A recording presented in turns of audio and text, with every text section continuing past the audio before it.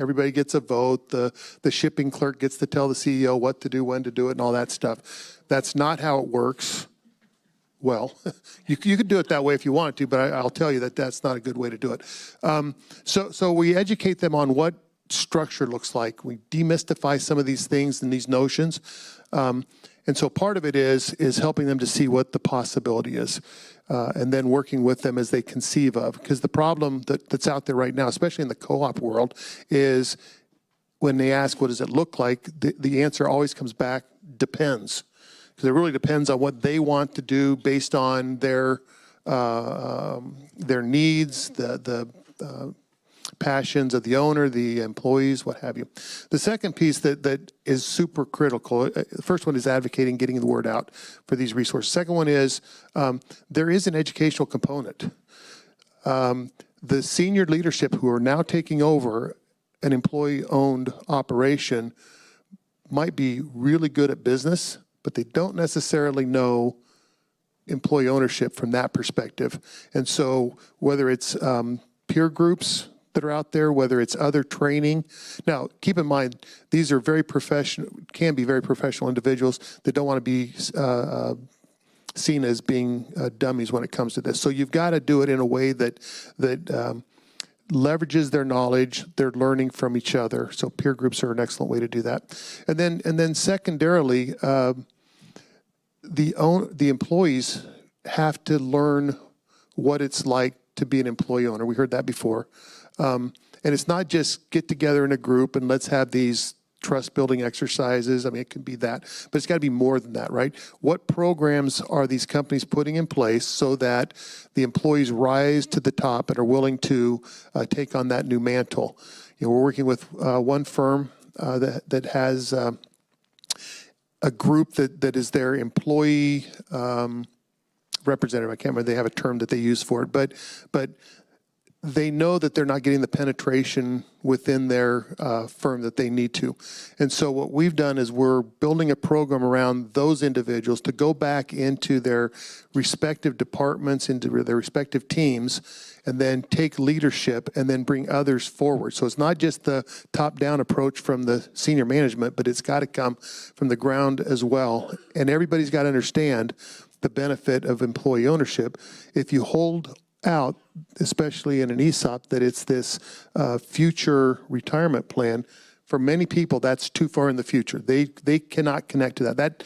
I mean, don't get me wrong, no one's going to turn away that when they get to that time, but that's not what's driving them. So we've got to get it down to the grassroots, down to the fundamentals, and get these people engaged, and then do programs that help support as we work around that. And then again, when I say the funding isn't just giving people money away, it does have to connect to how do they go about financing these conversions, right? Because somebody has to pay for it. The owner is going to probably take a little bit of the paper back to make the deal work, but there's still going to be a gap. And so we've got to have funding out there that can support that transition and de-risk it for the lenders.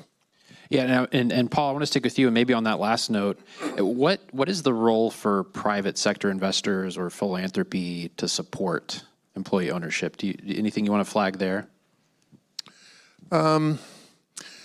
So without getting too in the weeds here, for some time I've struggled with the concept of access to capital, especially at the marginalized communities. And when we talk about the co-op population, especially in rural communities, it's often very difficult to get the funding necessary. They don't have the skill, they don't have the, often the collateral, the capital that's needed to launch it. So as I went down that pathway, looking at how do we get better access to capital, I first and foremost dismissed the equity market because it's their money. They're going to do whatever they want with it. We, in the private sector or public sector, cannot force them to do something with their money. We can incent them, but we can't force them. So that's not really a good place to focus on. The second place I looked was traditional lending. And I'd met with our local representative of the Small Business Administration. I was talking him through this model and about how there's a default rate that's pretty high, and how do we de-risk that and help improve it? And he looked at me and said, Paul, you're missing something fundamental. Like, I thought this through. He said, not a single lender out there is writing a loan that they think is going to not pay back.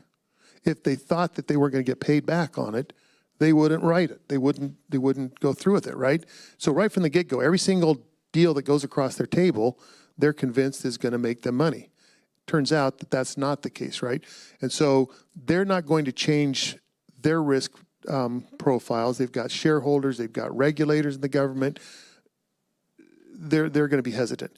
The one group that we can touch, the one group of people in that whole equation that we can help out are the business owners and their employees. We can teach them what financial literacy is and how to be responsible with their financial statements in the operation. We can teach them the skills that's necessary to be strategic thinking and differentiate themselves in the market and all those things that make any company, regardless employee ownership, a better sound operation, and the leaders that are leading it. And now armed with evidence that their operations are performing, that they've got the skills, then the capital flows to them. Thank you, Paul. So I think we've entered our takeaways and forward-looking section of the discussion. So I wanted to go back to Colorado and throw this question out to Carrie and Representative Ricks. And maybe I'll start with you, Carrie. What do you think other states can take away with what's worked or what hasn't worked in Colorado? And is there anything more Colorado should do policy-wise? Yes, I think that following our journey is a really good one. I think lots of states are doing it and has proven effective. Creating the commission, having that support from our governor is huge. Governor Polis has sold 2 of his businesses to his employees, so he really understands it. And that has allowed the commission, I think, to do some pretty creative things. We don't have much of a budget, but I'm trying to change that. Trying to get us a little bit of money to do more events and more education. But having this commission where we have such a broad range of people involved in the employee ownership community across Colorado has been really powerful. We've been able to partner with our state agencies to develop these bills along with the governor's office, and with having businesses on the commission as well as policymakers, attorneys who know what they're doing. Jason, I see you over there. And people who are really passionate about it has made it very successful. So having that commission, I think, is something that states can do. And then I highly recommend the peer networking groups. It's hard. You have to have a person who leads it. I'm in an organization called YPO, Young Presidents Organization, and I get so much out of it. And I wanted to recreate that model that they do to do experience share within the state. And so you have to have some structure and someone who's passionate around creating that. But it really has moved the needle. We've had some amazing events that have really solidified Colorado as the leader in what we do, not just from a policy standpoint, but also from a how are we supporting businesses afterwards. So I think creating that, looking at that legislation that you can pass, like if we get this passed where we can support ongoing costs for employee ownership programs, that's going to be huge. So looking at doing things like that within your states. So it's not just about the conversion, but it's about what do you do after, and creating that commission or some sort of group where you have multiple stakeholders who are bringing their expertise and their passion to the table. I think it's what's really separated us from everyone else. And Representative Ricks, any takeaways for other states, or what do you want to do next? Sure. I would also say that this is a great bipartisan type initiative. People can agree on both sides that business and the benefit of employee ownership is something that we want to push. In Colorado, it's been a bipartisan thing. The House Bill in 2023 was, 2024 isn't carried by bipartisan, but it's had support on both sides of the House. I would also say that 60% of our applications come out of the rural areas. So for places that are like small towns and the rural areas is a great thing, and also anywhere because you're creating wealth. Carrie mentioned the peer networking groups. That is a working group that looks at collaboration, sharing best practices, offering solutions, and looking for solutions for challenges. So that's something as well. And the funding. Colorado right now is looking at the U.S. Treasury funds through the SSBCI, which is the State Small Credit Business Commission. And so we're just testing that out. It's going to be activated through our cash collateral support program. And we're looking to see if this could be maybe that piece of funding, because like it's been said up here, most of this work starts with the owner carrying a note for part of it, but then you also have to find some money to buy him out as well. And this is a way of collateralizing through the U.S. Treasury funds. And if there's more federal funding that could be done, that's something I will push out here for these types of activities that would really also help to push this initiative further. Thank you. So similar question for you, Paul. If you were counseling other policymakers in other states, I mean, what's worked in Iowa, what hasn't? What do you think Iowa should do next? Sure. So it turns out there's a little over 20 employee ownership centers of some kind across the country in each of the states, in 20 of the states, 21 of the states or something to that effect. I know we were the 21st one to actually formally say we were going to be a center, even though we'd been acting like one for quite some time before that. With the exception of a handful of us, the vast majority of them are single-person operations. Some of them are even like part-time, half-time type roles.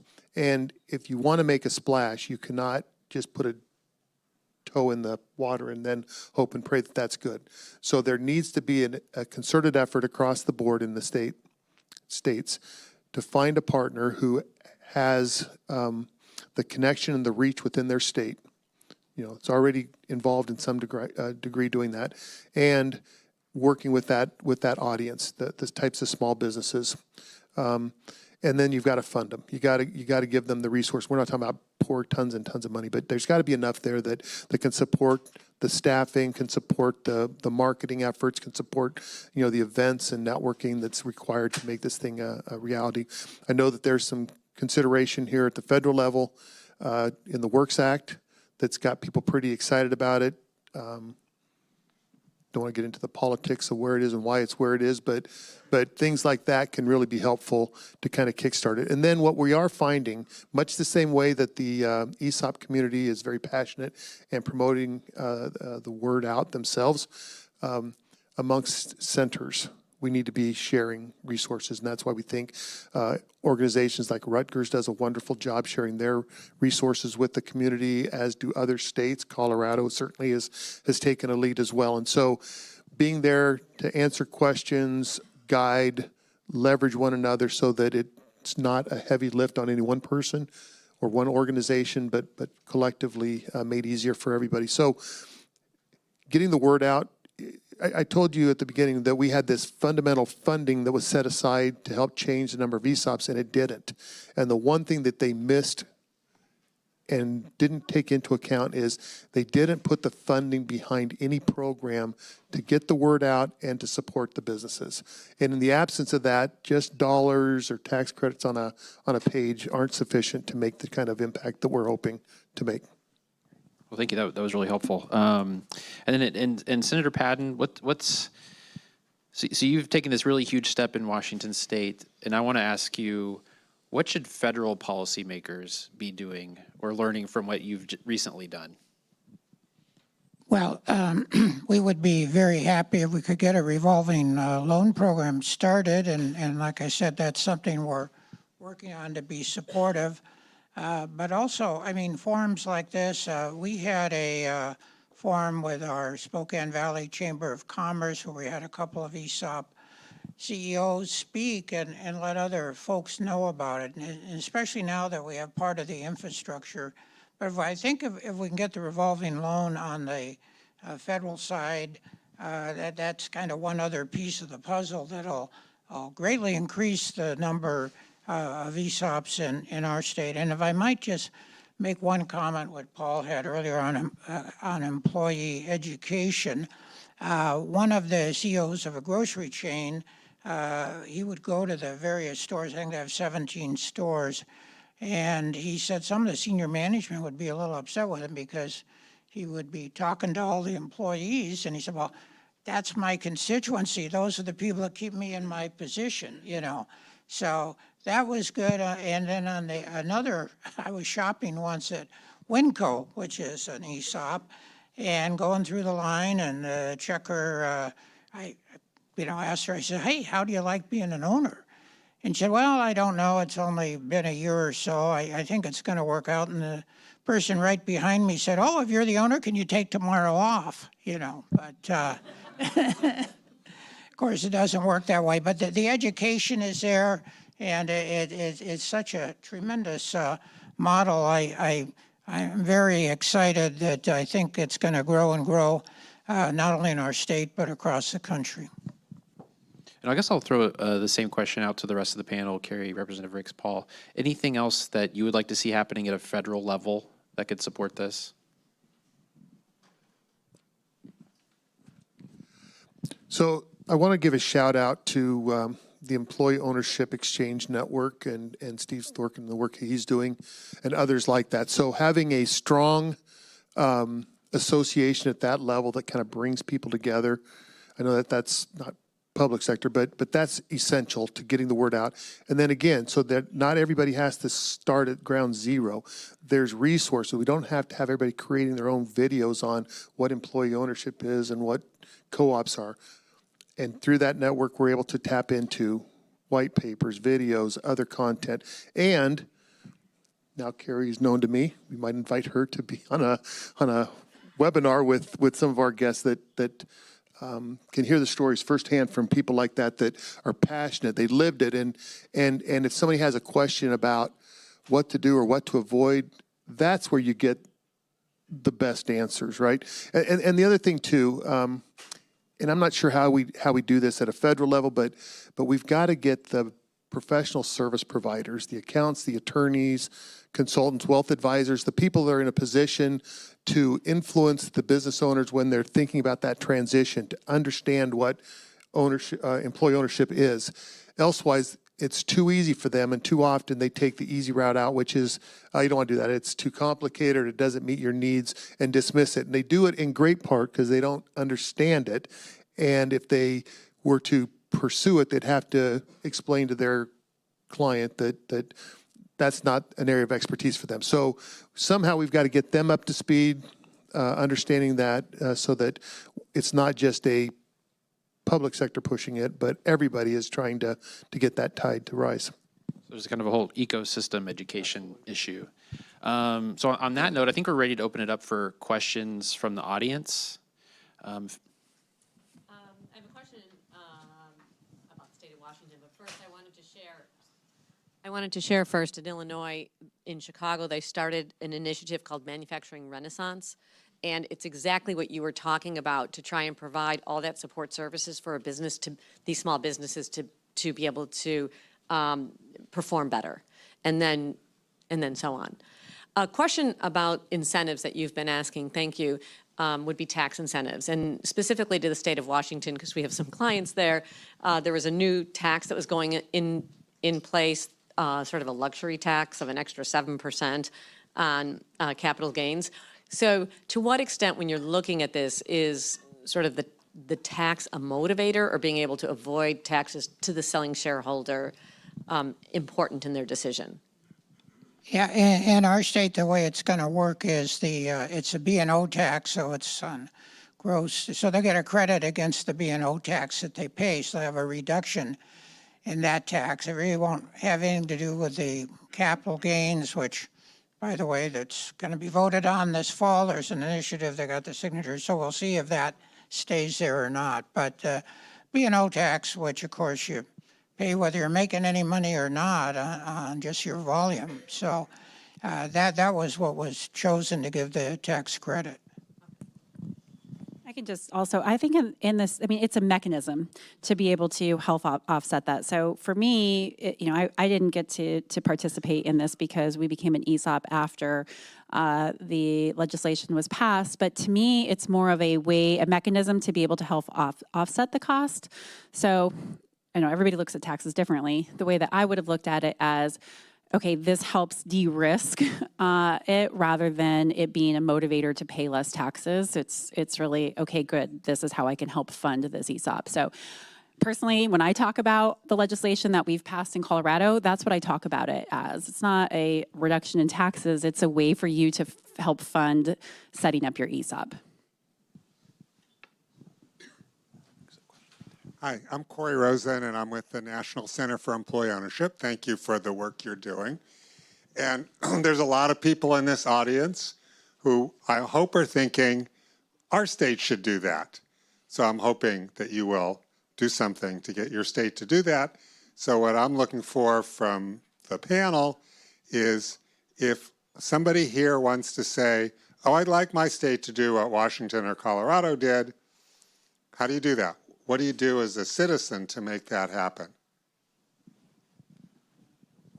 I would say maybe you start with your governor or your Office of Economic Development and International Trade, or maybe a state legislator. I mean, we love to run bills, right, and looking for ideas. So you might take that up to your state legislator and suggest this and talk about the impact that Colorado and Washington and other places have had and why that would be beneficial to your state. But it's a really great, like I said, a great bipartisan bill, and it does impact and improve the outlook for workers. Generational wealth is built. There's so many, many benefits, and I don't think you can go wrong by doing this. And there's many, many companies. We did looked at some data. A lot of owners are going to be selling off their companies within the next 10 years. A lot of them are in their senior years, and they don't know what they're going to do. Are they passing it on to an employee, maybe employee base? That would probably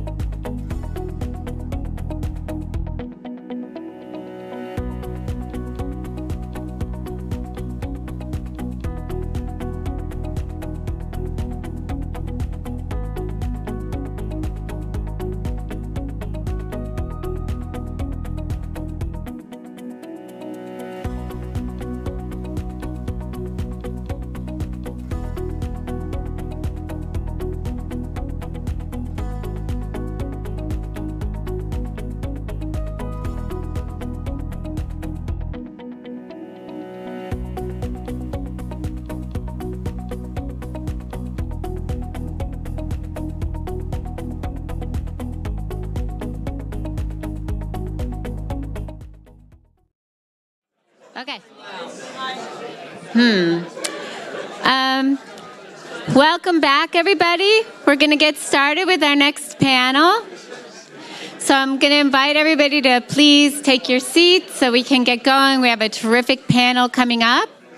I also do want to note that we have a number of resources over here for your employee ownership library. The books are free. Somebody asked me earlier if there was a charge. There is not a charge, so please take a note of the interesting resources we have. We also have these lovely notebooks. I am advertising our things. I'm going to start calling on people to sit down.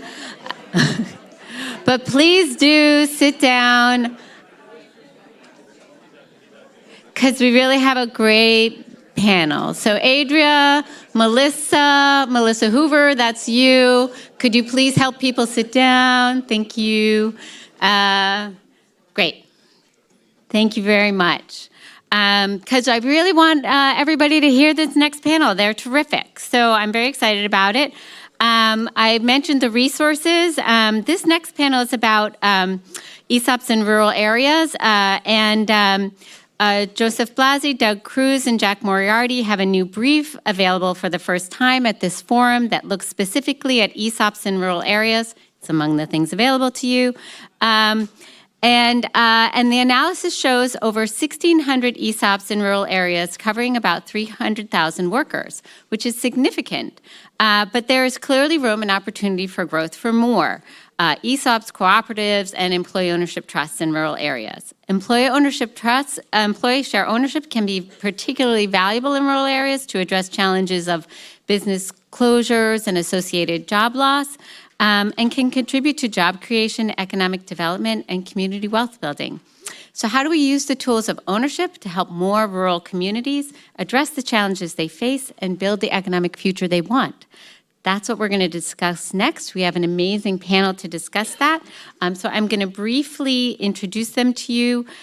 With us today, we have Daniel Goldstein, Chief Executive Officer, Go ESOP LLC, also an executive fellow with the Rutgers Institute for the Study of Employee Ownership and Profit Sharing.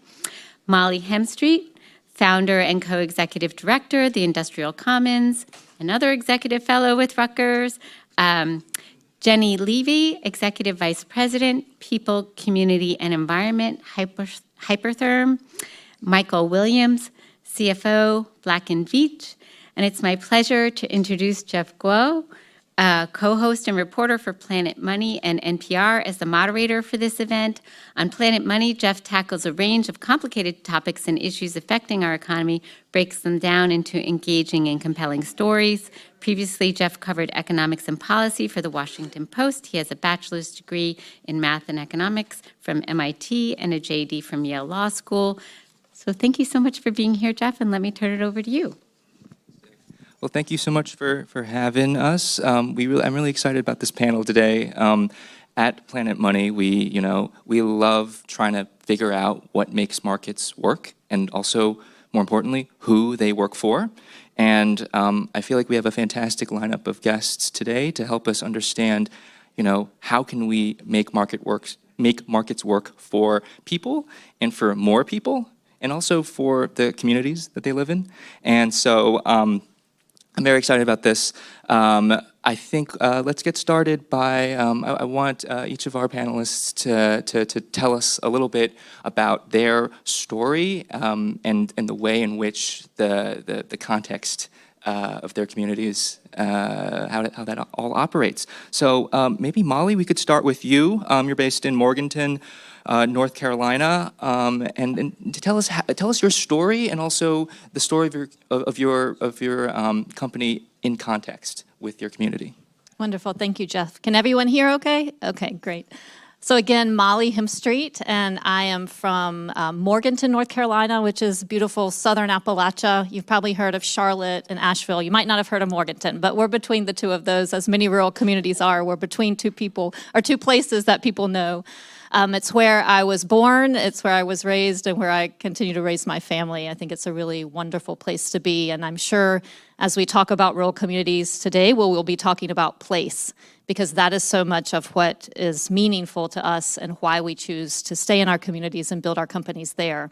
So just for a little context on where I live in North Carolina, it is really the heart of textile and furniture manufacturing, which, yes, is still alive and well, struggling sometimes, and has struggled in the past. This still continues to be one of the largest metropolitan statistical areas of the concentration of textiles and furniture. However, we lost a lot of that work. When I was growing up, we lost about 40,000 jobs in that area. It was one of the highest amounts of job loss that the country saw. However, that infrastructure is still there. And so I walked into this work actually as a teacher coming out of the public school system saying, wow, a lot of my students' families don't have work. How do we root wealth locally? Which started my journey on this road to employee ownership, was this question of rooting wealth and how do we grow community resiliency. So I started my first company, which is still a thriving cooperative around those three ideas of the 3 Ps: people, planet, and prosperity, with the idea of using employee ownership as a way to root wealth in my community. And then the Industrial Commons grew out of that because I wanted an organization that could give me the things that I never had when we were trying to figure out how someone like myself could stay in our community, how I could create something that was revitalizing for my community, how I could really think about the environmental aspects of how you take a heritage industry and you drive it forward and you create a future for it. So that was really how we created the Industrial Commons. So we have both a 501c3 and a public benefits corporation attached to those. There's several things that we do to promote employee ownership. One is we work a lot with young people, so that the first time that they're hearing about employee ownership isn't when they're in their 20s and 30s or they're ready to sell their business, but they're thinking about it as this idea of stewardship from a very early age.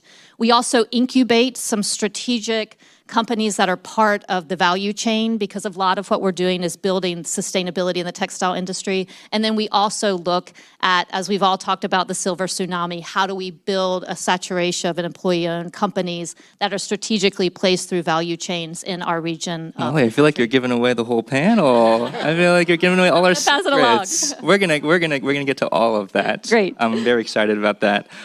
Daniel, give us a sense of what your company and your companies do, and also the kinds of communities that they invest in. Sure, but I really wanted to just keep listening to Molly I know, me here. too. So Maureen, I have to start with the disclaimer that I am recently retired President and CEO of Foliant, so I'm not speaking on behalf of them. I am also serving on the boards of several ESOPs, and I'll bring in their stories, and I'm not speaking on their behalf either. I'm speaking to what is available as public information. But so Foliant, the company that I came into, was started in 1883 around the Cedar Rapids Gazette newspaper. There was a question about media before. Happy to respond to that as well. And 100 years later, the families that owned the business started a partial ESOP in 1986. In 2012, it became 100% employee-owned.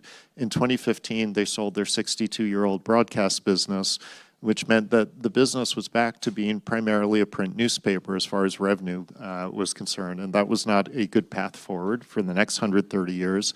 I was brought in and restructured the company into a holding company structure and went to allocate the capital that was generated from the sale of the broadcast business.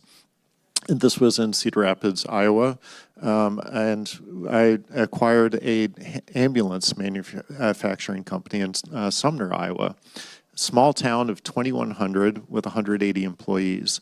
That was the major employer of the town. It had started in 1985. When I met the company in 2016, the 75-year-old widow of the founder had no heirs to pass the company to, did not want to sell to private equity or to a strategic buyer, and so it was a very precarious situation. So why would a newspaper company buy an ambulance manufacturing company? Why would an ambulance manufacturer be bought by a newspaper? It was about ESOPs and employee ownership. They knew that if we were investing in their company, in their employees, in their community, that we were going to continue that legacy and continue having that community thrive. After that, we went on to buy a horse and livestock trailer manufacturing company in Chickasha, Oklahoma, about 45 minutes south of Oklahoma City. A larger town, 20,000, but still a significant employer, 125 employees. During COVID, and this would be for a whole other story, that company first fell off the edge of the earth and then exploded.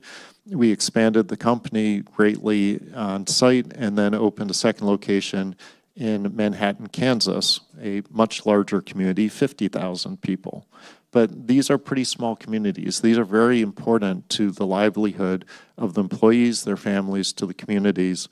I did a quick calculation on the boards of ESOPs that I now serve. It represents several thousand employees in 8 different states, and almost all of them are rurally situated. And I won't give away the rest of it. I'll leave some more for Jeff to do afterwards. We gotta keep some fresh ideas to keep this lovely audience in their seats. Oh, actually, Jeff, can I just bring on one other thing? Speaking on what Carrie did, because those of you who know me know that I still am doing this, even though I'm no longer the CEO of Foliance. How do you get the employees to be involved? It's not just about the financial benefit. It's also about having better work conditions, better work lives, getting more engaged, having more say in what they do.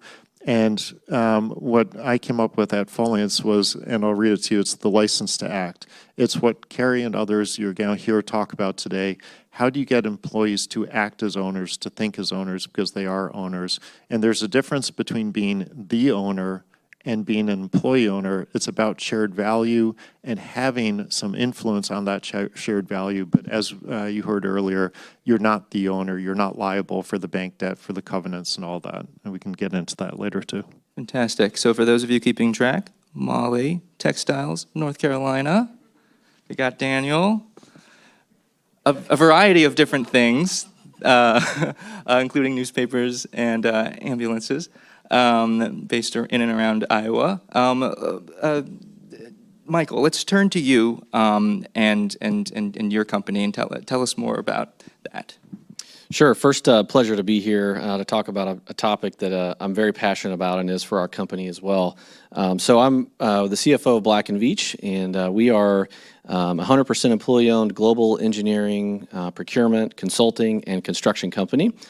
We've been around for over 100 years now, and our mission is building a world of difference through sustainable and resilient critical human infrastructure. So think everything around energy, water, communications, the infrastructures that we all take for granted, that we depend on to be there when we need it, is the areas that Black & Veatch really serves our clients in coming up with innovative solutions that are also sustainable, can really reach the broader pieces of our population. We started as a partnership for many years, and our ESOP employee ownership journey transition happened in '99 to the partial ESOP that we created then, and the 15 years that followed took us to get to 100% ESOP owned, and we made our S-Corp election in 2014. And we have over 12,000 employees across the globe, and almost 8,000 employee owners here in the United States. Spread across 67 offices. About a third of those offices are in rural communities. The rest are more in urban environments. And I'd say a little over half of our employees in the United States live in communities that are less than 100,000 population. So not only are professionals, our employee owners that live and work in the communities, but the passion that they bring in employee ownership is also the passion they carry in building a world of difference in the communities in which they live and work every day.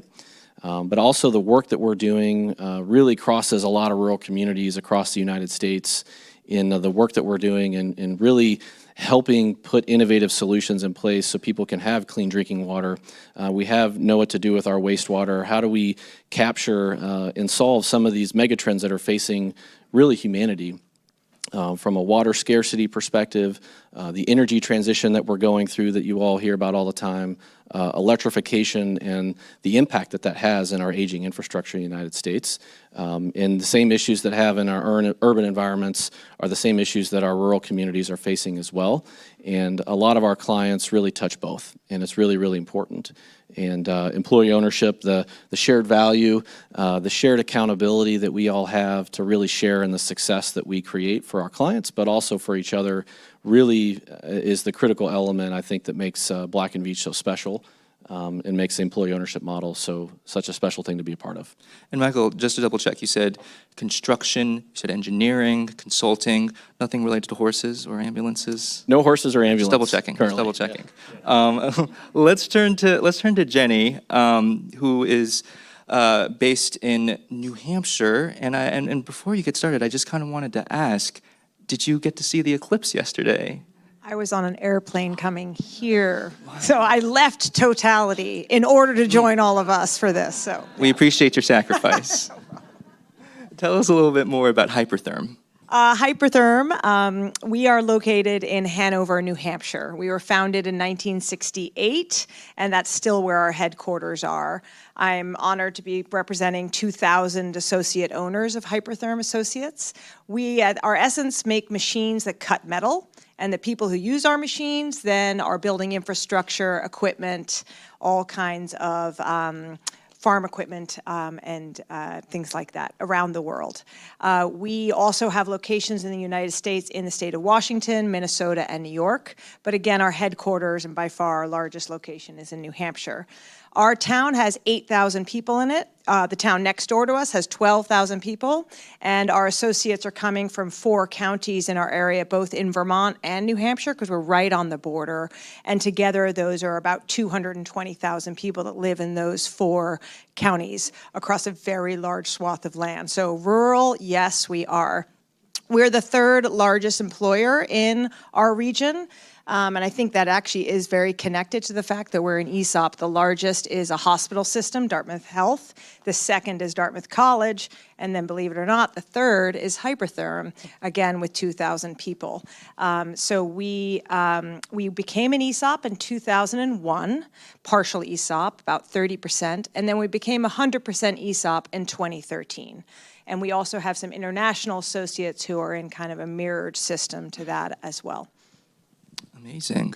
As you can see, we have a diversity of different kinds of businesses practicing this kind of model, and so that's why it's kind of really exciting to get all these different viewpoints. Next, I want us to get into a conversation about the meaning of this business model for workers, and especially for workers who live in rural areas. And so maybe, Daniel, we can start with you. And can you tell us, just from an employee owner perspective, someone who lives in a rural area, how does that work? Sure. So, of course, there's the ancillary effect on other businesses in the area, the tax space and all that, but I'm not going to get into that. What's really important is the opportunity that it presents, because we've all seen that there's this drive of sort of immigration from the rural communities to the urban communities, and a lot of that is based on need of opportunity. And what these companies, I'm going to use the Lifeline emergency vehicles as an example. So 180 employees in a town of 2,100. In Lifeline, and actually in all of Foliance's businesses, and I'm pretty sure, I was thinking through all the other companies I'm on the boards of, there are multiple generations of families that work for these ESOPs. That's really meaningful. So you have sons and daughters of mothers and fathers that have economic opportunity. So you're affecting multiple generations. It's also giving the opportunity, there are a lot of people that aren't going to go through either 2 or 4 year university. And this gives an opportunity to learn skills, whether it's on site, whether they've gone through vocational programs beforehand, and then to continue developing those skills. So at Lifeline Emergency Vehicles, Randy Smith is president. He started, I think, 38 years ago as an engineering intern. That's the kind of opportunities that you see across a lot of employee-owned companies, people that start at very low-level jobs and are able to develop and work their way through those opportunities. also those technical skills. I was talking to somebody earlier about Industry 4.0 and the investment that's been made. Iowa has been very progressive in that as well. And at Lifeline, they were able to get an Industry 4.0 grant through ARPA funds that were distributed through the governor's office to put in robotic sanding cells. So if you think about an ambulance with a big metal side to it, everybody thinks that an ambulance is for saving lives. It's actually for looking really good when it goes down Main Street under a sunny day on a parade. And there's a lot of cure and that gets into preparing those sides. It's a very manually intensive position or work, which means repetitive injury, soft tissue injury, that affects safety. ESOPs invest in safety, quality. One of those things was getting in those robotic sanding cells. That's upskilling laborers so that they're understanding how to use technology, robots, other things. So there are just so many ways that it allows manufacturing to be cool, which can get people involved. But I'd go back to the most important value that I've seen is those multiple generations. I'll just leave it with this. At the Cedar Rapids Gazette, the sports writer has been writing about Caitlin Clark, has been writing for the newspaper for 45 years.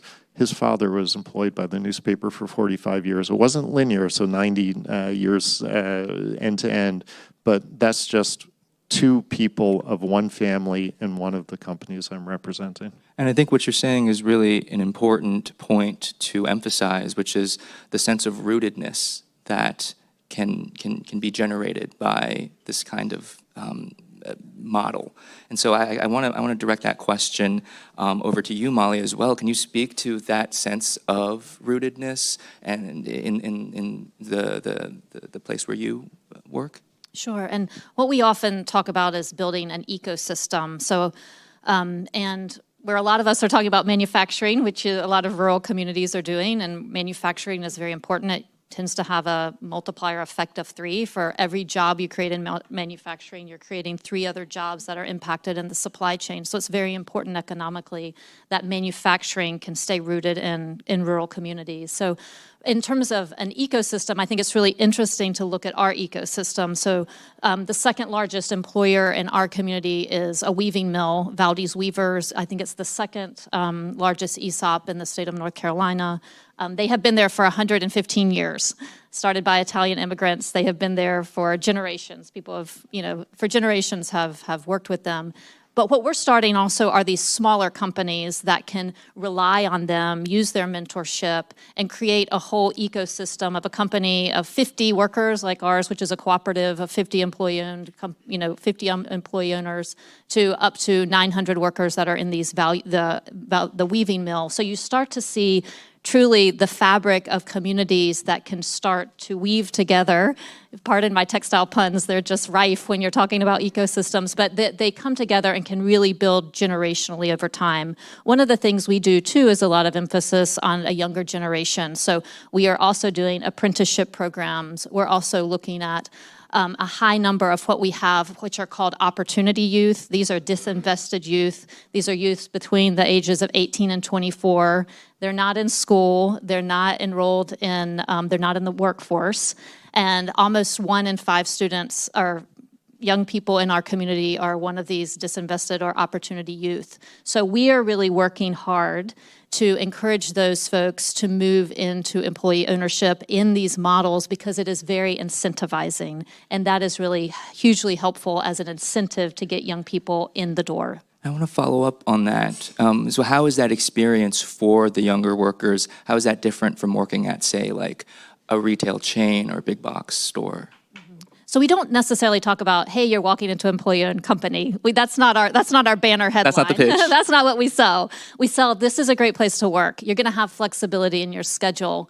You're going to be able to have training. You're going to see a really cool robotic because that's going to do a really neat process that you're going to understand. So it's really about trying to build that agency for that younger person in order to really engage them to be able to stay in that workplace. And so we see really employee ownership as that through line that creates the culture where the next generation of employees and the next generation, particularly of manufacturing workers, wants to be.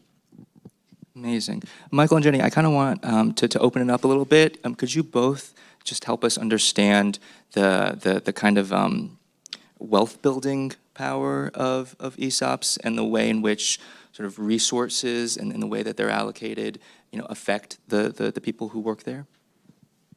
You want me to go first? Sure. I think it's one of the most powerful things about the model, as we've talked a lot about today, and just the generational kind of wealth impact that's created with the ESOP and employee ownership model when it's done well. Since 2014, when we became 100% ESOP, we have paid out over $1 billion of value to people who don't work for Black & Veatch anymore, who work their career. So $1 billion over almost 8,000 people. And that doesn't include the people that are currently working. They're going to get that value paid out.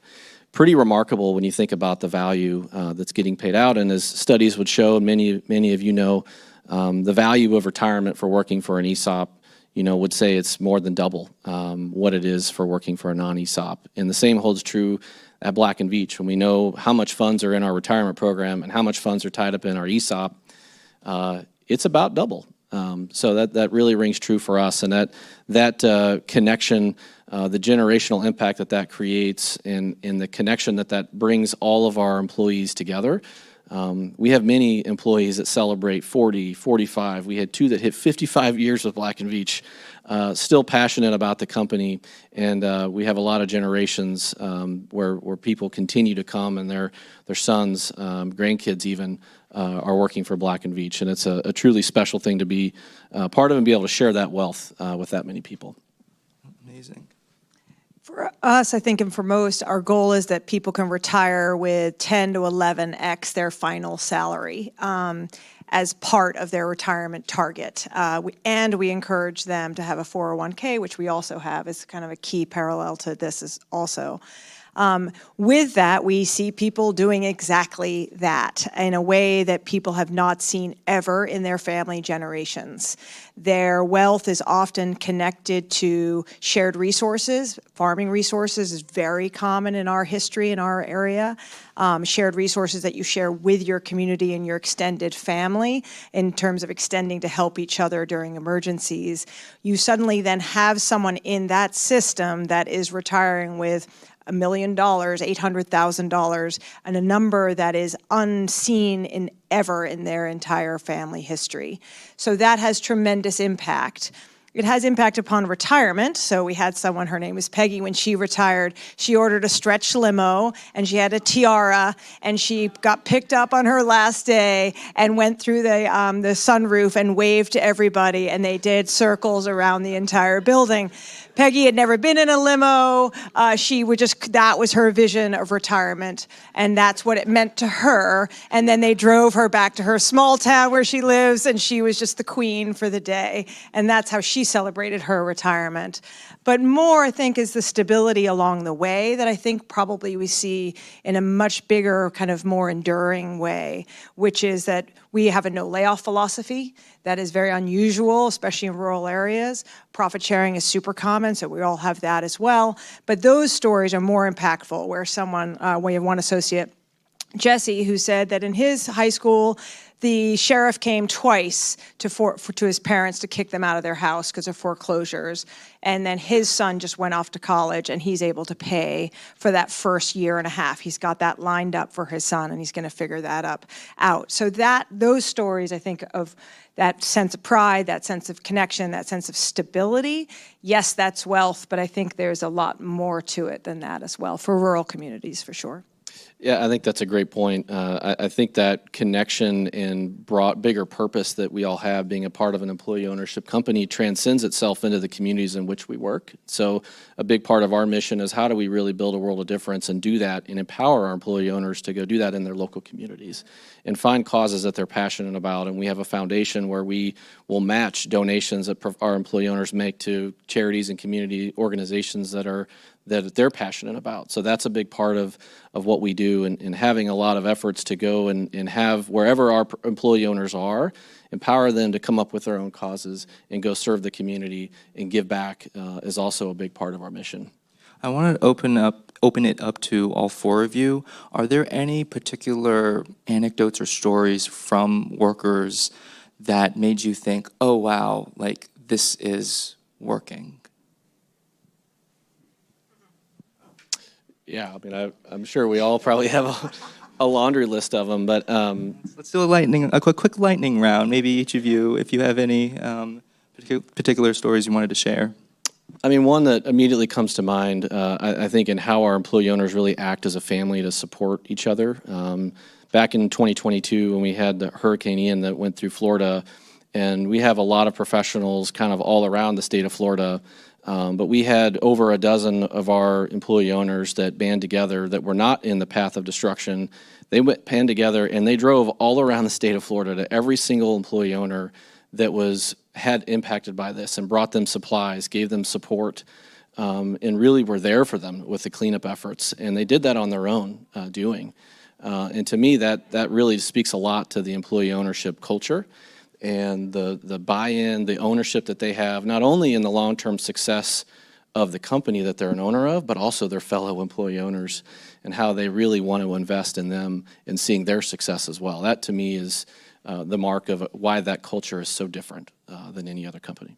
Molly and Daniel, any Sure, quick I'll anecdotes just you want to share?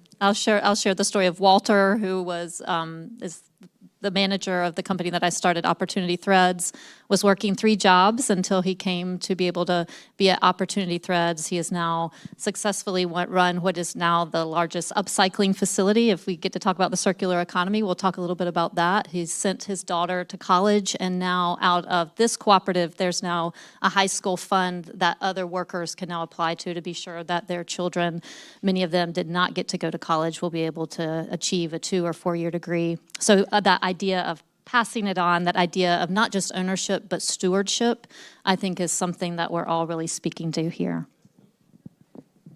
Yeah, I'll share Ken's story.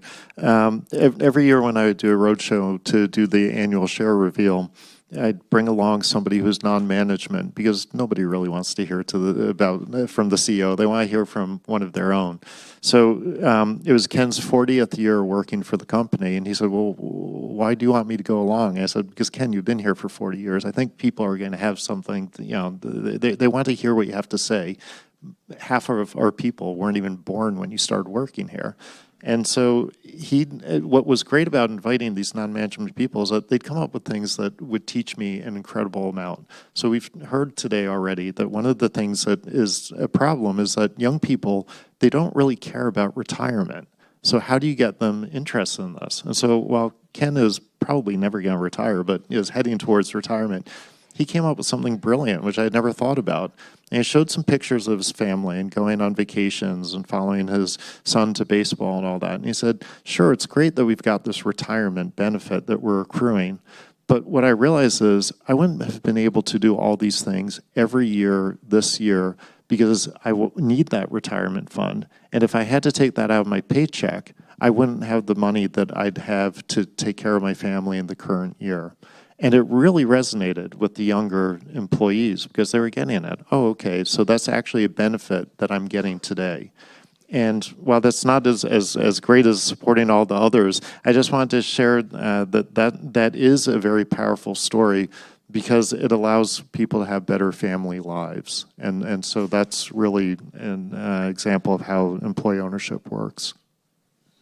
Quickly for us, I mean, during the recession in 08, 09, we were probably about 1,200 people at that time, and our production models had about 110 extra people that we, quote, didn't need for the volumes that we got, where we're getting. Our sales dropped in half in one quarter.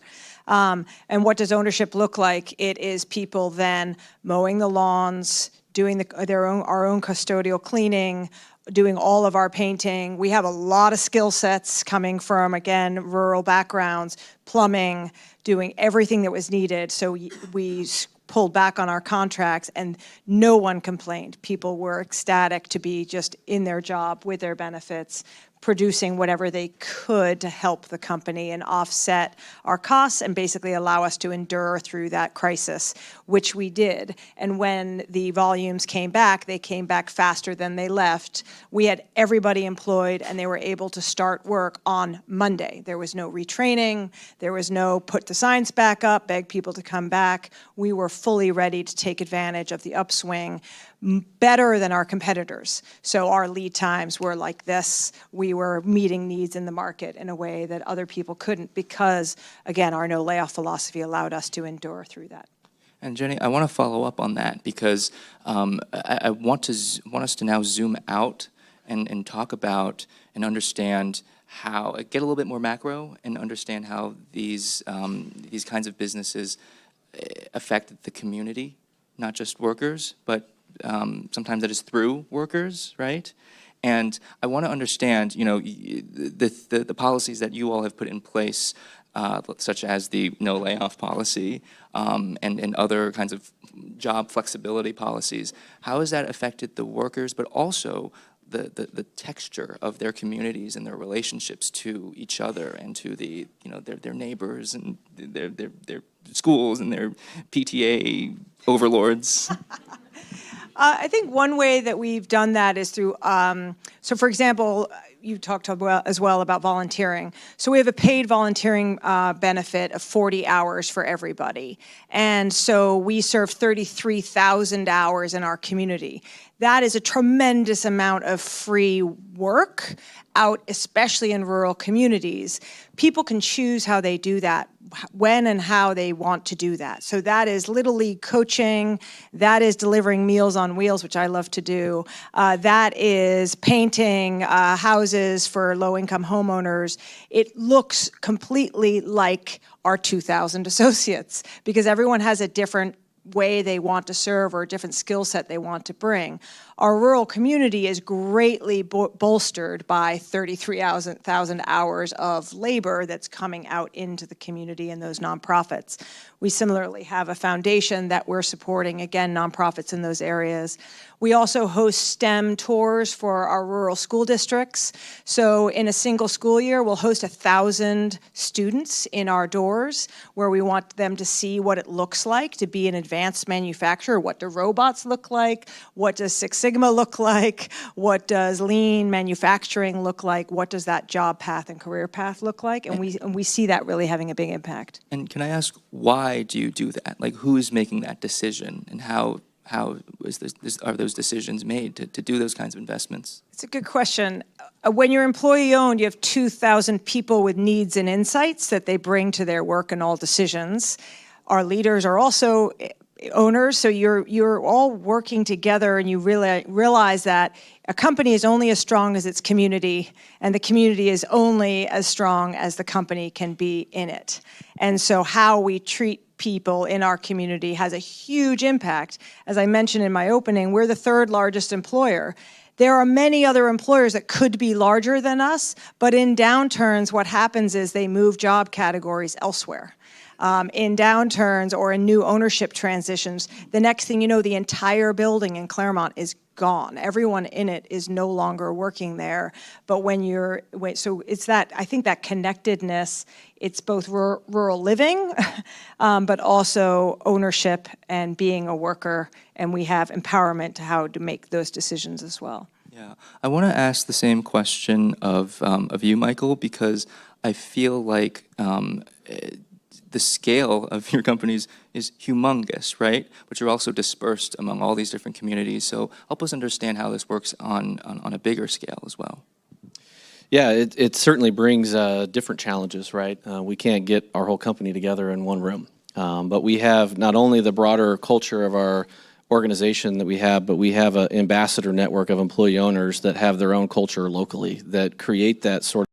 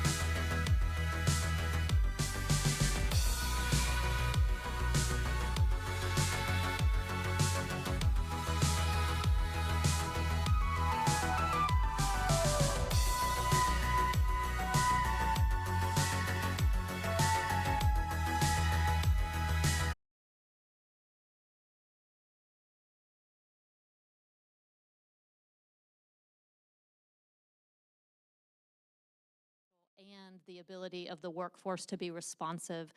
So employee ownership is a real through line on the innovation engine that we are developing along with the National Science Foundation.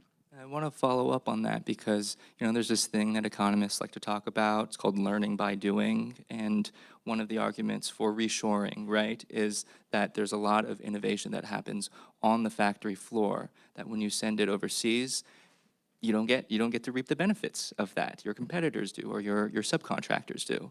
And so can you tell us a little bit more about how, the work that people are doing, how that is contributing to innovation for, not just your own company, but for, I guess, the industry as a whole? Yes, so I do think, we've talked about the pandemic a little bit, and all we needed to see is like how unprepared we were. We were all trying to figure out how you make masks and gowns. Interestingly enough, it was a lot of the work in North Carolina that was able to be responsive in order to create testing that could come onto the market quickly. So the interesting idea with the National Science Foundation, and we really applaud them for thinking about this differently, is not just funding research that will stick in universities, but being able to pull that down to the factory floor. And the workers that are most ready to take that on are these workers that have been in a culture of agency that is often promoted by employee ownership. So I want to create that direct line between innovation and employee ownership and workforce development, because that is really how we will build resiliency in an economy like ours that has often struggled, and that we can be quick. You were talking, Jenny, about how quickly you were able to respond to the market once you were able to get back. You didn't have to put the signs out and put things on Indeed. The workers were ready to come back. And so whenever there's innovation, we need to be able to move quickly. And the challenge is moving quickly in complicated supply chains. And so that's what we're looking to do with the innovation engine, is to really marry research and development and workforce development, and then move that through commercialization through our plants. You don't have any sort of textile trade secrets you want to share? I'm sure we could keep it a secret. No, I have to turn something in between. Well, that's an interesting idea between like IP and collective knowledge. And we're going to be trying to figure that out. Like, what do you share so that the businesses can succeed? And then what do you collectively own as a group and as an engine and as a region as you try to create this identity around sustainability? So we're going to be working on that. I'll let you know if we get it figured out. Daniel, I want to turn to you. As you were describing, right, the work that you have been involved in, it made me think about how communities have nucleuses, or many different nuclei, anyway, right? And those are very important. And the more of those that you have, the stronger a community becomes. And it made me think of, newspapers are a nucleus for a community that a community can form around. Ambulances, the people who save your lives, is also a nucleus around which community can form, right? So can you tell us more about that? Just help me out and riff on that idea for a bit. Yeah, absolutely. At sort of the highest level, the macro level, each of the companies has a purpose. So the media companies, it's informing communities. And so, for example, Cedar Rapids Lake's double calamities. So in 2008, there was also this massive flood. In 2020, besides COVID, we also had a derecho, which just devastated the community.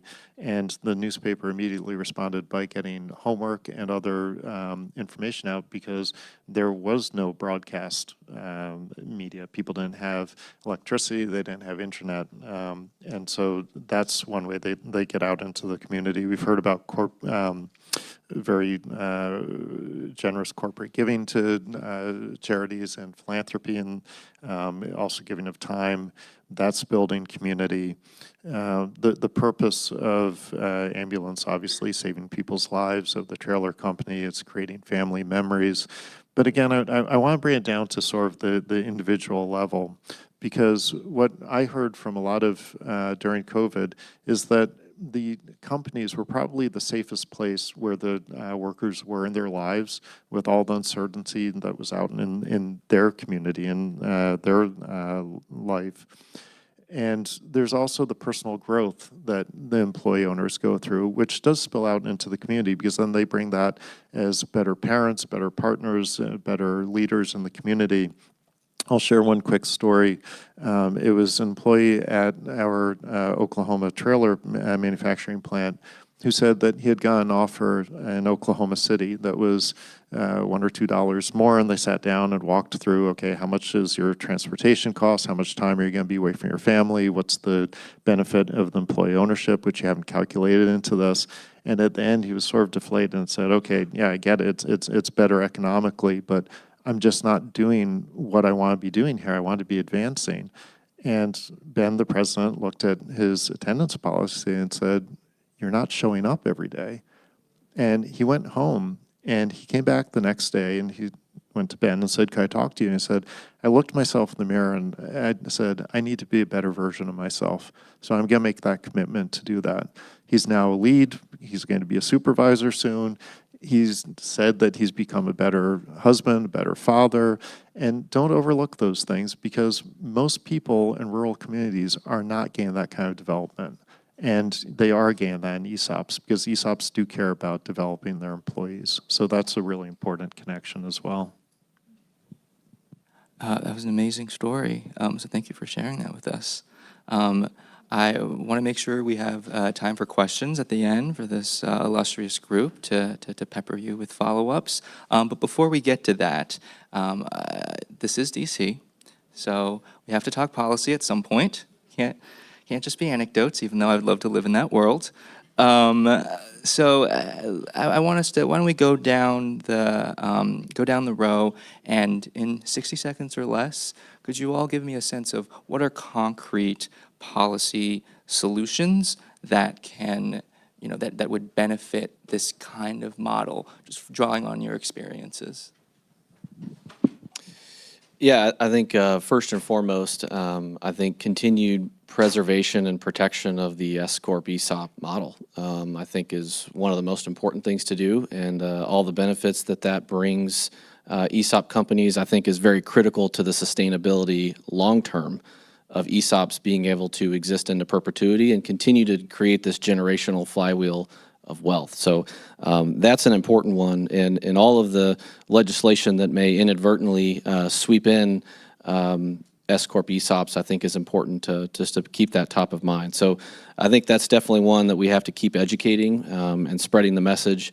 And then just like we've said earlier, just awareness and education on what the model is, how it works, its viability in being a really valuable ownership structure and a way for owners to transition that ownership that may want to leave. And I think the more we can do to make that easy, make that really enticing for those looking to transition for ownership, the easier we can make that, I think the more of these you'll see and the more successful the model can become. How about you, Jenny? I am not a policy expert, but I will say that the thing I wish for the most is that this remains a nonpartisan, bipartisan, pan-partisan, non-everything issue. There is no one that can disagree with stability in communities. There's no one that can disagree with, again, every worker is an owner. They are voting, sure, but they are completely individual, and they're trying to do great work together. You just cannot argue with that sustainable growth, that sustainable investment in communities. Yes, rural communities, great, but also urban communities, any community, and that is inherently nonpartisan. That's how we lead as well and think about it. So just that criticality, that this does not get pulled apart in one direction or another, that's the most important thing in my mind. Caution to stay from the new and shiny, and so I would often challenge the economic development authorities in my community. When you attract a new business, all you're doing is you're stealing our employees. And so please stop doing that.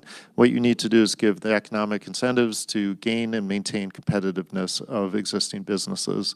180 employees working for 39 years in a town of 2,100 is worth preserving, and they need that assistance, the Industry 4.0 assistance, because otherwise they're not going to be able to compete with the larger companies. So that, and I also want to touch back on something that Carrie mentioned, because I know it's something that's near and dear to my heart and Leslie's and some others, which is if we could get ESOPs to be recognized with the same preferred status as minority and women-owned businesses.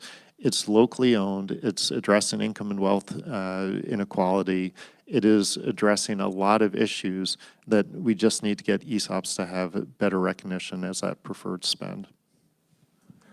So I'd agree with everything that's been said, and also the nonpartisan sense of this. I come from North Carolina, it's a very purple state, and so it's very important that particularly catalytic, that's funding that has come down, like the NSF engine funding continues. That is only good until there's funding and reallocation that comes forth again.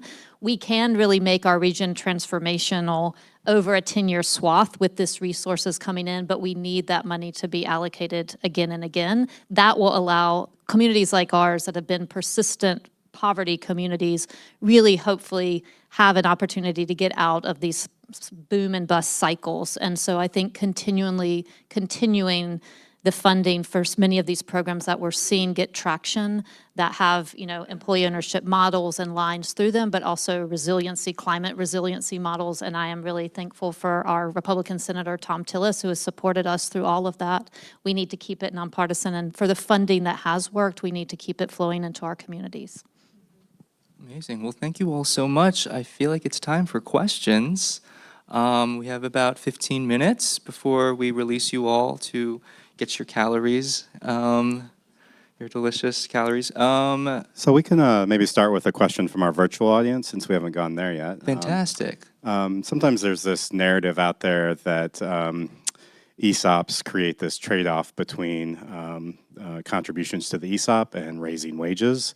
So I wonder if any folks for the ESOP could help dispel that myth a little bit. I can speak to it a little bit, but I should let the CFO get to this. I think one thing that we go through when we're educating, for example, external directors on our board and community members, even new associates, is an ESOP is an enclosed system. When you have eliminated an external shareholder, your owners are your workers, and then the other people in the equation are your customers. Who are you doing business with, and suppliers too, but at the most fundamental level, customer, owner, worker, and if those two are the same, the owner and the worker are the same, it really clarifies things in a really important way. With that said, yes, you could increase wages, but then that shifts your profit profile. It also shifts your security through shocks and downturns. If you increase wages, that's a major cost driver. So then you think about the valuation of the business for the ESOP. Then you think about what's left for CapEx. Then you think, so it's an enclosed system. And so we want to optimize that entire closed system at all times, which is how as a management team we're constantly working through that, I should say, and keeping that all in balance, because the owner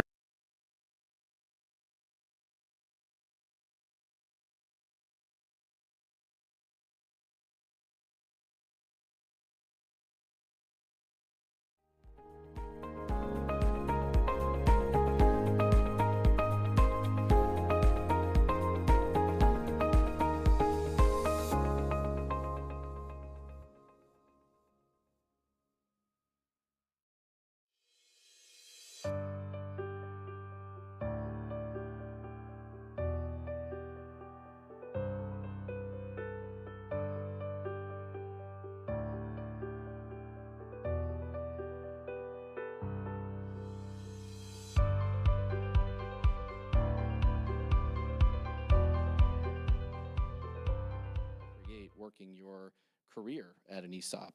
What are all the diverse career opportunities you're going to have by working, and what's the differentiator in our culture?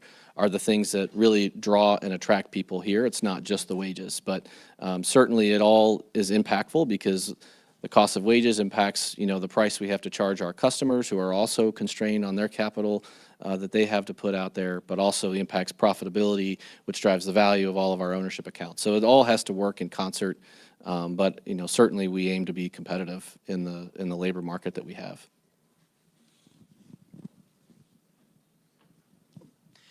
Thank you all so much. I've maybe 1.5 comments and questions. One of the issues that came up in this panel more so than others was the role of community And so it's not just like the individual, you're also contributing to the community. And I think that that's such a helpful message, especially for this broader coalition building, because many of the challenges that we're facing, especially with the emergence of Gen AI and the concerns about technological displacement of workers, is ones that communities will have to deal with. There could be national strategy, but communities will ultimately have to reconcile, here's where my labor force is, here's where we need to go. And so I wonder if you could comment a little bit about how, like building bridges with other communities beyond it being, I mean, income inequality is a big enough issue already to build a coalition around, but then you also, I think, have tons of allies in the social capital space. Congress before had the JEC on the social capital project that Mike Lee was running. And so I'm just curious, have you already been thinking about alliances with that side of the, like I guess the social capital community building facet of the research and policy communities?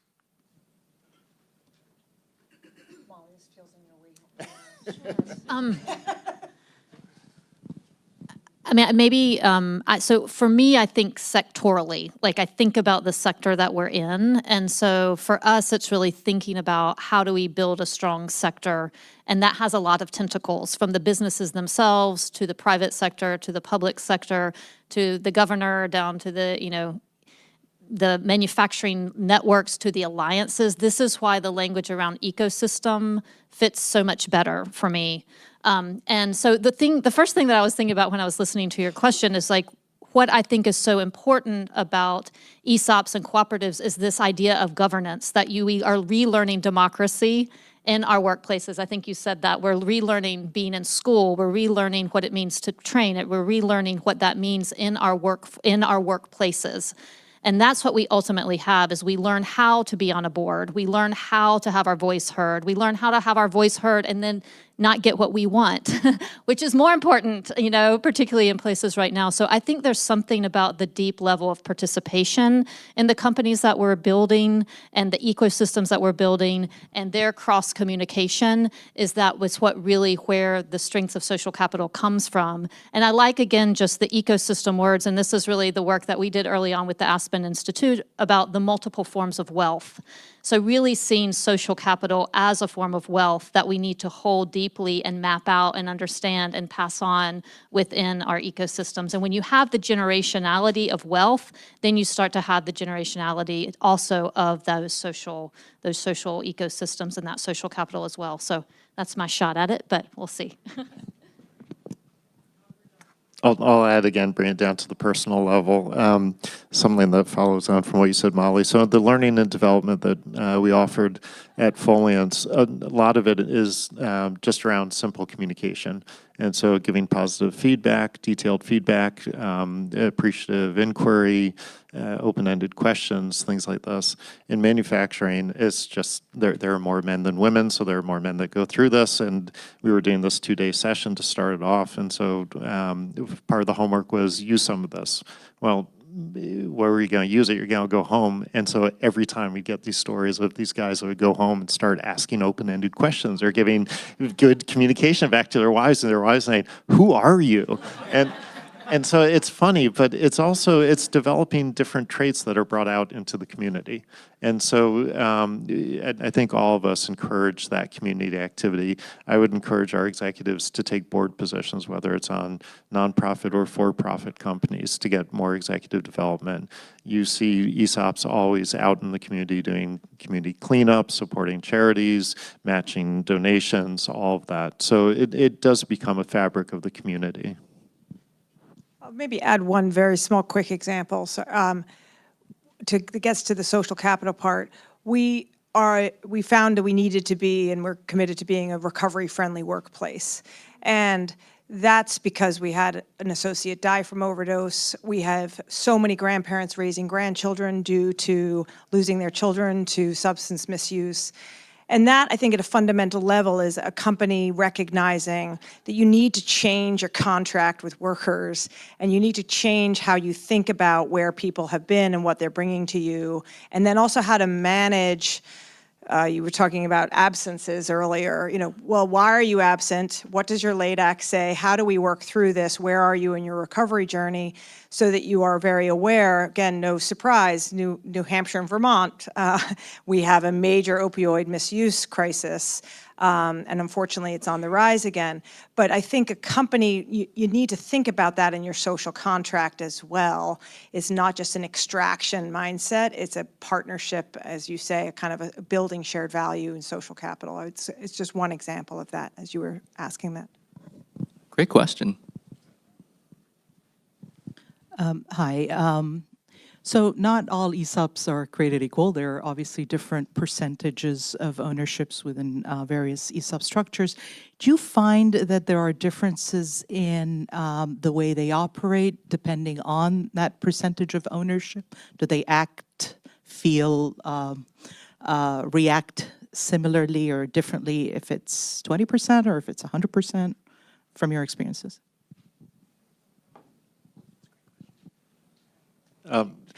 So I have been with companies that have been partial ESOPs that have made the transition to 100% ESOP.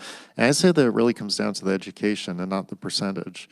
And one of the biggest issues, coming back to, it's sort of a mantra of mine, it's about shared value, not shared control. It's getting people to understand the difference between shared ownership and being the owner, and whether that's at 20%, 30%, 50%, or 100% is really the same, and how they can use their license to act to affect what happens every day.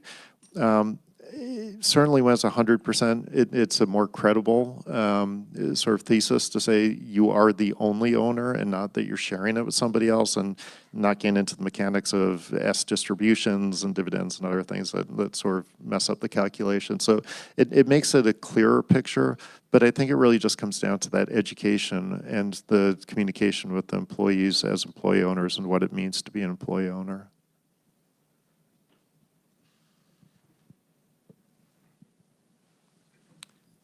I think we have time for another question. Hey, Julie Mentor at Transform Finance. So in the previous panel, we were talking about how do we grow this field, and I'm struck that a few of you at least operate more conglomerates, or it was interesting to hear about the media company acquiring an ambulance company. I'm curious how you think about existing employee-owned companies acquiring other companies as a way to transition them in terms of helping with the culture change and kind of maybe the financing, if that's easier. So curious if that's a strategy that you all think about and if it's something that you think should be adopted more broadly. I'd love to jump into this one because so when we were looking at the trailer company, the owners wanted it to be employee owned, but they were very concerned that the management would be distracted by learning how to run an ESOP, which is not a small thing. And so they really liked the idea of plugging into a holding company structure, and we are not the only ones. Chris, you're going to hear from later today, they're doing the same thing. There is an advantage to being bought by an employee-owned company to become employee-owned as opposed to going through that journey on your own. And you see a lot more employee-owned holding companies and a lot of M&A that's happening. I'll also say, now that I'm no longer involved with Foliant, so it's not self-serving, that I think there's going to be more consolidation in the ESOP space, because smaller ESOPs have a great onus on them, not just to worry about their business and succession of their business, but succession of compliance issues, knowledge of the ESOP and sustainability. And if ESOPs get together, I think that there is an economy of scale, and this is not the PE economy of scale with a carve-out. It's a multiplier effect that we've seen, and again, you'll hear from Chris and others later. So I do think that there is going to be more of this happening in the ESOP space. Yeah, I think it's a great strategy. It's a great model. I think it's one that's going to be necessary to sustain the ESOP model. Like you said, smaller ESOPs. But finding the right fit is probably the biggest challenge, right? Of finding that company that the cultures really will jive, or someone that, depending on what their ownership structure looks like and what their challenge is, how does that fit in the context of making two ESOPs come together? So there's complexities there that I think people shy away from in terms of how do we merge two valuations, how do we deal with the trustees, there's those sort of things. So the more we can get better at how do we make that more seamless, I think the more that's a really good strategy to sustain this flywheel of employee ownership, because I think it would not do the model any favors if we kept having a lot of ESOPs sell out completely. You might get short-term wealth for the people who are currently a part of that ESOP, but you're losing the future flywheel effect of that wealth that gets created by having that ESOP continue into perpetuity. So I think it's a great strategy, and one I think collectively as a community of ESOP practitioners and professionals, how we can continue to make that easier. That's good. Is it like the Borg from Star Trek? Assimilate, join the collective? Is that how it works? We'll work on the marketing for that. I think we are out of time. Thank you all for joining us. Don't want to stand between you all and our lunch here. And thank you again. If we could get a round of applause for our wonderful guests.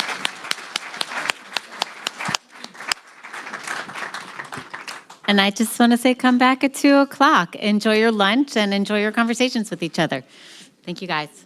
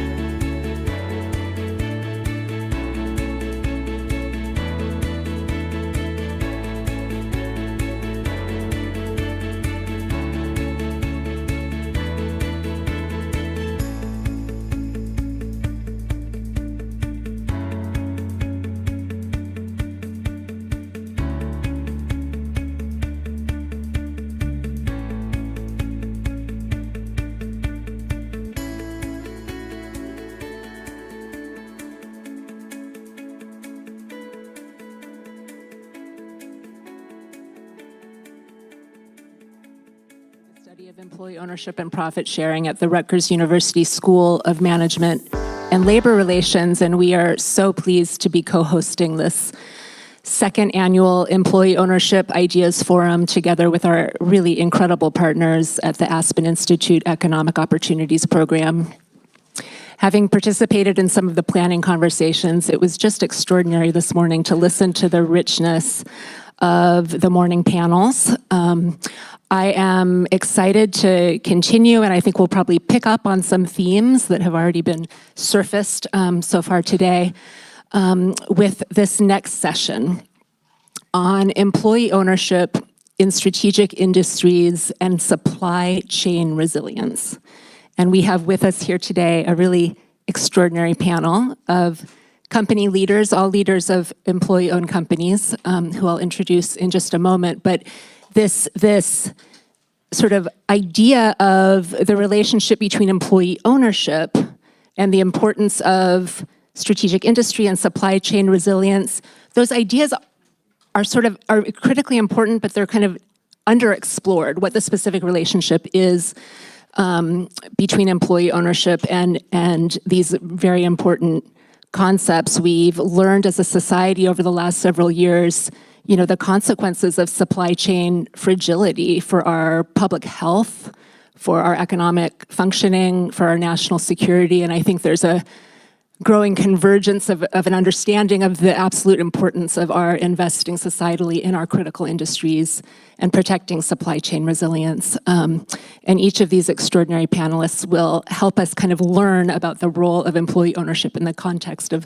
these concepts here today by sharing their stories and experiences. So I'm going to introduce our panelists, again, all leaders of employee-owned companies. And I'll start closest to me here with Moa Hyla, CEO of Apex Underground and president of Sky Blue Builders, so leader of 2 employee-owned companies. And then we have Rick Plimpton, CEO of Optimax Systems Incorporated, Joey Nestegard, CFO of Schweitzer Engineering Laboratories, and Marianne Fuller, CFO of Columbia Chemical. Welcome. Thank you all so much for being here. So I think we're going to start just by inviting you all just to introduce yourselves, introduce your companies, kind of your approach to employee ownership, just a couple of minutes each. And then once we kind of have that shared background sense for one another, we can kind of dive in more specifically to the topic. So Marianne, maybe I'll start at the end with you. Sure. As Idria said, my name is Marianne Fuller. I'm CFO of Columbia Chemical Corporation. We've been around for about 50 years, just about to hit our 50th anniversary, employing about 40 employee owners in Cleveland, Ohio. So I'm probably representing the smallest ESOP here today, but we're small but mighty. From our Cleveland, Ohio office, we sell throughout the continental U.S. and into 30 different countries. So we were founded about 50 years ago, family-run business. After the second generation was ready to exit, we explored the concept of employee ownership. We're very fortunate. We've talked a lot today about the importance of state centers. In Ohio, we have one of the oldest state centers located right in our backyard. And our owner, the second generation owner, was humble enough to know and recognize that the employees built the business.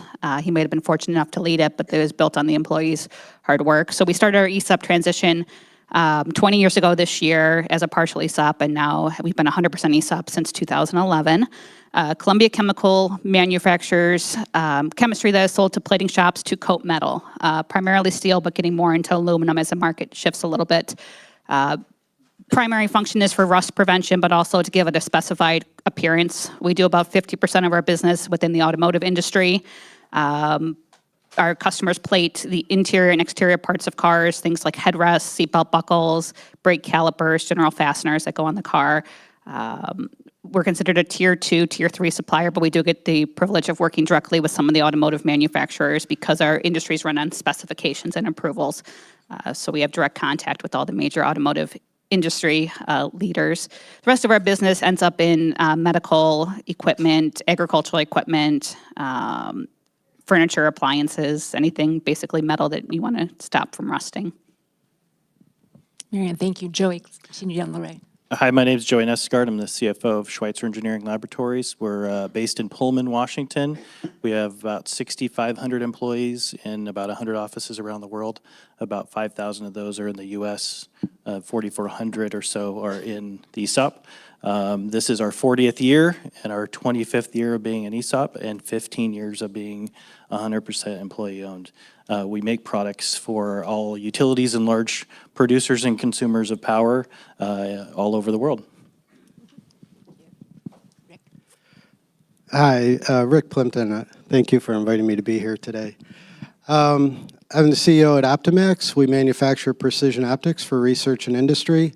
And just to give you an idea, we're a key supplier to NASA. Pretty much anything they've launched in the last 30 years has Optimax lenses on it. It's wonderful to be part of their success with all the Mars rovers and New Horizons that went out to Pluto and many other missions. Another sector that we serve is semiconductor industry.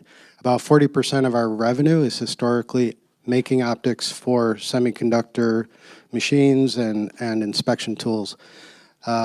Maybe you've heard of the CHIPS and Science Act that went through. Our CHIPS Science and Technology Act promises to keep us busy for many years to come as they build out these new foundries or factories here in the U.S. to manufacture semiconductor chips domestically.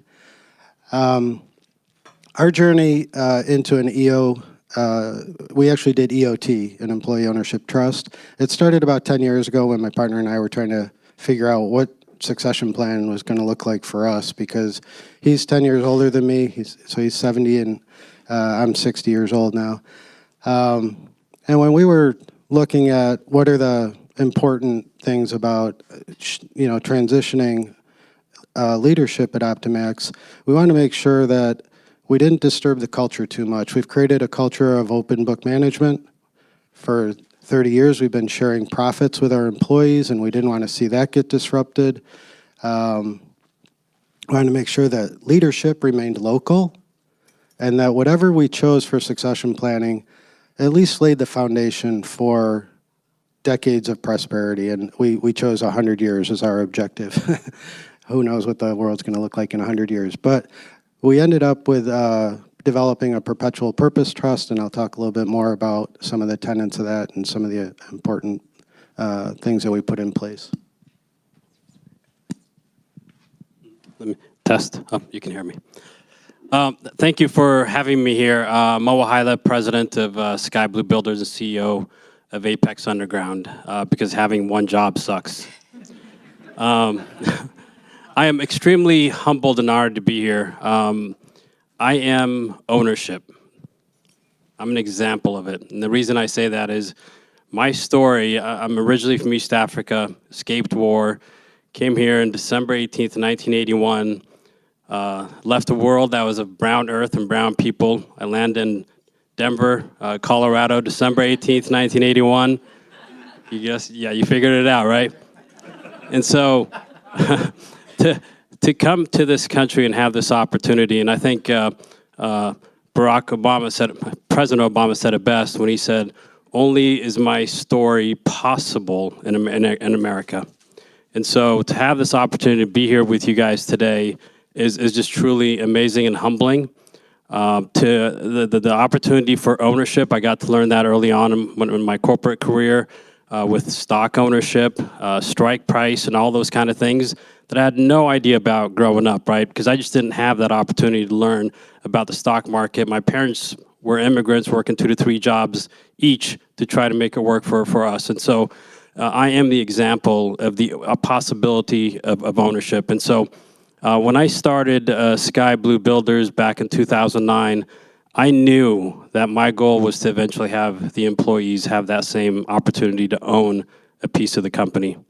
And so back in 2022, I started selling portions of my ownership to my employees, not through a ESOP program, but I just started selling ownership to some of my employees.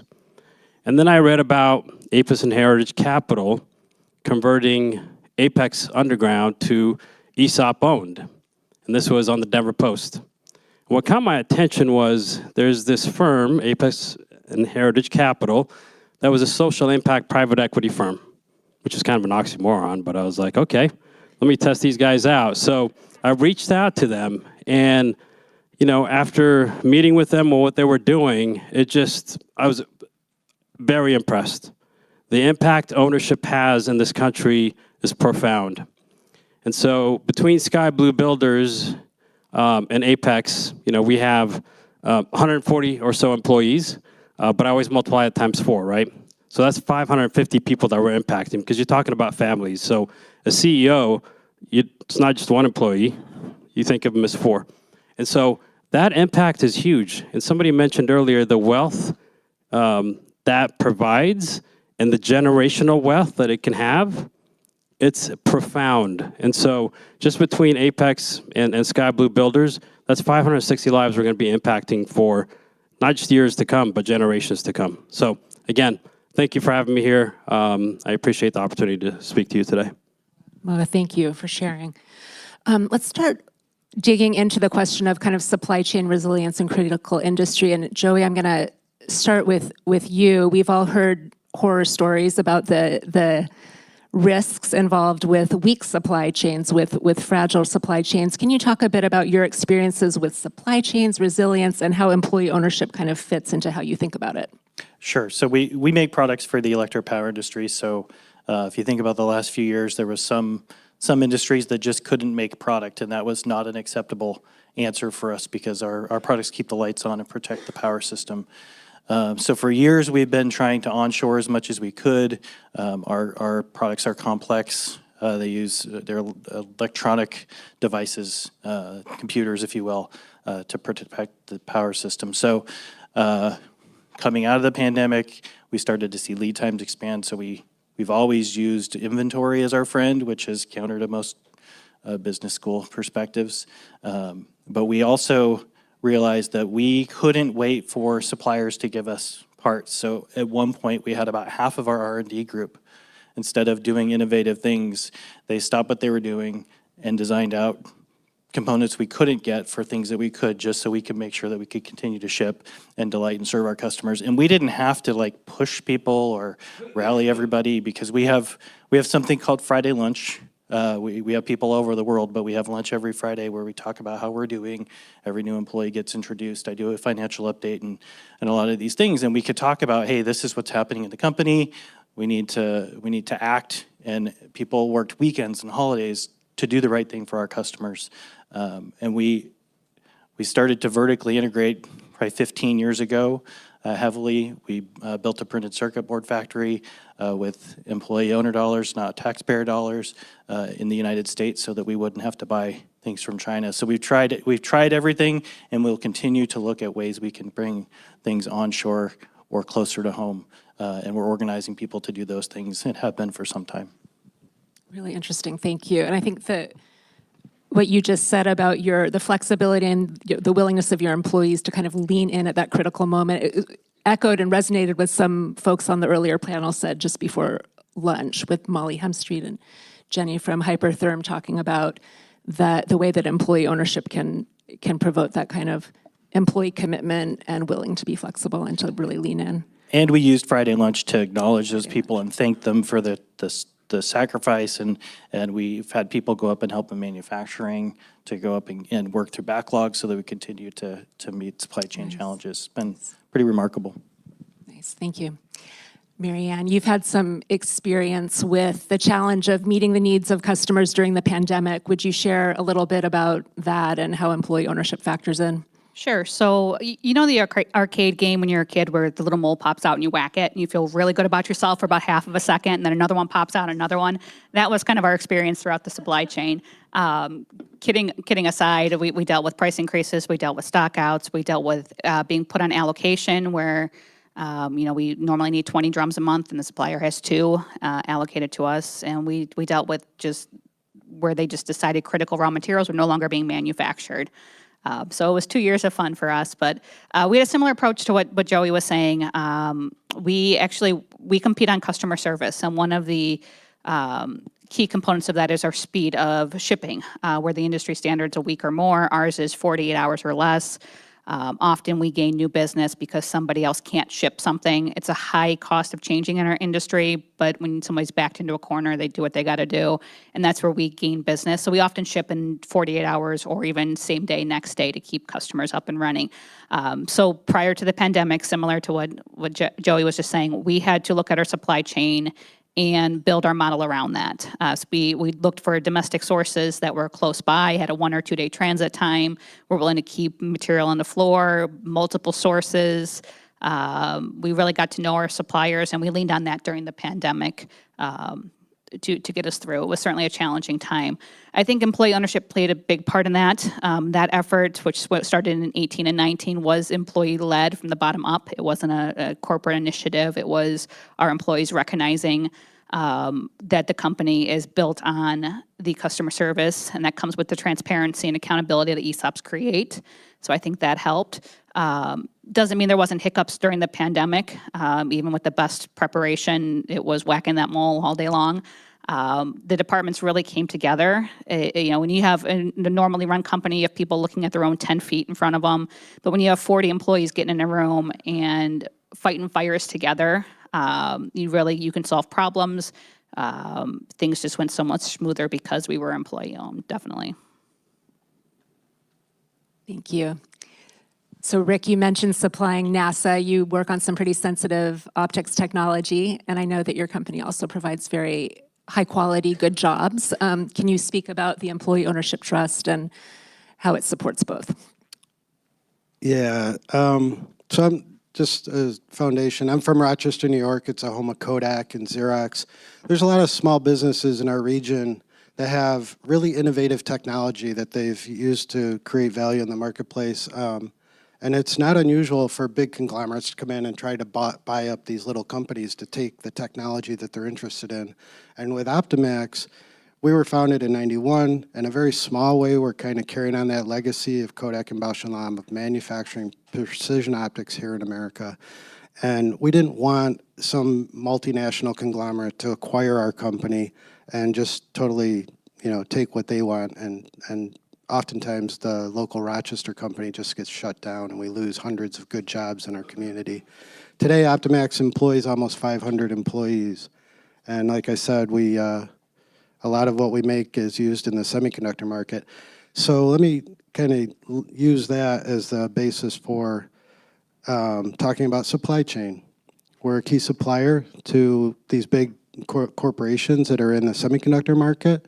And every week for several years, I've been getting offers to buy the company, and we always reject them. When we converted to an EOT in 2020, I went out and talked to some of our top customers. And I told them about the new corporate structure that we had, that there's a perpetual purpose trust that now owns Optimax, and Optimax is 100% owned by the trust. And one of the tenets of the trust is that Optimax can never be acquired.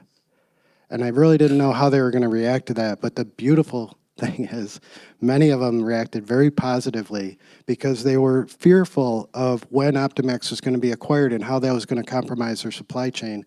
And now that they know that they can partner with us for years and years, for decades, some of those same customers are now investing in us. They're buying very expensive equipment and putting it in our facility and building stronger relationships with our engineering team and our manufacturing team. And that's a really beautiful derivative outcome that we did not expect. Thank you for sharing that. So Moa, let's talk about both of your companies. Could we start, if you're willing, with Apex Underground? I understand that you're working on some water and pipes in the Denver area. Could you speak about how employee ownership helped you win that contract and how it's helping you execute on it? Yes, absolutely. So at Apex Underground, Denver Water is replacing about 80,000 lead service lines. These are residential lines. If you guys aren't aware, the EPA is mandating that every city and every water district by, I believe, 2035 or 2040, don't quote me on that, they have to replace all the lead service lines. They've set aside $15 billion to do this. And so Apex went after these contracts with Denver Water for 2 years. They didn't win it. After the conversion to ESOP, and I'm not going to just say it's because of ESOP that all these things happen, but I think the team effort was there. So after the conversion, the team went after the contract. It was a 3-year, $25 million, and we won it. We sharpened our pencils. We were strategic about the RFP. We made a big note of the ESOP and the old employee ownership.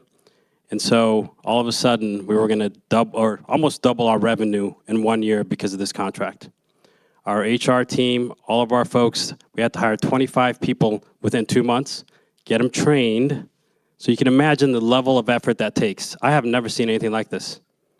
We got them trained, and now we're Denver Water's #1 contractor. We're replacing 5 to 6 water lines a day. And beyond that, when we talk about the supply chain, the team took it on themselves to say, hey, I think we can take the drilling on internally instead of subcontracting the work. And it made absolute sense. They did the numbers, they did the math, and it made sense. Now they're looking at taking over the traffic control. So we're taking that in-house. Again, the team is taking it on themselves because they are the owners at the end of the day, right? And so now they keep surprising me. It's truly, as a CEO, to not be the one that's like, hey, I got to think strategically. The team is mentally there in terms of employee ownership. And it's only been a couple of years. And now we're teaming with a software company that helps cities find if they have lead in their lines, right? They're doing potholing investigations and tracking this in a software system. The team went to a software company, and now we presented to Colorado Springs how we can help them prepare for lead service replacement lines. And so all that to say, what we've done over the last year and a half has been employee-led, more so than I've seen it. It's not coming from the top down. It's really a holistic approach where the team's coming up with these amazing solutions. Thank you. So turning to Sky Blue Builders, which is the company that you founded, and you shared a minute ago your kind of personal story about the importance of ownership and kind of your motivation to share ownership with your employees. That was beautiful. I guess could you share a little bit more about employee ownership at Sky Blue Builders and how you see employee ownership kind of supporting where you envision the future for the company? Yes. So at Sky Blue, it's been 3 weeks since we converted to employee-owned. 3 weeks. So thank you. We just made the announcement right now. So we're at 45 employees, and so not a huge company. But it was an interesting story in terms of last year, early in 23, we were approached to sell the company to somebody else, and we went through an 8-month process. We signed a letter of intent. The company was going to be sold to a larger business. And so thankfully, A&H stepped in to help us convert it to an ESOP instead, so we terminated that agreement. That whole time it did not feel right just because we had employees that were with us for 10 years or longer. And so the future of Sky Blue and what was going to happen to it with all these employees that helped bring it to where it is today, it just didn't sit right. And so with that conversion, it's great to see that 45 employees are going to own it. And the beauty of it is, the company's going from about 20-some million a year in revenue. We're at 50 million in the next 3 years because of our backlog that we have with airport infrastructure work that we do. So if you guys don't know, Denver International Airport is the 3rd busiest airport in the world. And so that type of work, we're doing Colfax BRT, which is a transit system. It's about a $30 million contract. And so the team's taken over at a very opportune time. And so for all of our 45 employees to be able to enjoy in that ownership is absolutely amazing. Congratulations to all of your employee owners. Very exciting. Rick, tell us more about the future of Optimax, where you see it going, how employee ownership figures into the future. Okay, so let's go back to, we run the company Open Book. For almost 30 years, we've been sharing profits with our employees. And just to give you a better picture of that, at the end of each month, we close the books, and within a few days, we figure out how much profit we made, and we give out 25% to our employees. And it doesn't matter if you're the janitor or the president, everybody gets the same check at the end of the month. For the past several years, the average monthly bonus check is over $1,000. So that kind of frames it a little bit for you. So, in my opening remarks, I said one of our goals with succession planning was not to destroy the culture. And obviously, if some big conglomerate bought Optimax, first thing they do is cut off our bonus plan. No company gives away 25% of their profit right off the top to their employees. This is the soundbite I like to give to politicians that'll come out and meet with us and take a look at what we're doing. In the first 30 years of Optimax, we generated about $500 million in revenue. And roughly half of that was shared with our workforce through payroll benefits and bonuses. So $250 million given out to families in our community where they spend it at the grocery store, auto dealership, save a little bit for retirement.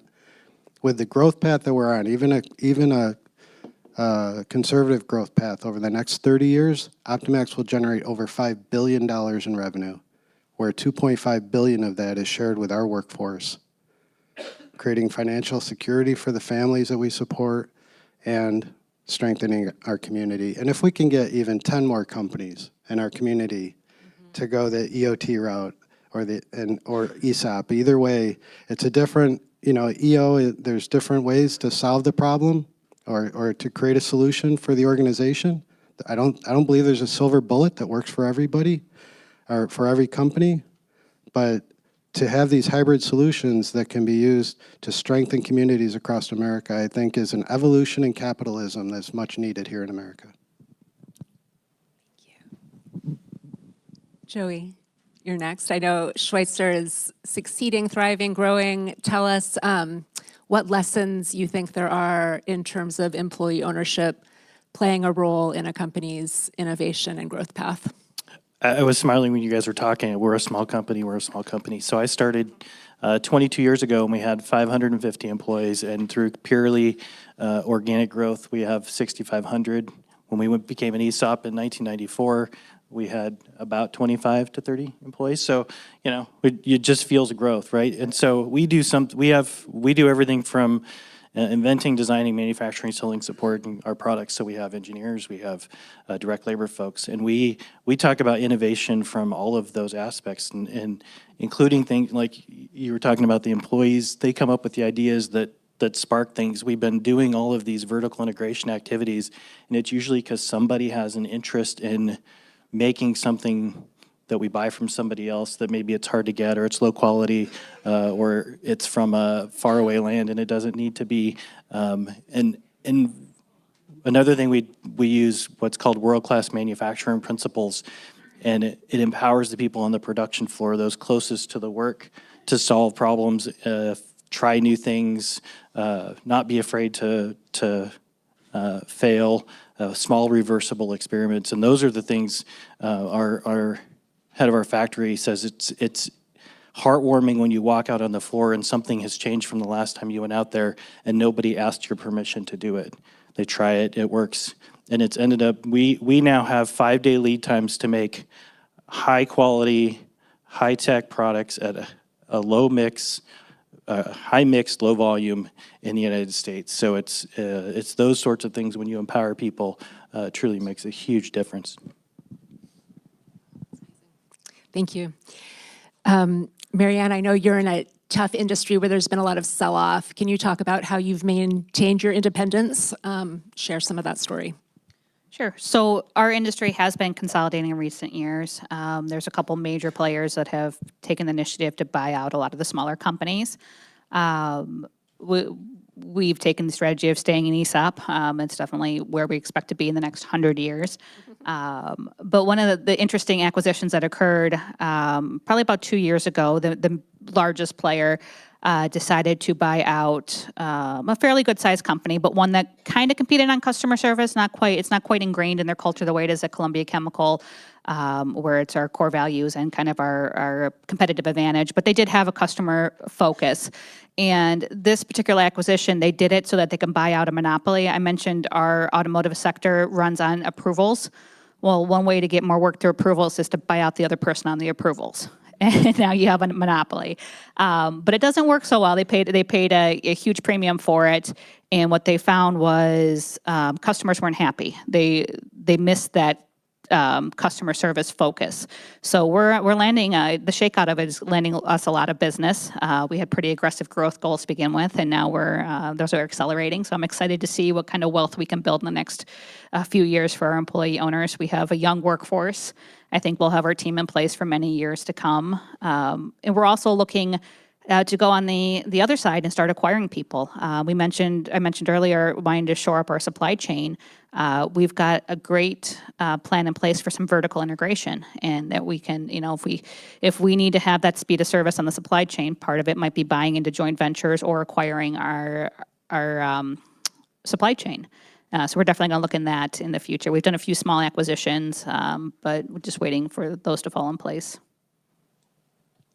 Thank you. Let's see here. The topic of reshoring was brought up maybe by Joey a few minutes ago, but let's just turn to that for a minute. And this may be a question primarily for Joey and Rick, but everyone is welcome to chime in.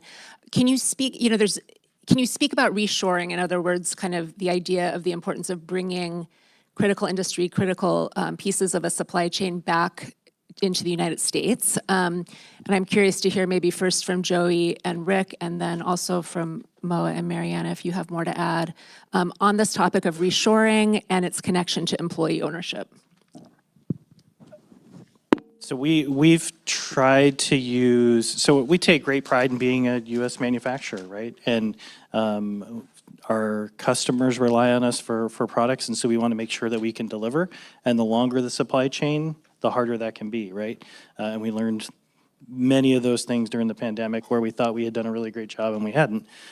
So we've been trying for as long as I can remember, and I've been there 22 years, to bring components closer to home. And we actually organized a group whose job it was to identify parts based on risk and how they could bring them closer to home, whether that was working with another manufacturer to bring them from Europe or wherever, or whether we needed to vertically integrate. And being an ESOP founded by an engineer who's never taken a business class in his life, who's a business genius though, he is an anti-Jack Welch person, and he, instead of when in doubt, ship it out, he says with a grin, bring it in. And so we've really embraced that, and we get high quality, low cost products that our employees are excited to make. Things you might not even think of: sheet metal parts, possibly even screws, printed circuit boards, you name it. We're trying to do it. Furniture, everything. So when I think about reshoring, let's stick with the CHIPS Act analogy. Intel got an award through the CHIPS Act about 2 weeks ago, $8.5 billion. Sounds like a ton of money, but for that 8.5 from the federal government, Intel committed $100 billion, and that's to build 4 new factories in the U.S. I forget exactly which states they are. New York was not one of them. I was a little disappointed. Reshoring can be crazy expensive, and it's not going to happen without support from the federal government. I'll give you another example from my industry, the precision optics industry. In the early 1900s, when the U.S. Ended up in a world war, we were cut off from the supply of precision glass from Germany. And so the federal government went around to select areas, Rochester was one of them, and convinced companies to, well, actually provided financial support for companies to stand up foundries to make precision glass here domestically. Unfortunately, all of those foundries have been shut down. So here we are in this century where optics is the enabling technology, and precision optical glass is so critical to so many of the things that we use every day, including our cell phones, and medical instrumentation and all sorts of other things. And yet we are not making the fundamental raw materials that are needed to support that industry here on our soil. So I'm not sure how to tie this back to to employee ownership. I think I got lost there, but that's a pet peeve that I have. All right, I'll say this. Employee-owned companies tend to be much more innovative than command and control companies. And we've experienced this over and over at our company at Optimax. And the reason is because in employee-owned companies, a greater percentage of the employees are engaged in trying to create solutions that help grow the company, help create jobs, and help create greater financial security for the company and their families. Thank you for that. Ta-da. Any other thoughts on reshoring, Moa, Marianne, anything? I'll just add, in addition to what we've talked about already with, having control of the speed of service because you've got your supply chain close to home, we found great benefit in the quality in having your materials manufactured in the U.S. Our industry is battling, raw material changes are causing things to behave different in the chemical baths.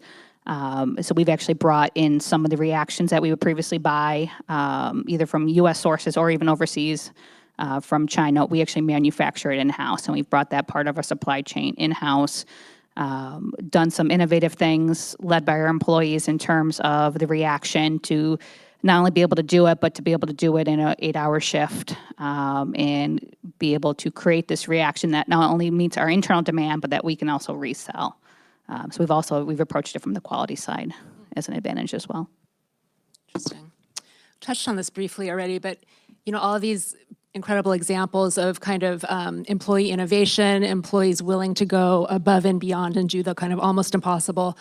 To me, it points to the importance of retention. I mean, if you don't have those workers retained, you don't get those kinds of results. And I know the academic research, which I'm most familiar with, has consistently pointed to the very strong effects of employee ownership on reducing turnover, reducing quit rates, also reducing layoffs.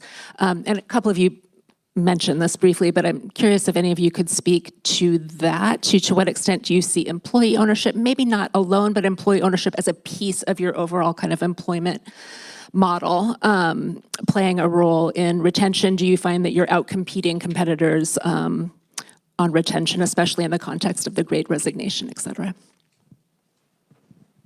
So Michael was here from Black & Veatch. I don't know if he's still here. We actually compete with Black & Veatch and some other ESOP companies. So that sort of levels the playing field for that. But that tells you something about our industry. I think I'll flip it. Instead of retention, we've been able to hire when the whole world was having help wanted signs and all those things, because I think ESOP companies treat their employees better than non-ESOP companies. I don't know how else to say that. We had a hiring event in 2022. We needed to hire 100 direct labor people. We had 500 people line up in the rain to interview, and we ended up hiring almost 200 people to work on our manufacturing floor when every headline on the national press was that you can't find people. Oh, and we live in a rural community in the middle of wheat fields in eastern Washington. So we treat people better than other business models, I think.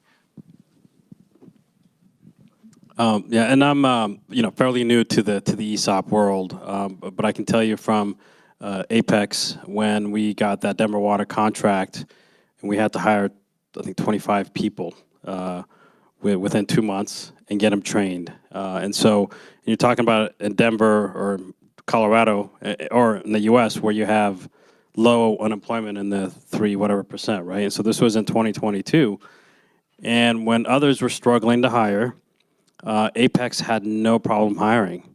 And I also had Sky Blue Builders at the time, so I saw the difference. And so the only rationale that I could come up with, or the reasoning, was because of the ESOP. We were able to tell employees that they were going to be working for an employee-owned company. And then, of course, the Denver Water contract, which gave you security, right, in terms of it's a 3-year contract. So they were guaranteed work as well. And so from what I've seen in my short time, I think it's very beneficial for employee hiring, and I think retention too. But again, I'm fairly new to the ESOP world, so. At Optimax, we have a wellness team that makes sure that our employees have a good work-life balance. They look at things like career development, personal financial security, emotional, social, and physical well-being. And I think it's with employee-owned companies, the employees have greater opportunity to share their opinions or their ideas or their tensions that they're struggling with, and for those issues to be heard and dealt with. A few years back, Maureen invited me to participate on the Job Quality Initiative at the Aspen Institute, and then a couple years later I was invited to work on a committee for the U.S. Department of Commerce and Labor that developed the Job Quality Toolkit, which is a issue. It's posted on the NIST website. But the Job Quality Toolkit doesn't provide answers for business leaders, but provides guidelines and 8 pillars of what it means to create good jobs. And that's what it's really all about. We want to be creating good jobs and strengthening our communities. And even if you're doing really well by your employees, if you take a look at the Job Quality Toolkit, there's probably areas that you are doing well, and then there's other areas where you could make improvements. And it's just a good way to do a self-assessment and see where there's opportunities for improvement.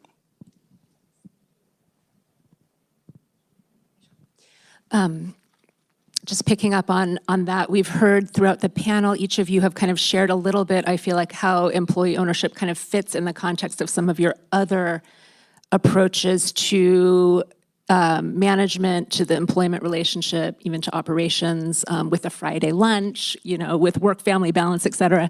And sometimes researchers were curious, how can we sort of unpack these things? Because we see how employee ownership, on the one hand, it can kind of cohere and reinforce all of these other kind of good jobs practices, high job quality practices. And there's something that employee ownership adds above and beyond. For one thing, the wealth accumulation that employee ownership can deliver. But I'm curious if anybody else on the panel has additional thoughts on how employee ownership specifically kind of adds value to what is otherwise a high road employment model that you offer, a respectful job place. And to what extent does employee ownership kind of create synergies with those other practices? And like, if you removed employee ownership, what would be missing? Any additional thoughts? And I'm going a bit off script here. Well, I'll tell you, with my company, for the first 30 years of the company, we averaged 25% revenue growth per year, and with decent margins or profits. And about 5 years ago, we put in place a younger leadership team, and they've been operating the business for 5 years, and they've increased the value of the company by 4x in just 5 years. It's just because of the employee ownership component and them seeing the potential for growth, where we thought we were being aggressive at 25% revenue growth, and they took it to a whole new level. So it was really beautiful to see how, when getting the younger team even more engaged in the leadership of the organization, was a way to grow the business even faster. And it was because one of the things I didn't anticipate was their sphere of influence is so much broader than the original executive team of just 4 people. And so that younger team just took it to a whole new level. And did having the employee ownership trust help sort of like amplify their vision in terms of spreading it out and getting the buy-in of the whole? Yeah, because they knew they and all their peers, they knew they were going to be sharing and where we were going. I think because we're an ESOP, our employees are really interested in the company and the industry. They understand the role we play, the connection to our purpose and the customers that we serve, I think is greater because we're employee owned than if we weren't. I worked for a software company before I worked at SEL and was privately held, and I couldn't have told you the mission statement or connected with you in the purpose. And I remember being interviewed, and the person who interviewed me could rattle off the mission statement and the values off the top of his head, and I'll never forget that. And I think that's because we're employee owned. It's been interesting running two companies, one that's employee owned, and then the other one, Sky Blue Builders, at the time wasn't. And so you could tell the difference just in terms of at Apex, the people were very hungry because they were owners. They wanted to get leadership coaching, development. They were very engaged in their work and how to improve things. They were also more involved in the community because they saw Apex as their company. And so whenever we had community events, they were the ones that were volunteering more often to represent the company and go out there. And again, Sky Blue Builders is a great company, but as much as I try to do in terms of getting them more engaged in the community and leadership and those kind of things, at the end of the day, not all of them were owners, right? We had 5 total or 6 total owners at the time. We had 40-some employees. And so you can see the difference in the dynamics when it's at Apex and it's employee-owned. They're just a lot more engaged across the board, whether it's in the business as well as in the community. No, I think they pretty much covered everything with that one. Great, fabulous. Great. Well, let's turn to the audience. We have a few minutes for some audience questions. Anyone, you can direct a question to an individual panelist or to the group as a whole. Is that Evan back there? I can grab her. No, hold on. There's somebody back there. I think I don't have my glasses on. No, you don't. Somebody. Mary, you start. You start. All right, I Okay, can Mary talk loud. first, and then, okay. This is really interesting. Thank you. First of all, thank each of you. These are great stories and appreciate you taking the time to be here and share. For Rich and Joey, what I see as companies grow, the challenge to retain that culture and keep that level of engagement and avoid entitlement by the employee owners. And it sounds like you each have such rich cultures in spite of your growth. I would love to hear your perspective on that. Yeah, you're absolutely right. And what we've experienced at Optimax, about every 120 people we add, we really have to buckle down and reinforce corporate culture. So we have, in terms of training, we have technical training, cultural training, and leadership training. And where'd you go with the end of that question? Oh, how do you keep it? How do we keep it? Yeah, so the cultural training has been the most challenging, and we actually have a internal in-house. We have a cultural ambassador now that it's her job to just run cultural trainings year-round. So that at the growth rate we have in this size, we are about 50% of us have been with SEL for less than 5 years, right? So, and that's been that way since as long as I've been there, right? So it's always been a challenge. So we use Friday lunch. It's expensive to get everybody to shut down the production line, to get everybody together, to share the program, to record it, have everybody around the world watch it. But it's invaluable for Dr. Schweitzer to be able to get up and tell stories, for us to be able to get up and tell stories, for us to talk about challenges. We goof up and we talk about it, to talk about our customers, and we have to continue to do that forever. And that, I'm an accountant by trade, and I spend 98% of my time talking to people. So, but you just have to do that. That's the focus, and that's something we've been working on for a long time, and we'll continue to work on forever. Julian McKinley. Thank you so much. Thanks everyone for sharing your stories. It was really crystal clear the impact that employee ownership has had in your businesses. I have 2 questions. One is pretty short. Where is employee ownership in your marketing hierarchy? Is it front and center for you? Is it something that you're very vocal about as a company, not just internally but externally? And then I'm curious to hear a little bit about what your competitors are like. What is their response to witnessing your success? And also maybe even just companies who maybe they're not your competitors, but they are within your communities. When they see your success, are they curious about the structure? Are they critical? What are some of the things that you're hearing? I can tackle the first part of that question, I guess. I wear the HR hat as well.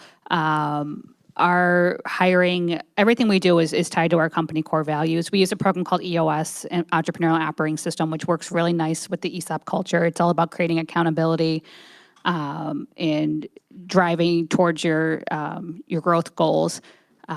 So we use that. We do quarterly reviews of our employees based on meeting the core values. We hire by it, we fire by it. It is so ingrained in our culture from the day one interview. We have an entire core value. We only have 4, and one's built around ownership mentality and those ESOP intangibles in terms of teamwork, and we have one on innovation, which we've talked about quite a bit here, and customer focus. So our entire process is around that. We do a lot of profiling, personality profiling, to make sure they fit as part of our ESOP and part of our team. And we started from first interview through the hiring process. We involve as many employee owners as we can. We take them on tours and they talk to our employees, and that's one of the things they comment on the most is that your employees really like working here. So yes, that's why we take you around to talk to them, so you can see that in action, right? It's one thing to sit in an interview and everyone says, "Oh, I love my job," but when you see, you walk around, they're excited to tell you about what they do and learn about you as a candidate that's coming into our family. It really shines in our interview process. Yeah, we talk about employee ownership when we interview candidates. It's prominent on our website. It's on probably every piece of marketing literature we have. So we have a few business lines. Some of them services companies like Burns and McDonnell and Black & Veatch are also ESOPs. There's our founder is a third generation entrepreneur. His grandfather's company is also an ESOP, also in our industry. So there's some other ESOPs that understand the power of being an ESOP. We also compete with really large publicly traded companies. And because of the ownership as a value for us, one of our 9 values, and our focus on customers and the way that you call SEL, a person answers the phone, it's not a machine, right? The little things that we do that add up makes it so those big publicly traded companies, they can't compete on service and value, quality, all those things that we hold, so they've got to go after price. That's how they have to react. It's from a marketing perspective, it's definitely front and center, 100%. When we go after proposals, it's in our cover letter, especially more recently with DEI and equity from the federal perspective or public projects that we chase. They love seeing things like that, right? Even private sector companies are starting to wanting to see things like that, and so it's definitely something that we talk about. And I think, quite frankly, it's helped us win some contracts. But from a competitor perspective, I do not know. I can't address that question. So it's a great question because we're still wrestling with it. We tend not to talk about an employee ownership trust or a PPT on our website because it tends to create more confusion than it's worth. ESOPs have been around a while, so I think they're better understood in the marketplace.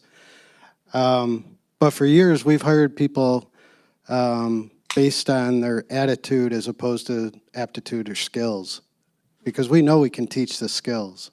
If they're the kind of people that want to work and learn and better themselves and be part of a high performance team. And actually, one of the kind of interesting points about our workforce, over half our employees are musicians. We found a really great correlation between people that, doesn't matter, you could be homeschooled or university educated in music, but you have a lot of gifted traits that we can use that we can leverage to help you learn how to make precision optics and be part of our team. It's a musical optics company.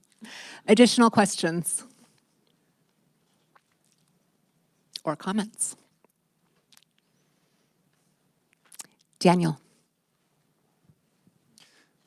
Have you ever had a down cycle or a down year, and how did you address it? And if not, how will you? All right, so 08, 09, I think anybody that's been in business since then had a pretty tough year there. At Optimax, what we did was we reduced everyone's wages by 10%, and the leadership took a bigger haircut. We put a priority on keeping the team together. Someone else earlier today talked about that, the importance of keeping the team together. And in employee-owned companies, I think the workforce has a greater appreciation for that. If you're in a command and control, company run by MBAs that are just looking at the bottom line, they're going to be less inclined to do that. They're going to look for ways to make cuts and keep the bottom line in the black. But in fact, when the CHIPS Act came out, as I said, 40% of our business is semiconductor optics. When the CHIPS Act came out 18 months ago, that industry slowed down. All the big boys pulled back. They quit placing orders. They're like, ooh, we got to see how much of this we can get. So we've been a little slow at Optimax for the past year or so. And with my leadership team, I've been having a discussion with them about, are you afraid to run in the red for a few months? Because we know it's going to come screaming back. And, it's just a question of how soon do the orders start rolling in. And so we're really focusing on keeping our team together, keeping the trainings going, taking advantage of this, call it slower time, where we can do training and maybe cross-training, get people learning other roles in the organization. So if if your goal is to keep everyone employed, there's opportunities for work and creating value. We had a boom in 2022, so we had and a lot of work in the beginning of last year. So we actually sent people from around the company to go help in production. So from vice presidents to accountants to you name it, they went up. About 100 people went up and helped. And then on the backside of that, we've got a little bit of a lull in orders like a lot of companies. And so we've been having folks go from production to help in accounts receivable or IT or the law department or whatever in what we call apprentices, so they get the experience of that job. And then frankly, those people end up usually getting hired full-time into those roles when they're supposed to go back to manufacturing, so it kind of works itself out. And we've never had a layoff. These anecdotes about layoffs are extraordinary. In my own qualitative work, doing case study research on ESOP companies, I hear these stories remarkably frequently from ESOP company leaders talking about just the ways that they bent over backwards to retain the entire team, even during periods of considerable downturn. And an important Rutgers Institute study found that during the COVID pandemic, broad-based ESOP companies were 3 to 4 times more likely to retain their staff compared to other similar firms. Mary Ann, do you have something to can I add? chime in here? So going back to the Great Recession of 2008, 2009, we actually gave our employees an option to either take a pay cut or reduce our staff, and they voted unanimously to take a hit to themselves of 10 or 20%, whatever it was, rather than lose some of their teammates. And management really took that to heart, and we kind of lessened that burden when senior leadership took a bigger hit, knowing that our employees were committed to seeing this through long term, and we came out of it stronger for it. Friends, we have just time for one more question. This gentleman. Awesome. My question is for Rick. Optimex is the only company on this panel that's not an ESOP. You're an employee ownership trust or PBT. Tell us why you went with EOT as opposed to an ESOP. Okay, so I looked at EOT or ESOPs early on when we were looking at succession planning, and at first I thought it was wonderful. It was going to work out great for us. But when I looked at some of the things that are possible through ESOP, it didn't hit all our metrics. Like one of the things we wanted was never sell the company. And if you have an ESOP, there actually is an opportunity or scenarios where the company could be sold because somebody's making a big offer, and you have to do what's best for the workforce, at least what seems to be best in the near term. So that was a big no-no for us.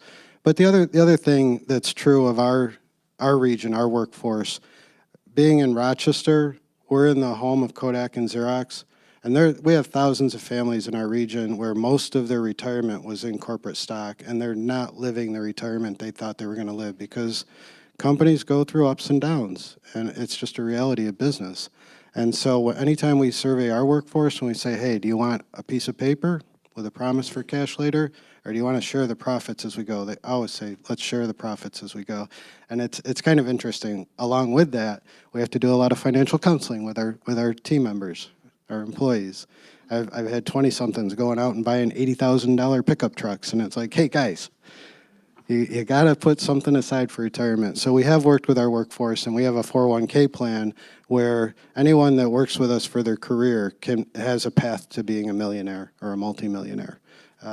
And that's, there's a lot to that, but it's, if you're careful about how you do it, or conscientious about how you do it, you can create a path where every employee can make out well and have a nice retirement.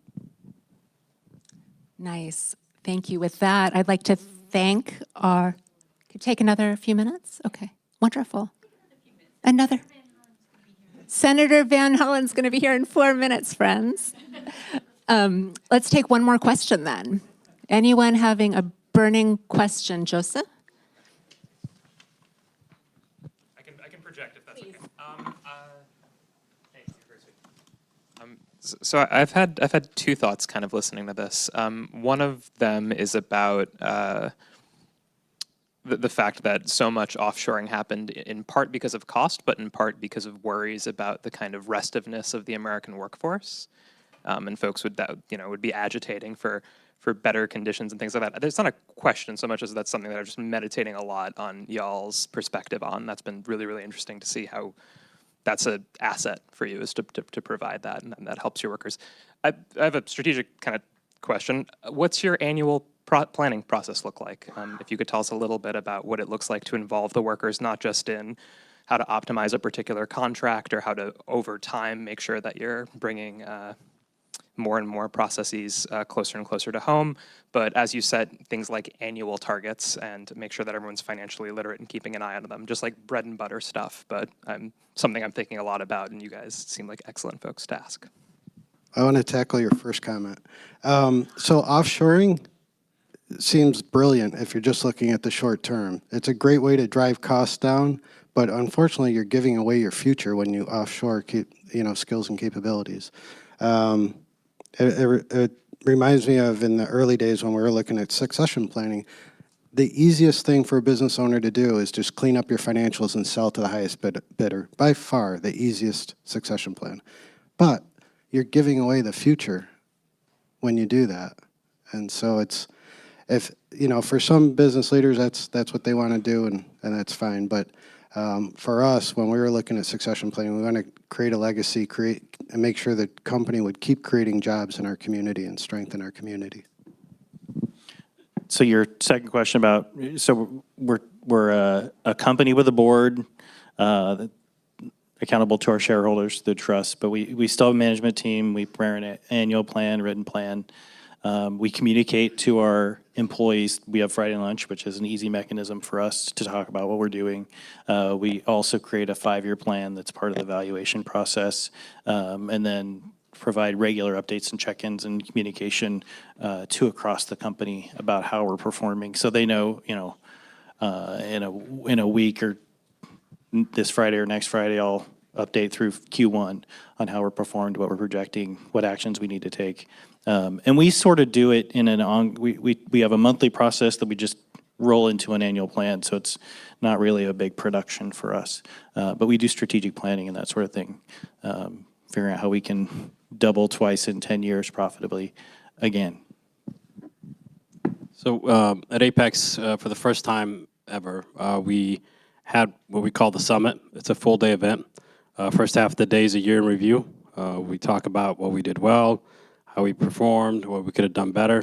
Second half is a 3-year out, which is talking about the next 3 years and where we're going to go, not only in terms of revenue, profits, but also systems and processes. What can we improve on? And that's shared with mainly the management team.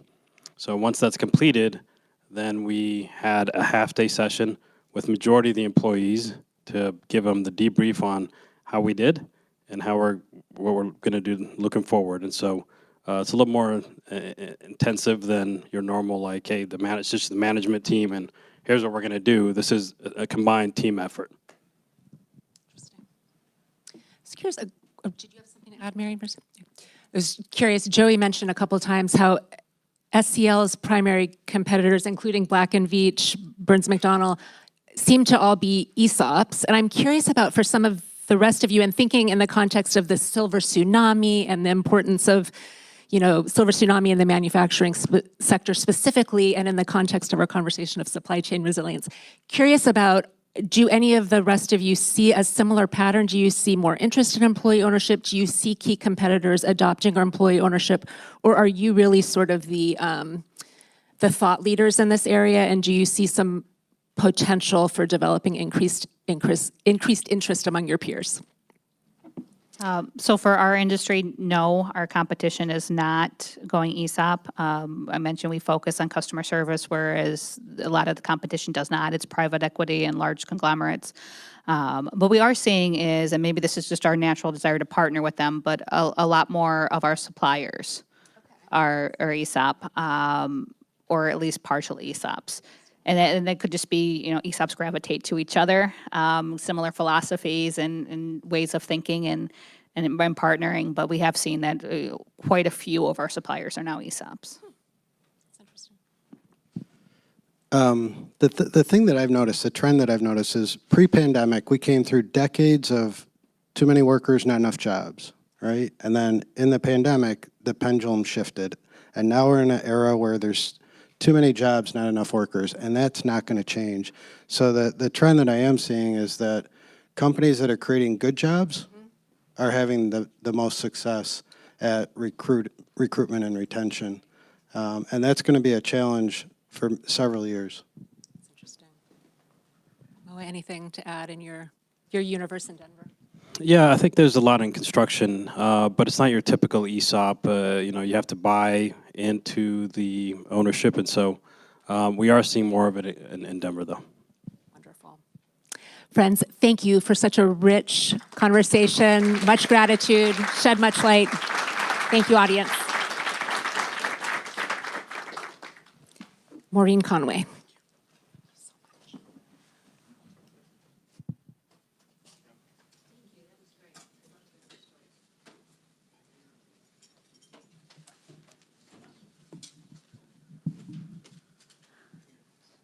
Okay. Well, it is my great pleasure now to welcome Senator Chris Van Hollen to our stage. He's from my home state, Maryland, and I can tell you, I have followed his career. Senator Van Hollen has a distinguished career in public service, serving in the Maryland State Legislature from 1991 to 2003, then moving to the House of Representatives, and now in the Senate since 2017. And as a Marylander from Montgomery County, I have followed him for a very long time and have always been impressed by his practical ability and dedication to really doing things that make the people's lives better that he serves. He's incredible, has an incredible ethos of service. We have really appreciated his support for creating an economy that works for everyone. He's a tireless advocate for better jobs, for small business resilience, and for employee ownership. We ask him to show up for our employee ownership events, and he always does. He showed up when we were kicking off our series on employee ownership. He came last year, and we were so grateful for that. And we were so grateful to welcome you back this year. Thank you so much for all you do, Senator Van Hollen.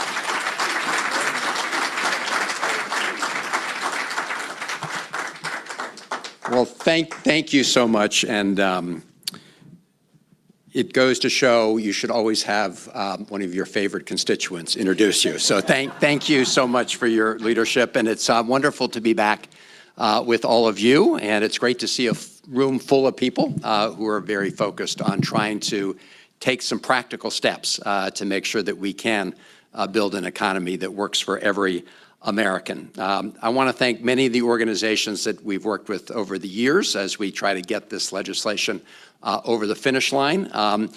Jack Moriarty, I don't know if Jack is here, with Ownership America, and to the entire team there. To Rutgers Institute for the Study of Employee Ownership and Profit Sharing, thank you, and the Aspen Institute for Economic Opportunities Program. Also saw Jim Bonham with the ESOP Association.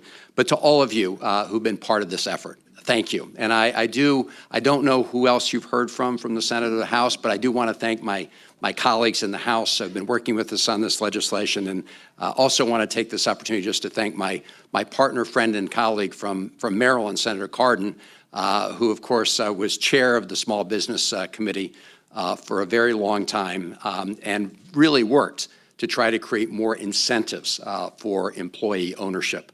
And we want to pick up that baton and build upon it. And Senator Shaheen, of course, who's the current chair of the Small Business Committee, has also been very committed to these issues, and I've been in regular communication with her about the legislation that we've been working on. Look, I'm preaching to the choir in terms of the benefits of employee ownership, so I'm not going to spend a lot of time reminding everybody of the benefits, but I do think that we collectively need to do more to communicate the benefits to small business owners, other business owners who may not be in this room as well as to their employees, because I do think lack of education and awareness has been an impediment, along with some of the other impediments that I'm going to mention that we're hoping to address directly through legislation. But I mean, it's clear that when everybody has a stake, all the employees and workers have a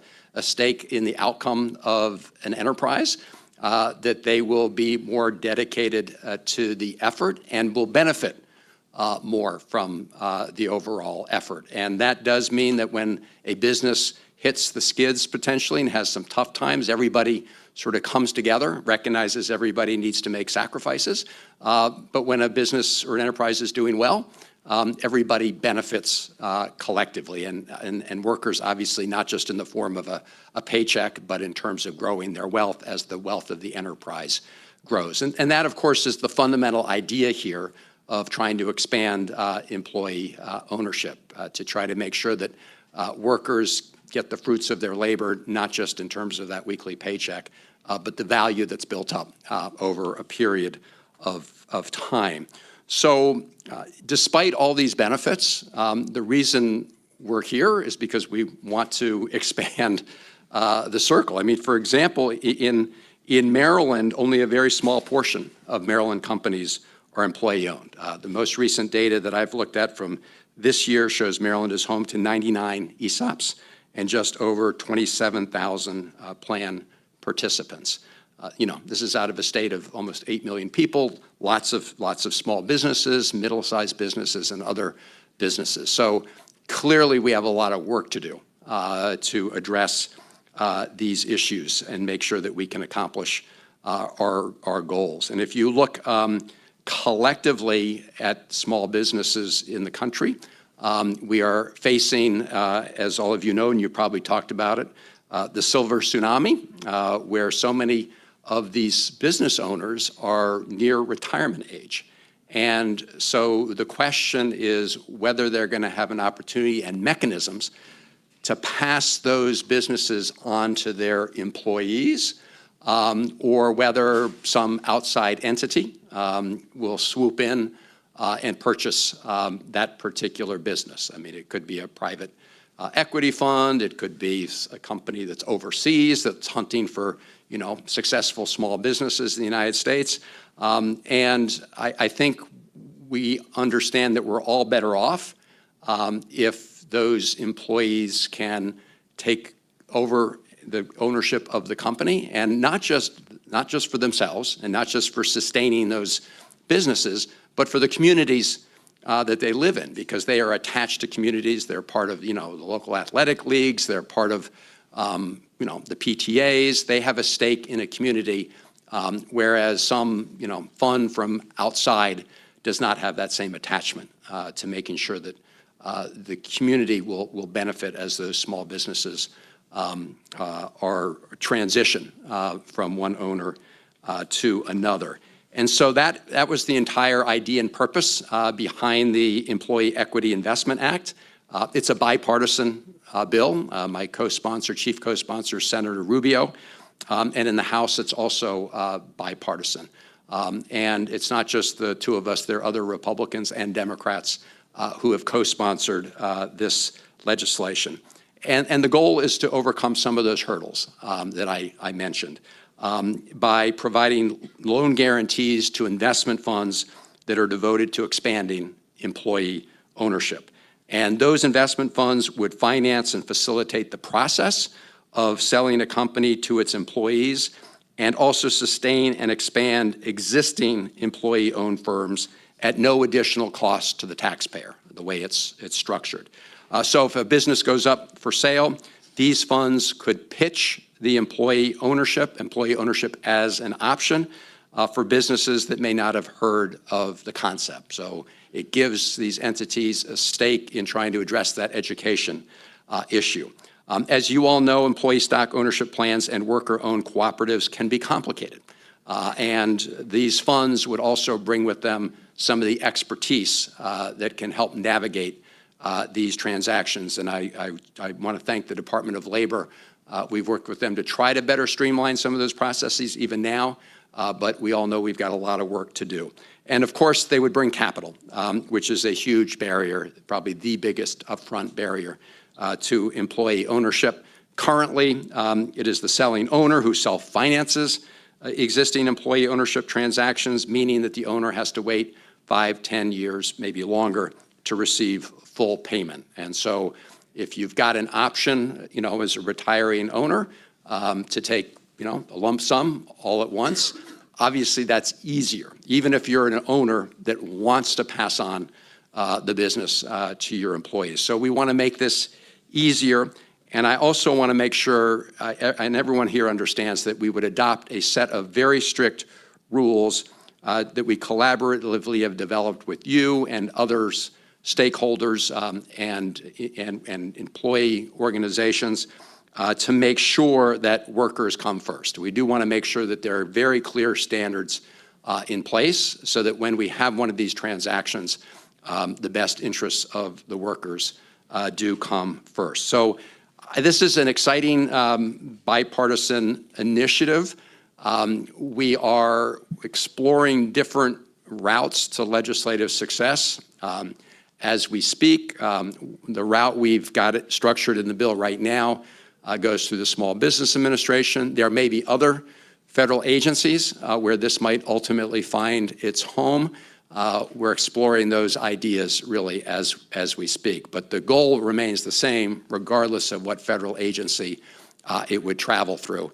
And the goal is to make sure that more American workers, employees can benefit from their productivity and labor. And we all say, at least many of us say, I think everyone in this room says, we want to build an economy that works for everyone. We know it's one thing to say it. It's another thing to do it.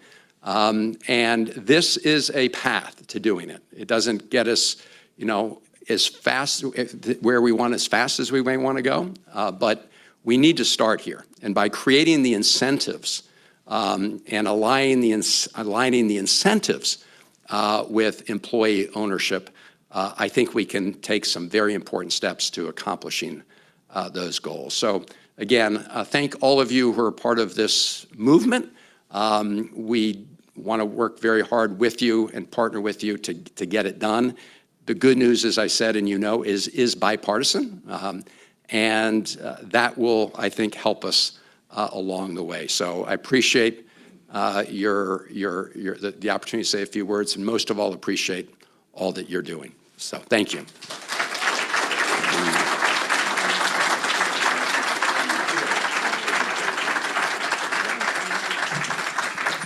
Thank you so much, Senator Van Hollen. That was really fabulous. And now we're just going to keep going, and I'm going to turn the podium over to Adrienne Eden. Yeah, we just stole your break in case you didn't notice. Sorry. I'm just going to do this very, very quickly. So I'm going to introduce our next speaker, and that's Jim Bonham. And he is the president and CEO of the ESOP Association, as I think you've heard a couple times, one of the major policy organizations for ESOPs in DC, if not the. Jim has been a great partner, supporter of our institute over the years. And I would just add that I really, really enjoy listening to Jim talk about the sausage making that happens here in this building, among other places in this city. So without further ado, come on up, Jim, and talk to us about policy.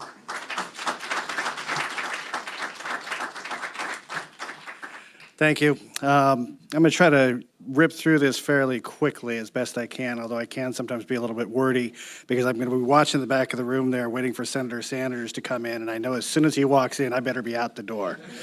So first, thank you to Maureen Conway and to Matt Helmer for inviting me to present today. And I also want to express gratitude to Joe Blasi, who, as I'm sure you all know, wasn't able to be here today. I want to make a quick recognition of my predecessor, Michael Keeling, whose shoulders I stand on every single day. And thank you to Adrienne for the introduction and all the great work that you guys do at Rutgers. Finally, I do want to take a moment and thank all the staff who are here today, or who are tuned in from their desks and trying to multitask with all of your other responsibilities. I've been in your shoes, I know the boss always deservedly, of course, gets the credit, but it's your hard work and your dedication, your time away from family and friends, working long hours in less than ideal conditions that makes our democracy work. And anyone whose life has been controlled by phrases like last votes expected by midnight, on recess subject to the call of the chair, or the boss is finally wheels up deserves recognition. So all of you staffers, thank you for being here and thank you for your efforts. For the last 5 years, I've had the pleasure of serving as the president and CEO of the ESOP Association, which is the largest organization in the world supporting and promoting employee ownership. We are the only comprehensive national and increasingly international trade association representing employee-owned companies and the professionals who provide services to them. Our more than 3,200 members constitute the bulk of what would truly be considered employee-owned businesses in America and in likely the world.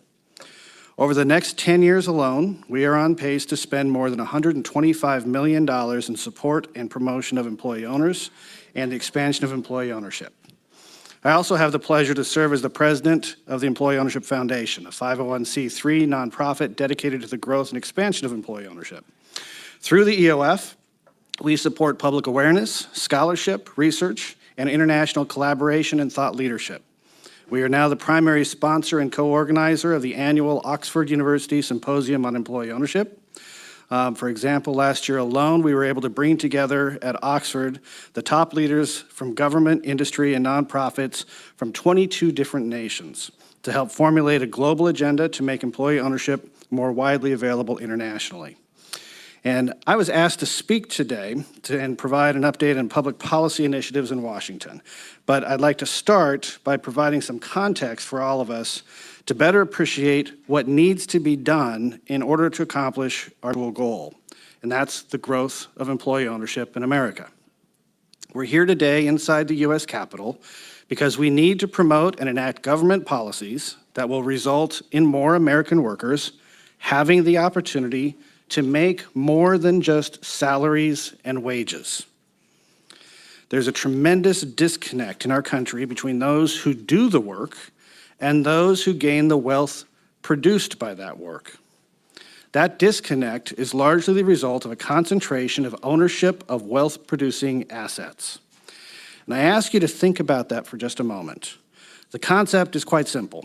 Most workers do not have access to or the means to acquire wealth-producing assets. So in order to create even the modest amount of financial security, they're left with the only option of living below their after-tax wages. The beauty of employee ownership is that it allows workers to create wealth and financial security even through the hard times when they must fully deploy their earned income just to cover life's necessities and emergencies. Employee ownership provides one of the most achievable pathways to reconnect American workers directly to the upside of living and working within a capitalist economy. The key ingredient here is the ability to participate in more than just earned income, but also through participation in the growth of the company itself and the escalating value of that production. Now, we know, and I'm sure you've been talking about it all day, and we've all profoundly documented the countless benefits of employee ownership to employees, to customers, to communities. Better work satisfaction, dramatically higher retirement savings, safer work environments, better wages and benefits, more productivity, more job security, higher quality products and services. Employee ownership is an absolutely winning formula. But it is so easy to forget that none of those benefits, none of the public good that comes from employee ownership ever exists without one small miracle happening. A business owner or a group of owners must decide to sell some or all of their business to the employees. And even more, that business owner must be the one often to facilitate and arrange the sale. A business owner must be willing to relinquish their wealth-producing asset so that their employees can have a wealth-producing asset. Now, at the risk of being the skunk at the picnic here, that moment, what I call the miracle moment under our current patchwork of laws and policies is what's preventing the growth of employee ownership in America today. This is the junction between the economy and business and policies where we are failing. As you all participate in this conference and then return to your offices and workplaces, if there is any single takeaway I would like to leave you with, it is this. We must do a massively better job to make it easier, less risky, more attractive, and more rewarding for a business owner to sell to their employees. Full stop. The real heroes here are those business owners. The Bob Moores of Bob's Red Mill, Bob Taylor of Taylor Guitars, Will Rapp of Gardner's Supply, Jack Fitzgerald of Fitzgerald Auto Mall, and thousands of others who made that journey. These are the people who turned away from countless offers from private equity, from competitors, strategic buyers, to almost certainly take a lower sales price and sell to their employees. These are the people who ran the painful and all-consuming gauntlet that is currently required to create an employee-owned company. These are the people who are willing to arrange financing, provide the funding to hire an independent trustee against who they had to negotiate, and they often must even finance the deal themselves, all while turning some or all operational control over to others and also no longer receiving the full benefit of the company profit. So with this in mind, the formation of a new ESOP is in many ways nothing short of an economic miracle. The economics work against it. The regulatory environment is currently working against it. The ease of transition works against it, and the investor markets work against it. So within that context, let's briefly talk about what's in the pipeline ahead. The single most impactful and consequential policy development underway is the pending rulemaking at the U.S. Department of Labor on the adequate consideration exemption under ERISA. That's necessary in order to form an ESOP. 50 years ago, when Congress passed ERISA, it was left to the Department of Labor to describe a reasonable process by which a trustee could arrive at a fair market value for a company to be bought by an ESOP. It needed to be an arm's-length transaction where the valuation was done professionally, was understood and tested by the trustee, and was not somehow inflated by the seller to the detriment of the ESOP beneficiaries. It's basically due diligence. However, the DOL never did its job, and a murky vacuum in the regulatory environment has persisted for 5 decades. Within this vacuum, the DOL's enforcement team, EBSA, has pursued a strategy of regulation by litigation, consider it a deterrent strategy, against ESOP company founders and trustees. The result has been overly complex and burdensome layers of prophylactic measures deployed in transactions in an effort to avert DOL investigations and lawsuits that would unwind fair market valuation determinations ex post facto. Now, Congress intervened in late 2022 in the Omnibus Appropriations Act and directed the Secretary of Labor to promulgate a regulation finally describing acceptable standards and procedures to establish good faith fair market value for a company to be purchased by an ESOP. That rulemaking is underway with a previously announced release at the end of March. It's understandably a slow process, so we're not alarmed by the fact that we're now in April. Community stakeholders have been consulted in brief sessions. Ours lasted about an hour. Now, as the leading advocacy organization in this space, we invested heavily in this effort, even going so far as to create a draft model regulation. We did this both to demonstrate that such a regulation is within the grasp of a reasonable and collaborative process, but also to demonstrate that diverse and potentially conflicting interests can in fact be navigated to come up with a reasonable standard for adequate consideration. Our approach took into it the 5 decades of legal battles and one-off settlement agreements, but it also took in the practical views and experience of the regulated industry as a whole, something that has been denied through EBSA's long-standing approach of regulating through threat of litigation. This regulation is a bedrock piece of public policy that must get done right. And if it is to err in one way or the other, it should err in the side of allowances that result in more, not less, ESOPs being formed. The final public interest test to be applied to this regulation is, will it improve the likelihood of that miracle moment happening, or will it make it less likely to happen? Will more Americans have the opportunity to become employee owners, or will less?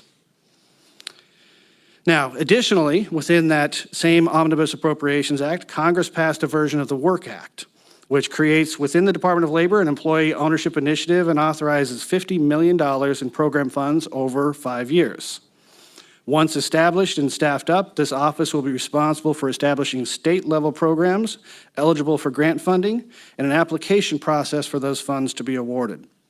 Now, some stakeholders have already been consulted on the best way to administer this program, and of course, Congress must annually appropriate funds for this initiative in order for anything to move forward.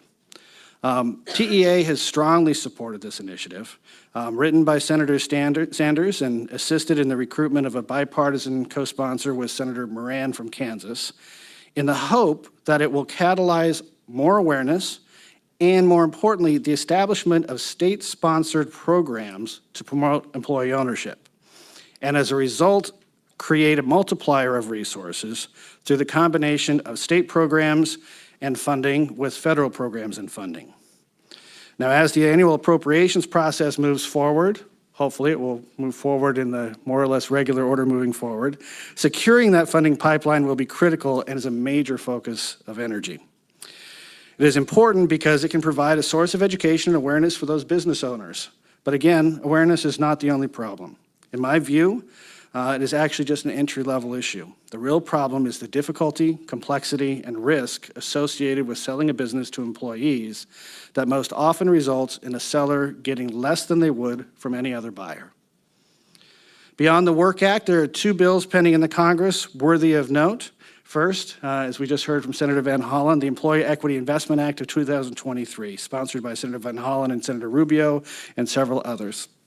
This bill seeks to address both the challenge of financing a sale to an EO company, but also would help create a market for investors who would otherwise never risk their capital to form an ESOP. Utilizing the small business investment company model, this legislation would provide loan guarantees for private investment funds willing to pair their private capital with federally backed loans to acquire companies that would be converted to ESOPs. Because these employee ownership investment companies would be competing in the marketplace on a fair basis to acquire these businesses, the issue of determining fair market value would be minimized, as it relates to ERISA. The market would be genuinely determining the price. This alone would be a game changer in forming new ESOPs and avoiding that regulation by litigation. Also, in the Omnibus Bill, Congress began leveling the playing field between C Corps and S Corps and how the 1042 tax deferral is used when selling to an ESOP. Previously, S Corps were ineligible to receive the favorable tax treatment, but now beginning in 2029, I think it's 29, I didn't check that for absolute certainty, it's either 29 or 30, a portion of the capital gains from an S Corp will become eligible for the same tax treatment. Now, building on that partial victory, the Promotion and Expansion of Private Employee Ownership Act has been introduced to make the treatment of S Corps and C Corps fully equal. There are many other initiatives underway or under development, such as an effort to allow a look-through for historically underrepresented businesses so that a portion of ownership in a company held by an ESOP may be apportioned to the demographics of the underlying employee owners. By doing this, a woman-owned business or minority-owned business would not lose program eligibility if more than 49% of the company is owned by an ESOP, so long as a majority of the shares are owned by a represented class. And there is also an interesting proposal in development that could lower the threshold from 30% to 15% ownership stake in order for a selling business owner to benefit from the tax incentives Congress has provided. Such a structure might encourage more private equity firms and investors to include employee ownership in their deal and management structures. So let me conclude with this. We are at a point in our nation's history right now that will be pivotal to the future of employee ownership. I'm sure there will be much more talk about the silver tsunami of business owners who need to transition out of their businesses. More than 2.8 million privately owned businesses, over 65% of them have no succession plan. Only a fraction of these businesses make sense to become employee-owned. But consider this, more than 280,000 of them come from the same industries that are heavily represented by ESOPs, have similar market caps, numbers of employees, and management structures as the existing community of ESOP companies. If we can convert just 10% of those companies, which is just 1% of the Silver Tsunami, to become employee-owned, we will more than quadruple the number of employee-owned companies in America.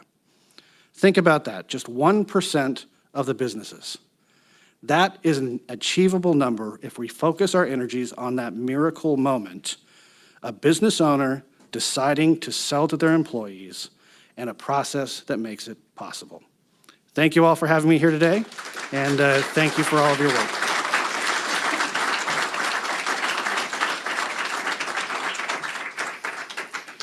Thanks so much for that, Jim. I really appreciate how frank and interesting you always are. So I'm in a strange position of introducing someone who really doesn't need an introduction. I think given he's one of the few people in the world probably known just by his first name. So I'm sure most of you know that Senator Bernie Sanders is a strong supporter of the American worker and, dare I say, the American working class, and one of the principal movers of employee ownership policy here at the federal level. And we are really lucky to have him here and to hear his perspective. And that's all I'm going to say, because we want to welcome Bernie.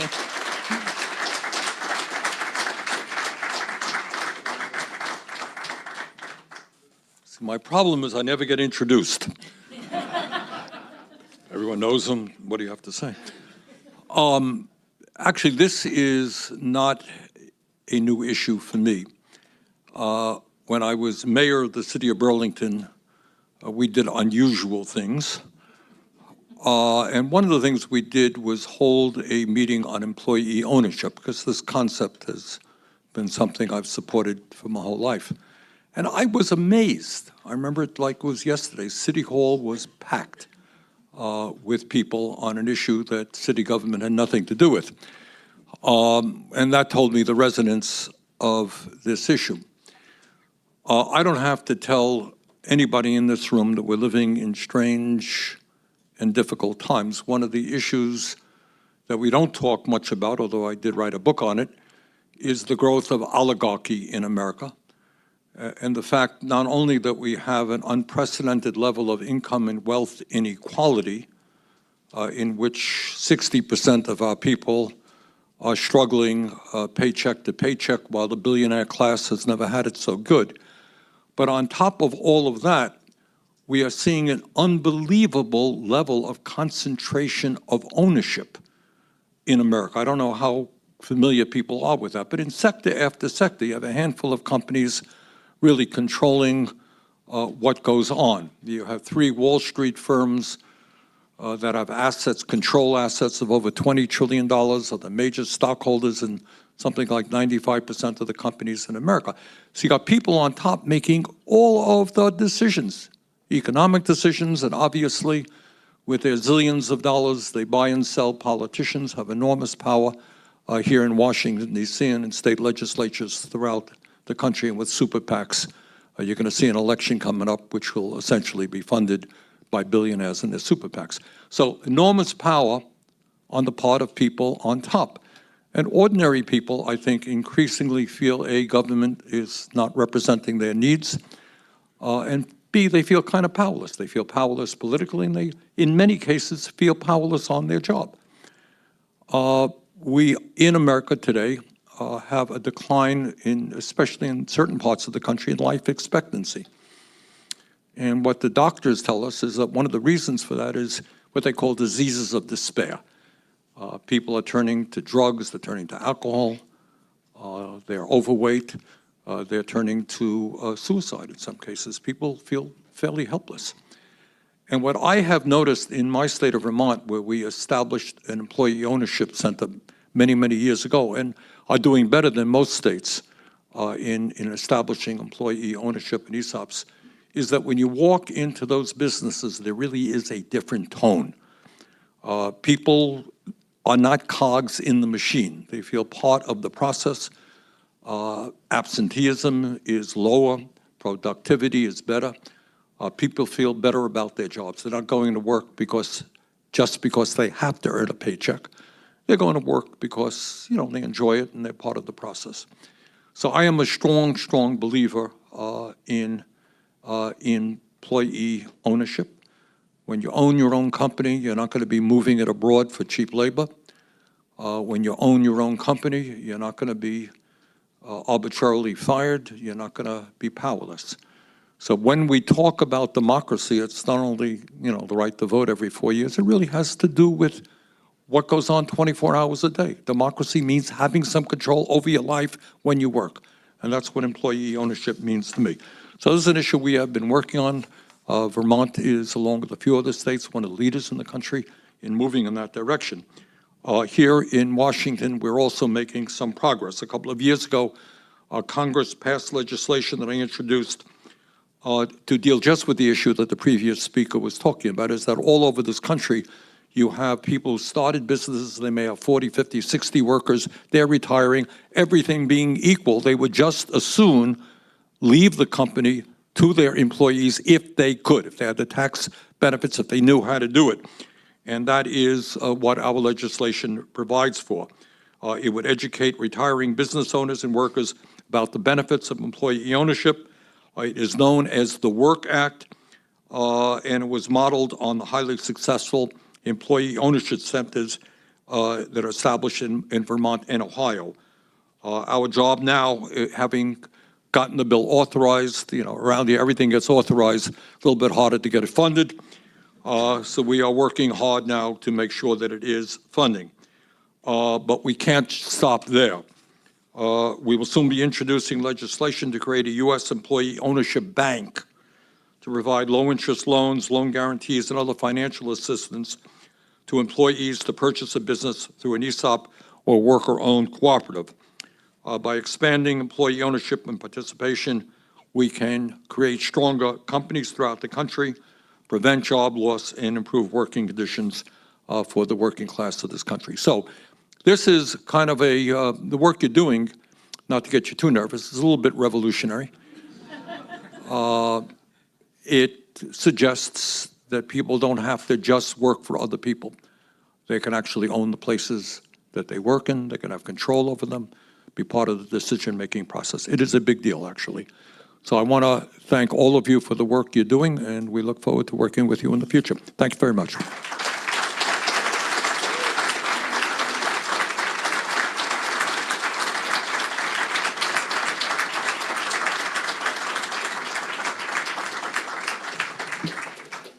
Whew, that was nice. So really great thanks to Senator Sanders for being here today and for those inspiring remarks and for energizing us all for the work ahead. We're going to move into our last panel of the day, so I'd like to welcome our panelists to the stage. So as our momentum for employee ownership has grown, so has the involvement of government agencies. You've been hearing some words about that. So you can be first, come on. Here, Lisa's here, so we're coming.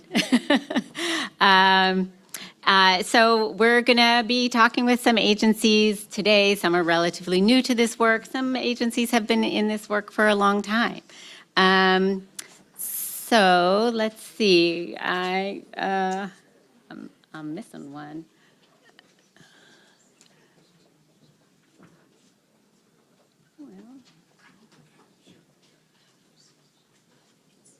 All right, there we go. So without further ado, so let's see, now I can try to see where, all right, anyway, I'm going to say a name. All right, for this panel, I have Alex Jackas, Special Assistant to the President for Economic Development and Industrial Strategy, National Economic Council at the White House. Next to Alex is Leroy Garcia, Chief of Staff, Rural Business Cooperative Service, U.S. Department of Agriculture. Okay, next to Leroy is Lisa? was Lisa. Where'd she go? Lisa Gomez, Assistant Secretary for Employee Benefits Security Administration at the U.S. Department of Labor.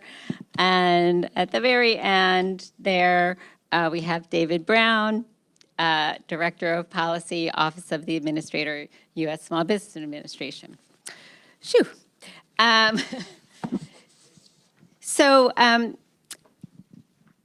So as I mentioned, the momentum for employee ownership has grown. You all sort of have different roles to play.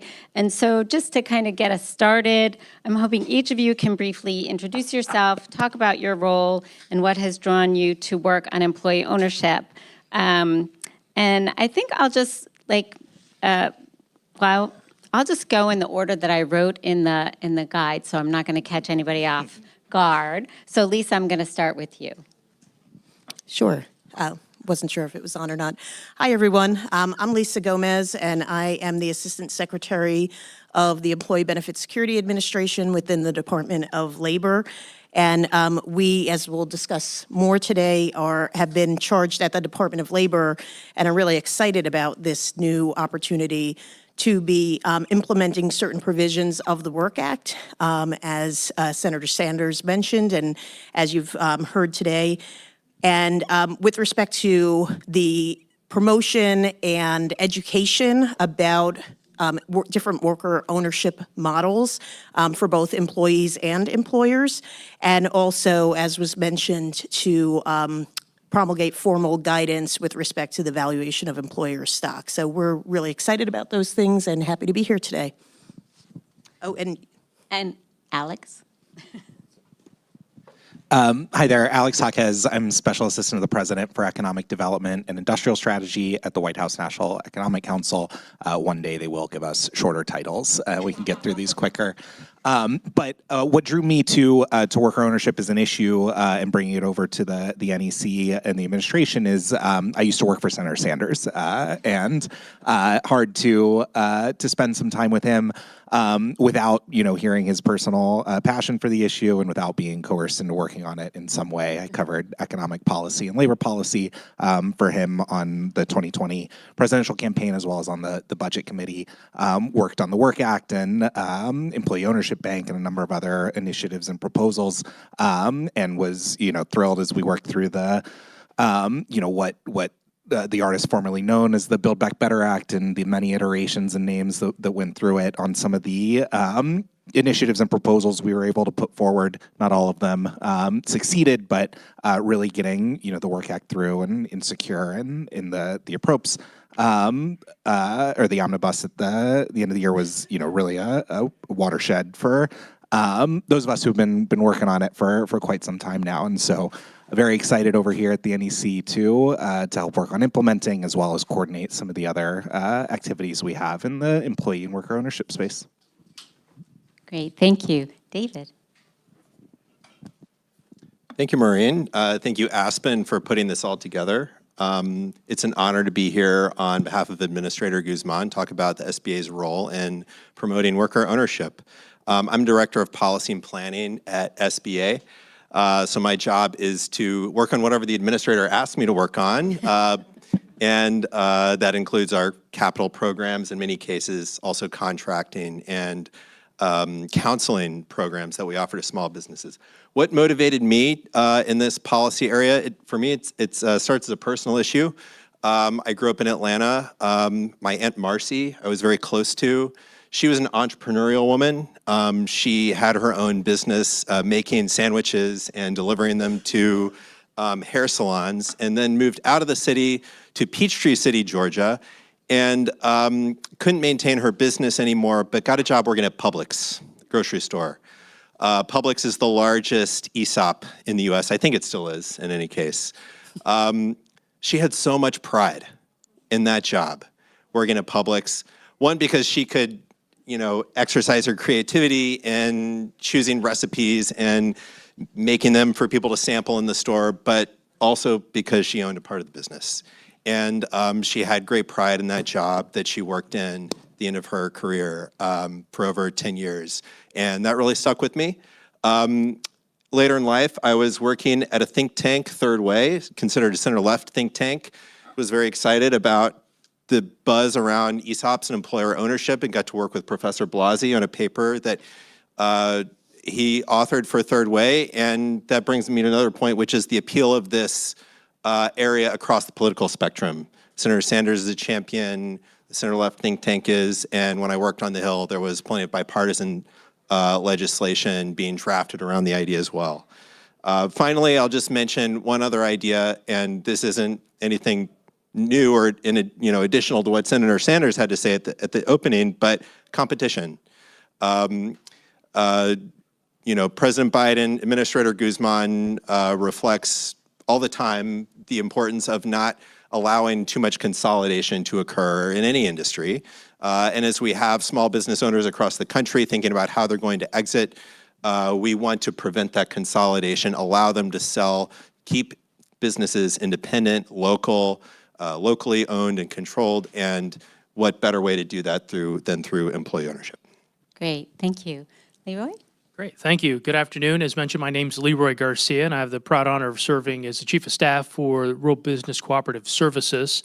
The Administrator Dirksen Londrigan sends her regrets that she cannot join us, but she's traveling, so you're stuck with me for today. I'm a lifelong Coloradan, a combat Marine who recently was serving at the Pentagon as an appointee over the Department of the Navy. So I'm newly minted over at USDA, about 55 plus days in on working days. So I'm not a subject matter. I've left my cards and some literature that we want to be able to share with you, but I want to help share not only the cooperative side, but the rural business side also. Employee ownership is a growing and proven pathway that helps us build wealth and have dignity, especially for our workers in their workplace in a more economical way. And at USDA Rural Development, we know that a stronger community is rooted in its people. Through loans, through grants, through partnerships with lenders, we provide these tools and resources for rural family businesses, for communities, so that they can prosper not only for today, but for the future. And just to give you a perspective at Rural Business Cooperative Services and RD, we have 3 different divisions, right? We have Rural Business Cooperative Services, Rural Housing Services, and Rural Utility Services, administering over 70 types of programs. Those 70 types of programs annually through those loans and grants are an investment of about $30 billion.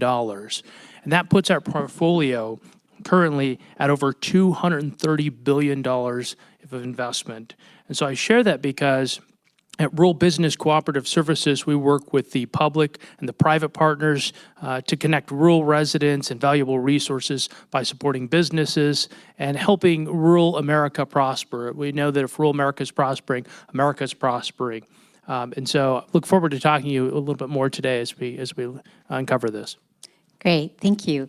So now I'm going to sort of dig in a little bit more in terms of the fit of employee ownership with the agencies where you are. And Alex, I'm going to start with you, just if you can sort of talk about the bigger picture with the NEC and how you see employee ownership as part of sort of the broader economic agenda that you're trying to see go forward. Yep, absolutely.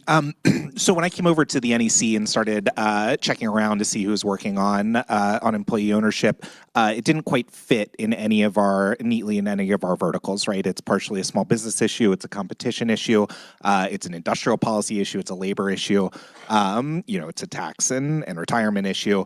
And no one kind of had each piece of it together. So we spent some time thinking, how do we put together a cohesive narrative about why worker ownership fits with the president's broader economic agenda, and found that it fits quite well. And Senator Sanders laid out some of the reasons, including increased productivity and better dignity of work, and a lot of the benefits for workers, which on the labor side the president strongly supports. But kind of first and foremost, our boss director, Dr. Lael Brainerd, told us to come and make the rigorous economic case. And so as part of the president's broader, industrial policy in particular, new major investments catalyzed by the infrastructure law, the CHIPS and Science Act, the Inflation Reduction Act. We see these giant fabs set up for semiconductors by TSMC and massive battery plants. But what often doesn't get told is that 90% of manufacturing firms in this country have 50 workers or less. 20% are set to retire, or owners representing 20% of that workforce set to retire over the next decade. I understand from previous remarks. Successorship has been a topic that's been covered quite a bit today. We think that this is a perfect tool to be able to fit, some of the priorities that we have for our small mid-sized manufacturing base, which really provides the backbone for our industrial policy here in the U.S. It's this supplier network, parts manufacturers, small businesses. That are setting up these ecosystems around these major investments that are really going to make or break the big semiconductor fabs and the battery plants and all the rest as well. So from an industrial perspective, we think that employee ownership, overrepresented by ESOPs, is a perfect tool, and a number of organizations working on the ground to transition some of these companies that are mom and pop, have been family owned and employ 50, 100 people that alternatively are just going to shut down or be bought largely and primarily by overseas competitors or private equity who aren't going to share the same industrial policies and priorities that we do. More broadly, the president has centered workers in every part of his agenda, and this is no different. The opportunity to build work, to have dignity. The president always says a job is about more than a paycheck. It's about dignity. I think in no policy is that more personified than owning a share and a stake in the business where you work. Having that voice and the seat at the table, obviously a priority for the president's for collective bargaining and unionization, and now fitting in, I think neatly in that bucket is a priority for advancing and facilitating worker ownership of the businesses. And then lastly, the point on competition, right? The ability to have a thriving and dynamic ecosystem and the ability to preserve some of these economic anchors in communities where they've lasted for so long. Small businesses, mom and pop shops, places that have served as institutional and community anchors for generations. The ability to preserve that structure and that institution without, as Senator Sanders said, getting snapped up by a financial firm who wants to take the assets and strip them and sell them off. We think that's a critical tool for be able to preserve competition in markets, and in particular in markets that have been hollowed out for so long or snapped up by consolidation. I think the work that RD and the USDA is doing to promote dynamism in rural markets in particular is a good case study there. Great, thank you.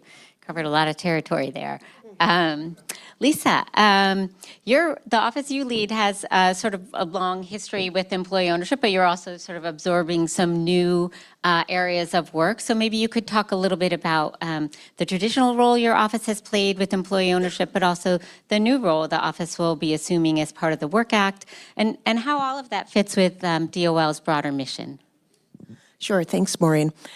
So traditionally, the Employee Benefits Security Administration, EBSA, within the Department of Labor, our mission and our directive is to protect the hard-earned retirement and health benefits of America's workers and their families and people who are working within private industry employment.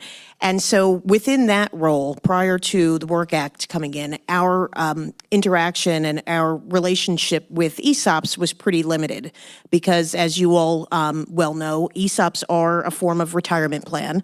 And as retirement plans that are governed by ERISA, there are certain requirements under ERISA that ESOPs need to comply with, mainly or most prominently, the requirement to act as fiduciaries and act in the sole and exclusive interest of the participants and beneficiaries of these plans.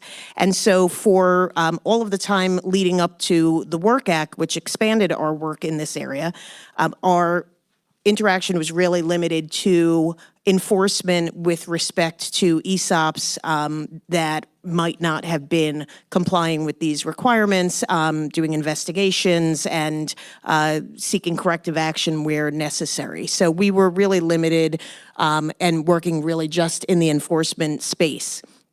Once Secure 2.0 was enacted and the Work Act was included as part of that law, we gained some additional roles and roles that we think fit really well together, where we can incorporate the knowledge that we have about technical knowledge about ESOPs and how they work, as well as the department's broader goals with respect to workers, empowering workers, and working with employers to help create good jobs. In implementing the other provisions of the Work Act that I mentioned briefly before, first of all, to be educating and promoting worker ownership models, whether they be ESOPs, worker co-ops, trusts, the various different options that are available out there, and working closely with the worker co-op, worker ownership community to try to get additional information out there, have people become educated, again, both workers and employers, so that they can know that these options are available to them, how they work, what types of questions they can each be asking as they're going down this road, and just to promote that and bring awareness and also just the backing of the federal government as far as having an agency that can work directly with employers and employees that are looking to move forward with one of these models. Towards that end, we have been doing a lot of work over the past year or so that this has come under our umbrella at the department. We have established, we were required under the Work Act to establish an employee ownership initiative. We did that by creating last June a division of employee ownership within our Office of Outreach, Education, and Assistance. We established that at the end of June and have been working since then to meet with stakeholders, meet with just to be kind of learning and becoming a sponge with respect to all of the different information, how we can be helpful, what everyone thinks is needed in the community to promote and educate about these different types of options. And we are continuing to work to staff up that division, to get information out and working on publications and a page on our website, and just thinking of different ways that we can be most helpful with respect to that. We are also working, as I mentioned before, and as was mentioned prior to my remarks, on the formal guidance regarding valuation of employer stock. With respect to ESOPs, we had previously announced, and we're continuing to go on in this road of providing that formal guidance in the form of notice and comment rulemaking. We are working very hard on getting out a draft rule or a proposed rule with respect to that.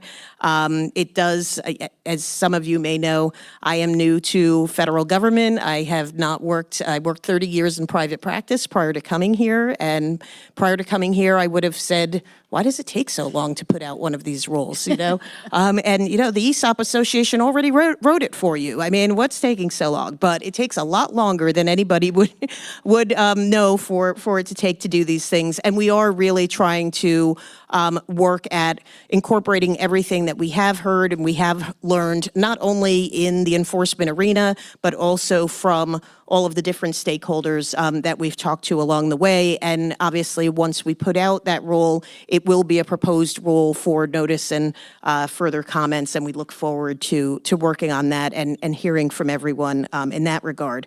The third piece of the Work Act that is within the Department of Labor is, as was referenced before, the grants that will be given once there is an appropriation there. We're obviously not at that point yet, but we will be working with other partners within the Department of Labor once that money is hopefully appropriated to be able to work on giving those grants. So we are really excited about that. As far as the other goals of the Department of Labor, I think that, and we think at the department, again, we're very excited about this, and it fits squarely within a lot of the goals of the department. The department is focused on investing in America's workers and partnering with employers and unions and government agencies in order to provide information and education, support, and collaboration so that we can improve job quality and access to good jobs. And worker ownership just fits so well within those goals, though I do think that it is something that the department has not focused on to date, but as we've been talking about it, everyone realizes how much it aligns with everything that we're doing. And the department's goals are really to create good jobs, which we think that worker ownership, again, fits right within there.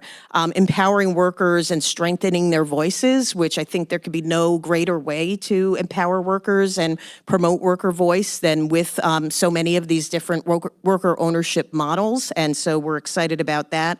And then also the enforcement of workplace protections, and EBSA has had a role with respect to that, and we will continue to have a role. And as we work forward on this rulemaking, I think that that'll be a huge step for everyone involved to have more clarity and to be able to have more information on how to set up and implement these types of entities. So we're really excited about it and really happy to be moving forward.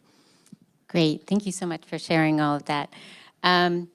Leroy, let me come to you. The Rural Business Cooperative Service has a long history in cooperative development, particularly in rural areas, as you were laying out earlier. So maybe you can just tell us a little bit more about the goals of that work, how you see it playing out in rural communities, and how both all kinds of employee ownership and particularly co-ops fit within that. Sure, great question. Well, first, some context. I think it's important to be reminded that in 1926, the Cooperative Market Act charged a division of the United States Department of Agriculture with acquiring, analyzing, and disseminating statistical information on agricultural cooperative services and associations. And think about that. We're now approaching, in a few years, 100 years since that act. A lot of great work has gone into that and that act. That agricultural cooperatives are among the oldest businesses in the United States, if not the world. In the 1930s, electric cooperatives were formed to provide services to the 90% of rural residents who lacked electricity. In 2022, data from the National Rural Electric Cooperative Association shows that cooperatives now provide power to 56% of the nation's land mass and 92% of persistent poverty counties. And so when you think about all the things that have been said today, and I was thinking earlier about my prior backgrounds in healthcare, to look at, as I talk about the different types of challenges with silver tsunamis in relation to healthcare, not just from this perspective, or ambulances and co-ops really being, it's really an exciting time to be at RBCS, Rural Business Cooperative Services. And that's really because we look at RD business programs providing much needed investment to rural communities, obviously in partnership with private sector lenders and community-based organizations. And that happens in a number of different ways through loan guarantees. We work with them in direct loan process, through grants, through individual businesses, through cooperatives, either if we're talking about farmers or ranchers or public bodies or nonprofit corporations, tribes. We're always willing and learning to explore all those different ways in which we can be of assistance. And then on our cooperative side, our services both work to promote and support development of cooperative businesses, which often for us, is that market of agricultural products. And so we look at that through the electricity opportunities, broadband, connectivity, telephone services. But as you know, it's not even limited to that anymore. And later, as I continue to talk later, we'll talk about some of the healthcare excitement that's happening in a number of different areas, and specifically in home healthcare arenas, among other services. Great, thank you. David, as we've been hearing, a lot of employee-owned companies are small businesses. So maybe you can talk a little bit about how employee ownership is situated within the Small Business Administration and how the Small Business Administration sort of can support that work. Absolutely, thank you. I'll touch on a few of our programs at SBA. I'll start with SBIC, the Small Business Investment Company Program, this is a historic program, started in 1958 that really helped create the venture capital industry in the United States. We have over 300 funds that SBA licenses, supervises, and in many cases provides leverage to in the form of a loan. And these funds are an encouraging vehicle to support investment in employee-owned businesses, small employee-owned businesses. We are subject to size standards, and especially in the cases of a conversion, where an investment is necessary to create an ESOP or a cooperative and provide that injection of capital. We have seen some encouraging investments recently. One fund under our SBIC program has created 3,000 employee owners just in the last few years through 13 different investments, and it spans across sectors: manufacturing, business services, retail, food and beverage, industrials, and healthcare. One of the companies is a steel manufacturer with 1,500 employees that completed an exit and returned $25,000 on average to each employee owner, which was exciting. And looking on the horizon, another fund was recently licensed by SBA, Cyprium in Ohio. That fund has ESOP as part of its target transaction type. They have supported those transactions outside of the SBA fund program previously, so we are optimistic about their investments going forward. We also have loan guarantee programs at SBA, maybe what we're most known for. The 7A loan, 504 loan program together do about $35 billion in lending support annually. And in 7A in particular, we see a steady stream of lending to cooperatives. We've seen an uptick, so in the last 2 complete fiscal years, approaching 70 loans. It's about a 50% increase over the prior years. ESOPs, we support and encourage ESOP loans to our lenders. We encourage them to do them, but they're not where we'd like them to be. I think more on that in the next segment, but we see a handful of ESOP loans in that program as well. And then counseling. Similar to the activity at DOL, we are encouraging and working with our resource partners to educate small business owners on the opportunity of employee ownership. And that centers around our Small Business Development Center network, SBDCs. You can find all across the country. And since 2020, SBA has had as part of the program requirement that SBDCs promote employee ownership through cooperatives or qualified employee trusts or other worker ownership models. So there's some exciting activity going on around the country within that program. The Association of Small Business Development Centers has a employee ownership and business transition interest group. It's led by the Texas SBDC, co-chaired by the Oregon SBDC, that they're meeting regularly and sharing resources across their network. The SBDC Clearinghouse maintains resources that all of the SBDCs can draw from. And then there are a few kind of standout leaders among the centers. The Northern California SBDC does regular trainings that are accessible to the whole country on their website on about a monthly basis. The Vermont SBDC network, Senator Sanders mentioned the center there. Our SBDC partners with the center quite closely. The New York SBDC is quite active, so we're happy about the growing engagement of our resource partner network and certainly looking to build upon that. Great, thank you so much. Now we're going to sort of dive into a little bit of the successes, challenges, lessons learned. Lisa, I'm going to start with you this time. You talked about, sort of all the stakeholders you've been listening to, but it hasn't just been here in DC. You've been traveling around the country, touring employee-owned companies. Maybe you can talk a little bit about what you're learning from that experience and how that's informing how you're thinking about the role you have moving forward. Sure. Yeah, thanks. I'm going to have my the T-shirts made up for the Gomez ESOP tour, so that you can see where I'm coming next. But yeah, no, it's been great. We've had a lot of excitement from folks on the Hill and certainly within the worker ownership community, and it's been wonderful. We've been trying to do as much as we can to incorporate visits when I'm out on the road for whatever reason. So I had the pleasure of accompanying Representative Courtney in Connecticut to visit an ESOP there a few months ago. We were also with Representative Landsman in Ohio, visiting both the folks at Co-op Cincy and learning a lot about their work, and an ESOP in the area as well. We have been working with,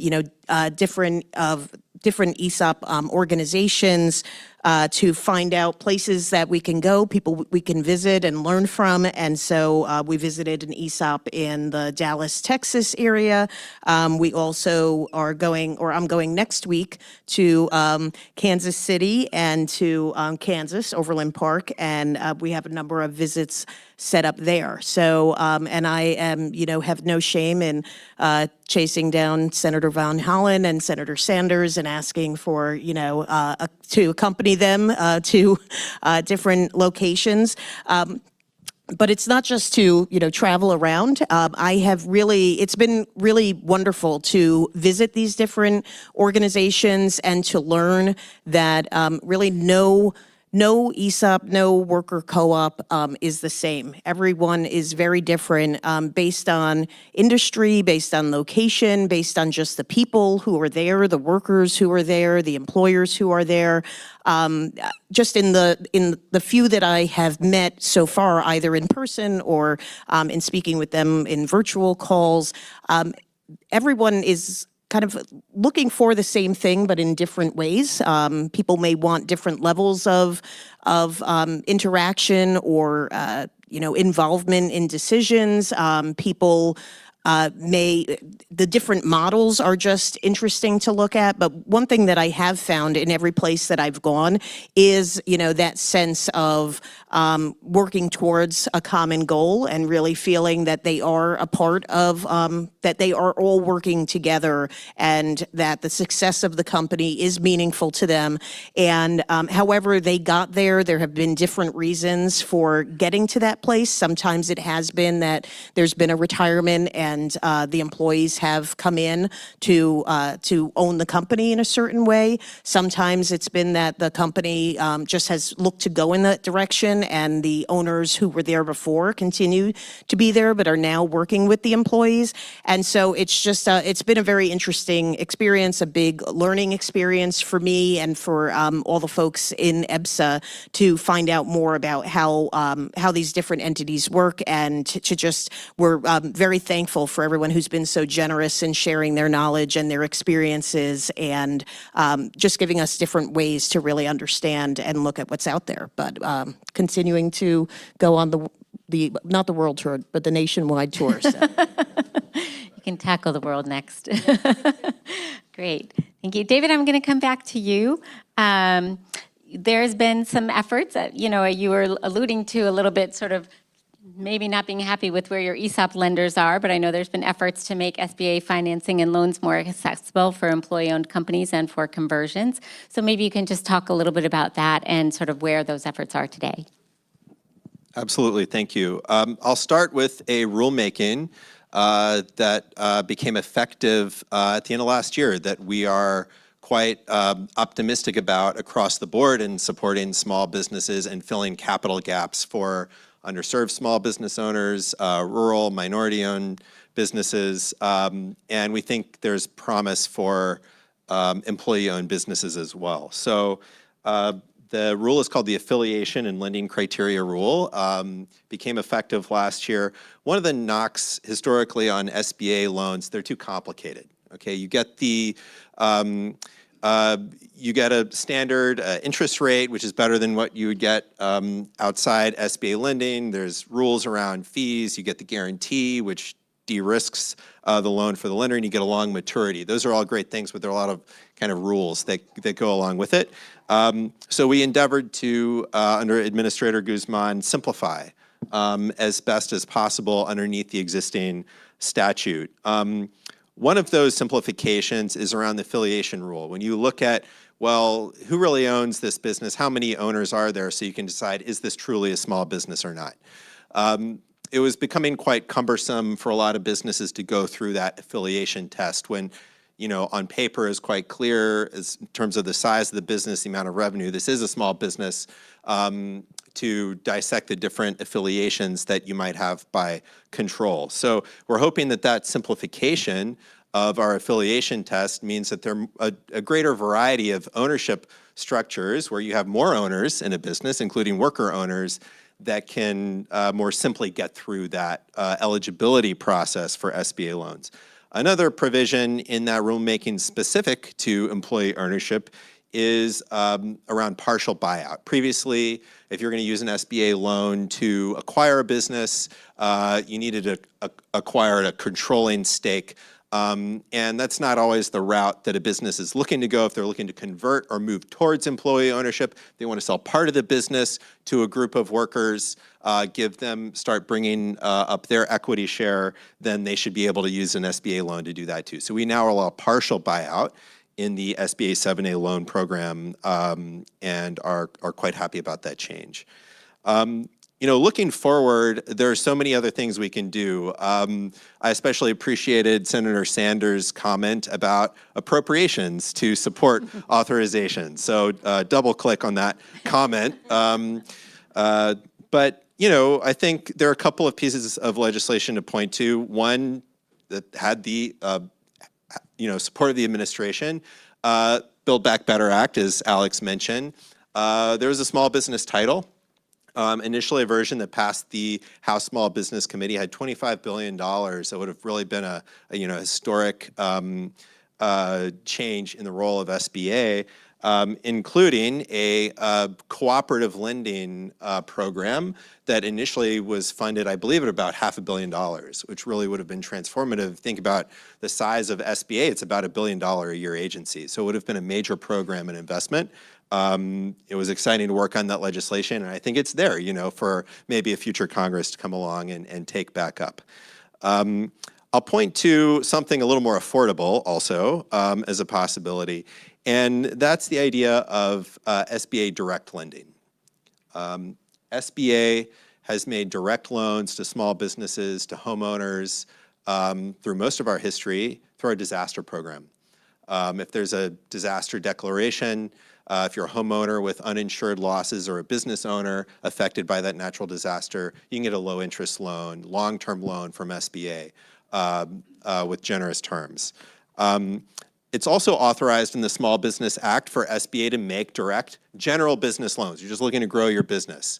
The agency got away from that over the 80s and 90s. It's still a charge that we have in our statute, and that Administrator Guzman believes we should restore as part of filling market gaps where private market lenders, the SBA guaranteed lenders, aren't sort of meeting the needs of the market. And so that's a proposal in the president's budget this year. It was also in the Build Back Better Act, but there is a proposal in the president's budget to tweak a few things in the Small Business Act.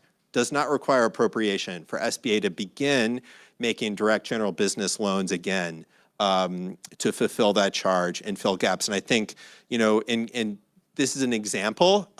Employee ownership is not specifically called out in that proposal, but it's an example of a market gap that could be filled if SBA had a greater role in directly influencing small business lending. Great, thank you so much. Leroy, let's come back to you, and we're going to take a deeper dive into the Rural Business Cooperative Service. And I wanted you to talk specifically about initiatives being implemented to support worker-owned cooperatives. And in particular, you mentioned earlier, so I'm hoping maybe you can give us an example, but you mentioned care businesses, and I think it's important to remember that employee ownership isn't just for manufacturing or construction, or that's, which we've been talking about a lot today, but care businesses are also important. So maybe you can give us an example of a worker-owned cooperative. Sure, great, I'm happy to. Let me first start off with how USDA Rural Development is helping support employee ownership. And that comes in a couple of different ways, and I do want to touch on the healthcare piece of that after. But one that we specifically look forward to helping is in technical assistance (TA). I mean, cooperative programs, we provide a lot of support for worker cooperatives through technical assistance, whether or not that's in person at a conference, through video conference calls, through a number of different publications. We address cooperative operations, governance, legal funding, ecosystem development, and so we have a TA is very important in our arena. Number two, cooperative programs, and I'm going to rattle out a couple of these. They may or may not apply to you. You might be thinking about them, but this is one of the areas where I want to best serve as a liaison, ensuring that our agency can help support you. Business and Industry Loan Guarantee, the Rural Energy for America, or the REAP program, Value Added Producer Grant, the Socially Disadvantaged Group Grant, Rural Cooperative Development Grant, Intermediate Relending Program, the Rural Economic Development Loan and Grant Program, the Rural Micro Entrepreneur Assistance Program, and the Rural Business Development Grant. And so we have a number of different experts who can help walk you through that. We have a great website, and I would say that because I've seen some of my other sister agencies' websites, and I think ours is pretty good, and there are a lot of good videos that can help you navigate that. But if you ever need our support, that's what we're here for. Number three, we provide outreach and cooperative education for federal, for state, for local, and for private partners. Through one of the ways that we do that is through our interagency working group on cooperative development. And just a couple of highlights on that kind of work that they're doing. That committee has been meeting on converting businesses to cooperatives. That's one of the standing meetings. They have a meeting that regularly meets on focus on creating equitable cooperative ecosystems. And then we also work with our partners, right, within the federal agencies, and one of them is, of course, the Department of Labor, with information on the worker cooperatives as they stand up and work to adjust their division of employment ownership through that Work Act. So a lot of great opportunities and examples that USDA and RBCS has that we're excited to share with you. Great, thank you. And just a warning to the audience that we're coming to you soon, so be ready with your questions. But to close out this round, Alex, let's come to you and talk a little bit about how the NEC is thinking about aligning employee ownership effort across kind of these different agencies. Yeah, so in many ways, we have the easiest job here on the table. We kind of go forth and say, we think we should be doing this, and then our agencies are the ones who actually have the money and the tools and the regulations and to be able to sort it out. So I think, most specifically, our role both in just promoting the overall message and priority from the White House perch is just ensuring that all of the various pieces of the federal government that are working on this issue, wherever they are within their respective agencies, are talking to each other and leveraging each other's assets. Funding has come up many times here. There's not a lot of dollars on the table for this particular effort, but by leveraging, DOL's new division and SBA's field offices and the existing interagency working group that was set up by the Farm Bill at USDA, being able to, as a force multiplier, being able to use the other agencies' assets, and in particular the field staff. I mean, really being able to, the technical assistance point is a big one. Just being able to have these resources out there on the ground in the field where businesses are. They're not, not a lot of businesses actually here in Washington, D.C. knocking on our door looking for help, but through the SBA field offices, rural development has a state office in every state and territory, and a well-developed field staff, DOL the same. Trying to make sure that we have coordinated information out in the real world, and then really, bringing the stakeholders and the investment side, the finance side, together with the public sector, with our stakeholders in the nonprofit community, really trying to do outreach across our various stakeholders and make sure that we're both, one, hearing the priorities and issues and challenges that you all are having, so that we may either facilitate fixes here on the internal government side or work with our partners in Congress to be able to facilitate. I think with any alternative ownership or alternative market structure that you can find, there's likely to be some federal regulation or some federal statute that has some sort of negative impact on something you want to do here. It's just kind of the nature of how we write our laws and institute and implement them.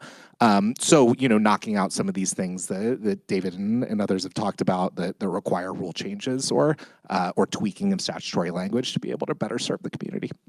Great, thank you so much. And so now I welcome questions from the audience, and I'll invite you to also share your name and where you're from, if you like. Hi, I'm David Rolfe, and for the purposes of this introduction, I'm the chairperson of a multi-employer pension plan serving the home care industry in the northwestern U.S. My question, as you might imagine, is two of you in your opening mentioned the administration's support for unions and collective bargaining. I'd love just to hear your thoughts on the intersection between collective bargaining and worker ownership.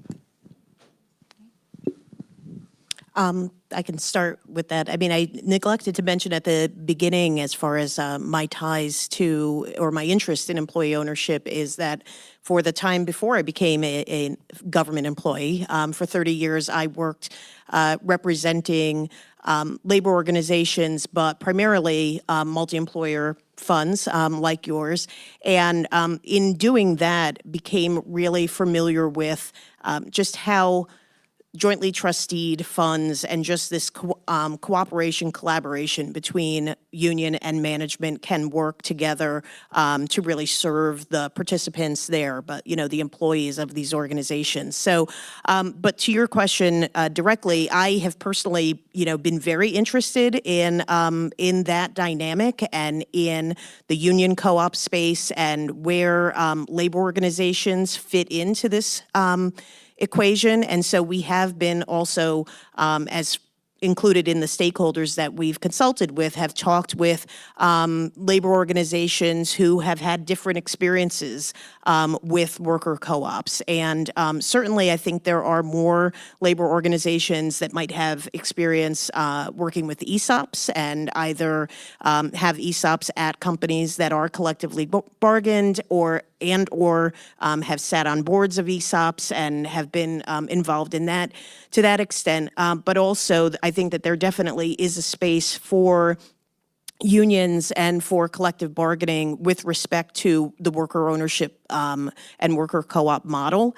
And that is something that we, as we are educating the various communities, certainly, making sure that we can include in those communities labor organizations to see how this can be another part of, and maybe, another chapter, a new chapter for labor organizations in looking at how we can all work together to be able to serve workers together in the best way possible. So I think there's a lot of exciting work to be done and things to be learned in that space. Great, thank you. Anybody else want to add to that?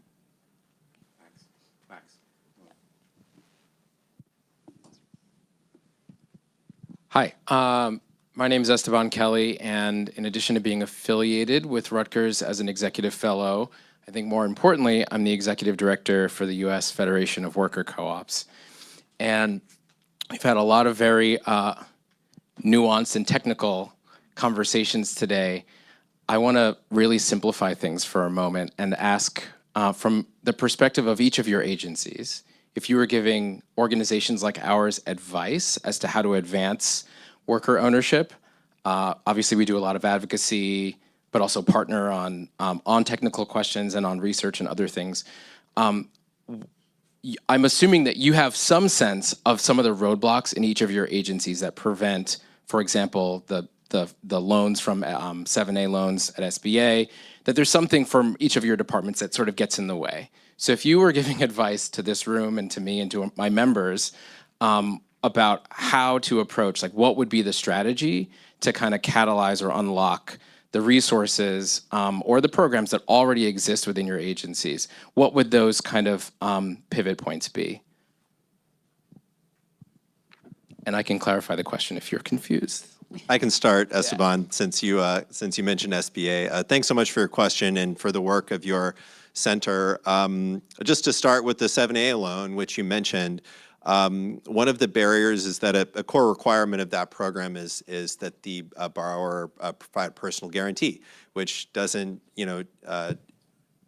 naturally work as obviously well for an ESOP or a cooperative. But there is flexibility for a third-party entity to provide that personal guarantee. So that's sort of a next chapter for us that we're looking at, that we're asking about, is how can we encourage and make available opportunities to satisfy that requirement in potentially partnership with other organizations. So that's something that we could talk about, look into together.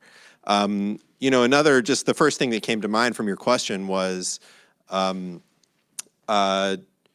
us your feedback on the technical assistance material that the Small Business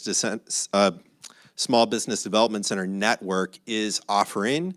I'd be happy to get in touch with you afterwards, kind of share those resource hubs, what's missing, what should we be emphasizing to small business owners, and what would you like us to highlight through our networks? Thank you.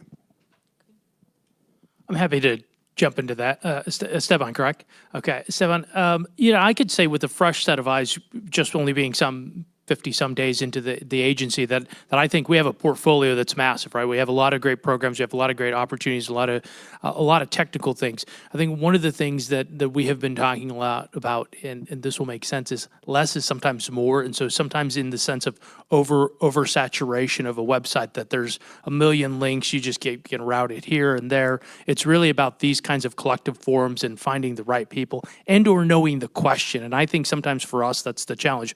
We want to be helpful, especially in a lot of our state areas.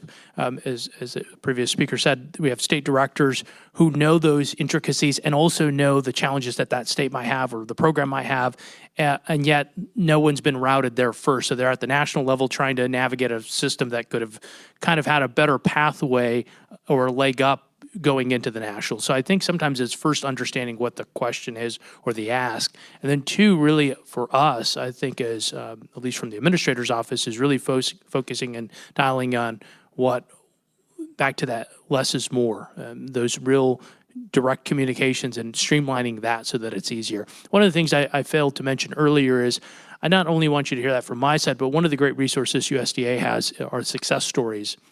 And what I have found great about these success stories is it's helped me navigate and understand these are relevant now because they talk about other businesses and other organizations finding a pathway to success. And so maybe they were looking at a grant that was going to look for construction opportunities or infrastructure or technology. Whatever that was, it kind of helps create that pathway in a 1 to 2 page that talks about the grant, talks about when it was awarded, things like that.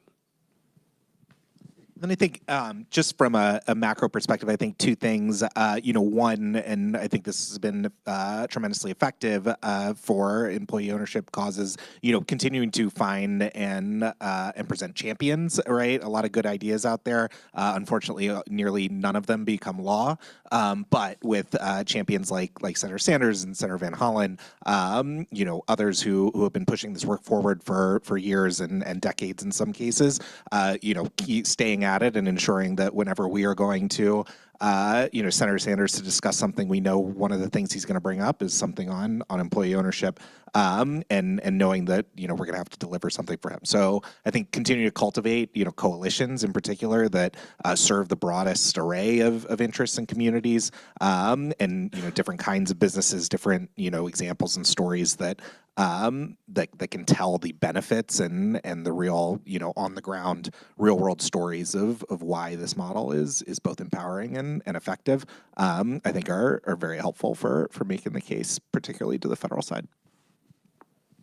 And I'll just round that out if I can, to say that at the Department of Labor, since we are really a new player in this area that has been around for a long time, I know that so many people within the community are excited about being part of how this develops, and have been really generous with information. And I would just encourage folks to continue to reach out to us. It's been great to be able to learn from all of the different entities, but please do not hesitate, as we grow, and I'm sure, that next year at this, as we all gather, there'll be many more things that we could be saying about what the department is doing, and a lot of exciting growth in that area, but definitely reach out to us and reach out to me directly. I mean, if you, many folks here have my direct information. I have cards with me, but I am always open to new ideas and how we can be expanding this. And one thing, you know, as we were saying, like, Leroy was saying, less is more. You know, sometimes also when working with government agencies, less is less, and we don't have a lot to be able to be working with on every project that we would love to spend lots of, you know, time, money, and resources on. And so I think with respect to this project in particular, it's we at the Department of Labor are really going to be looking to partners who are out there in the community so that we can, there's no need for us to be reinventing wheels here. There's lots of really great resources and information that is out there that I think we can work together to put out to this community and be using, you know, again, the power of the federal government to I don't want to say legitimate, I can't even say the word, so I don't want to say it, legitimize, it's too late in the day, but to just give more force to this whole movement. So just look forward to continued partnership and good ideas from this group. Thank you. Great question. Yes. Max. Hi, thank you. My name is Greg Fasciano with the ESOP Association. Appreciate your time and devotion to this. And certainly Secretary Gomez, question for you. Very much appreciate your approach. Thank you, not just in DC and meeting with stakeholders here, but being able to travel and going around and doing that is a refreshing approach. And so thank you for your engagement with that. Just, again, not just here, but around the country. Curious about the regulation, maybe an update on thoughts on timing. I realize there may not be a date or something so specific, but thoughts on timing, maybe where that process is or how far along and when we can expect that. It'll be an enormous issue for both existing ESOPs and surely, as you know, any prospective ESOPs. So it's something that I think reverberates throughout the entire ESOP community. So any update on that? Thank you. Yes, no, definitely. If there's one lesson that I've learned in this position, it's never to say when you think something's going to be done, because I've been known to say that and been awfully wrong. But again, we are working very hard in drafting a proposal, and we do have something that we are working to move forward. It is a very high priority, not only for EBSA, but for the department, and I think also for the administration to move this forward. I know that I get called directly by Senator Sanders asking how the project is going. So I can't say more other than, I certainly within the next couple of months, but it would be wrong for me to say exactly when. I've been known to tell people that you'll have it for holiday reading. I can't tell you which holiday they might be, but I figure that if I just say it's holiday reading, there are enough holidays in the calendar that, I can come close to one of them, but we're working on it, I promise. Thank you. Great. Okay, one last question over here.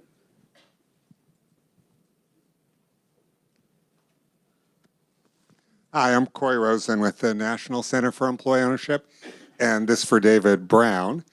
I actually wrote the first Small Business Employee Ownership Act when I was working here in 1980, and went to the SBA after that was passed, and I started the National Center, and I said, you guys aren't implementing this, and they basically said, we'd prefer not to. Literally, almost. The Main Street Employee Ownership Act, I also was involved in drafting in 2018. And then the prior administration, when they came out with regulations on that, again, basically said, we'd prefer not to. They came out with regulations that were directly in contravention to the specific statutory language of the law. Some of that you've changed now, thankfully. But there's still some major obstacles, one of which is the SBA requires its own valuation, even though you have to do a much more rigorous valuation for ERISA. And if you are a trustee and you get two different valuations, which one do you use? And is somebody going to sue you if they say you use the wrong one? And the personal guarantee, the statute specifically says that you cannot, if the seller doesn't retain an equity stake in the company, that you can't have a personal guarantee requirement. And my understanding is the changes that you made are not permanent regulations. So I'm just wondering what that process will be. Thank you, Corey. Appreciate that, and would love to follow up. There's a lot there, a lot more than we can address in a couple minutes, so please. The comment at the end about it not being a permanent, I mean, you know, there are no truly permanent regulations, but that's not registering for me, so I would like to discuss that. Really, let me just say that, you know, Administrator Guzman fully believes in employee ownership and pushing the envelope and doing what we can with the existing resources that we have. And we're not there yet. So just look forward to partnering with you and diving deeper into the items that you mentioned. Great. So just to close, I'm going to ask you each just very lightning round. So looking into not the very far future, so next year's Employee Ownership Ideas Forum, maybe just share one thing that you hope would be different from your perspective. Let's see, Dave, why don't I start with you and we'll just come down the line. Sure. First thing that comes to mind, for obvious reasons, there's a lot of focus in this issue category on businesses that have been around for a while, owners that are nearing retirement, business transition. Let's talk about new businesses. The president talks about the small business boom in the United States. We're getting close to 17 million new business applications under the Biden-Harris administration. The top 3 years for new business applications are 2021, 2022, and 2023. We've got this, and it's the most diverse cohort of entrepreneurs that we've seen, according to a lot of indications. So as you're a new entrepreneur starting up a business, what are the decisions you can make now that would set you up for success to convert later or go ahead and start increasing employee ownership from the get-go? Great. So let's talk about bringing new businesses into the employee ownership tent. Lisa? Sure. So next year, I feel incredibly confident that we will have a rule to look at. We'll be talking in the past tense about at least the proposed rule that's out there. And also, I feel very confident about where I think there will be a lot of growth with respect to our division at the department. We have learned a lot over the past year, and but I think this next year we're past the learning stage and more into the doing stage. So I'm really looking forward to what we can talk about next year and how much we've done and how much we've learned, and hopefully it's not too far off, but we'll have a lot more people who are talking about worker ownership as options and what they've been able to learn as we've been doing more outreach on this. Great. New year, new rule. Yep, Leroy? Similarly, for us over at RD, again, 70-some plus programs in RBCS, over 26. And so a number of those grants, those loans, those opportunities that exist, but sometimes are hinged on being able to be utilized because of the lack of technical assistance that could be provided. And so really streamlining and ensuring that we're having better communications, more efficient communications, helping on the ground so that we can get things launched. So that's a benchmark that we'd look forward to measuring. Yeah, fantastic. And I'm going to go something I hope will be the same next year. I hope I am still here and we are. I'm glad someone said it. We're able to finalize and complete some of the work that we've started. As Lisa and David were mentioning, we've got a lot of unfinished business on the table. I think we made a tremendous start, whether it's addressing, by regulation or statute or just programmatic implementation.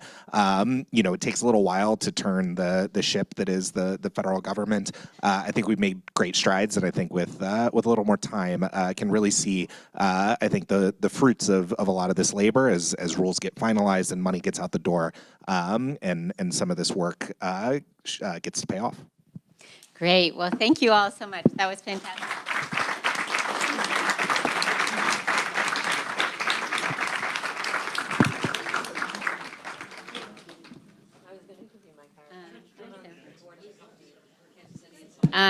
So now we have one more thing before we close for the day.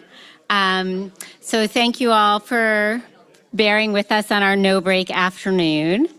But I'm really thrilled to have Sarah Kay from Prudential Financial working her way up to the front to provide closing remarks. Sarah's been a really strong supporter of the work we do at the Aspen Institute, certainly, as well as the work at Rutgers. She's been a big supporter of our job quality work. Prudential's been a strong supporter of employee ownership all across the country. So really grateful to have you here to close us out for the day. Thank you, Sarah. Thanks, Maureen. I will keep this short because I know everybody wants to head out. I just want to, first of all, thank you all so much for spending the day today. Thank you to the Aspen Institute, Rutgers, for really putting this amazing convening together for the second time this year. As Maureen mentioned, Prudential has been invested in both Aspen and Rutgers for quite some time in a number of issue areas. And for those of you who don't know who Prudential is, we are a global financial services company. We're about to celebrate our 150th anniversary next year. But we were founded and we're still headquartered in Newark, New Jersey. And our founder back in the day, he started our company because he saw that working class families didn't have the financial means to bury their loved ones. And so our first product was burial insurance. And so our company from the very beginning has always been looking at what's that societal challenge and what's the connection to business growth and impact, and how can we help solve societal challenges with business solutions, but also working in partnership with government entities and nonprofit organizations.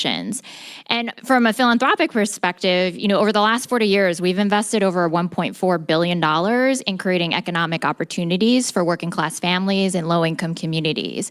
And over the last couple of years, we've invested over $6 million specifically in employee ownership programs and initiatives. Some of you are in this room. We support practice organizations like Project Equity, Ownership Works, but we're also supporting organizations like Morehouse College, who's creating and setting up a Black employee ownership program within their institution and supporting businesses in Atlanta to convert to employee ownership models. We're also supporting a study at Boston University, including all the research studies that we support at Rutgers, that's looking at how public companies are disclosing whether or not they have an employee ownership model or program, and seeing if there's a financial material performance factor for public companies.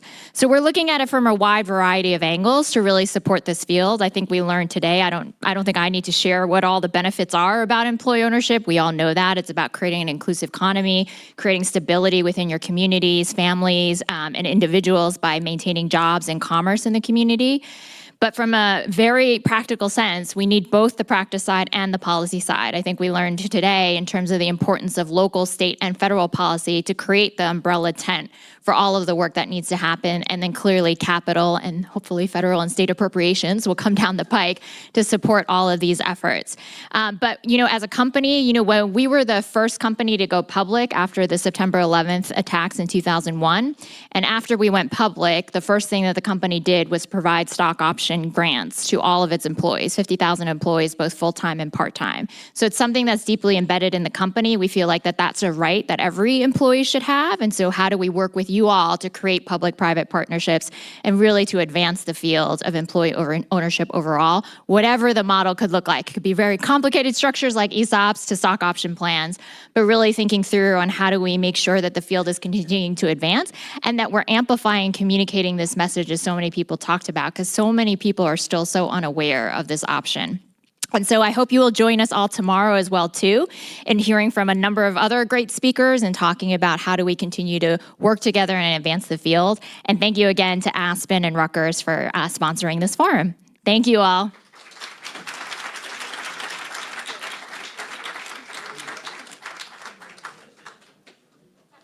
So just 60 seconds more to freedom. A couple reminders.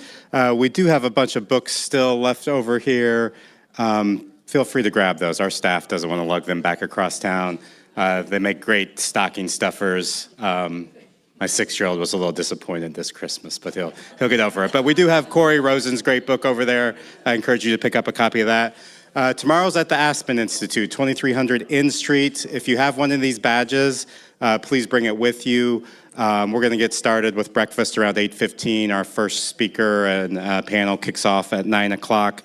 I want to say a big thank you to our virtual audience. They've been extremely patient today as we encountered some internet connectivity issues, and we hope they'll come back tomorrow. But thank you all for being here, and we'll see you bright and early tomorrow morning, and enjoy your evening. Thanks.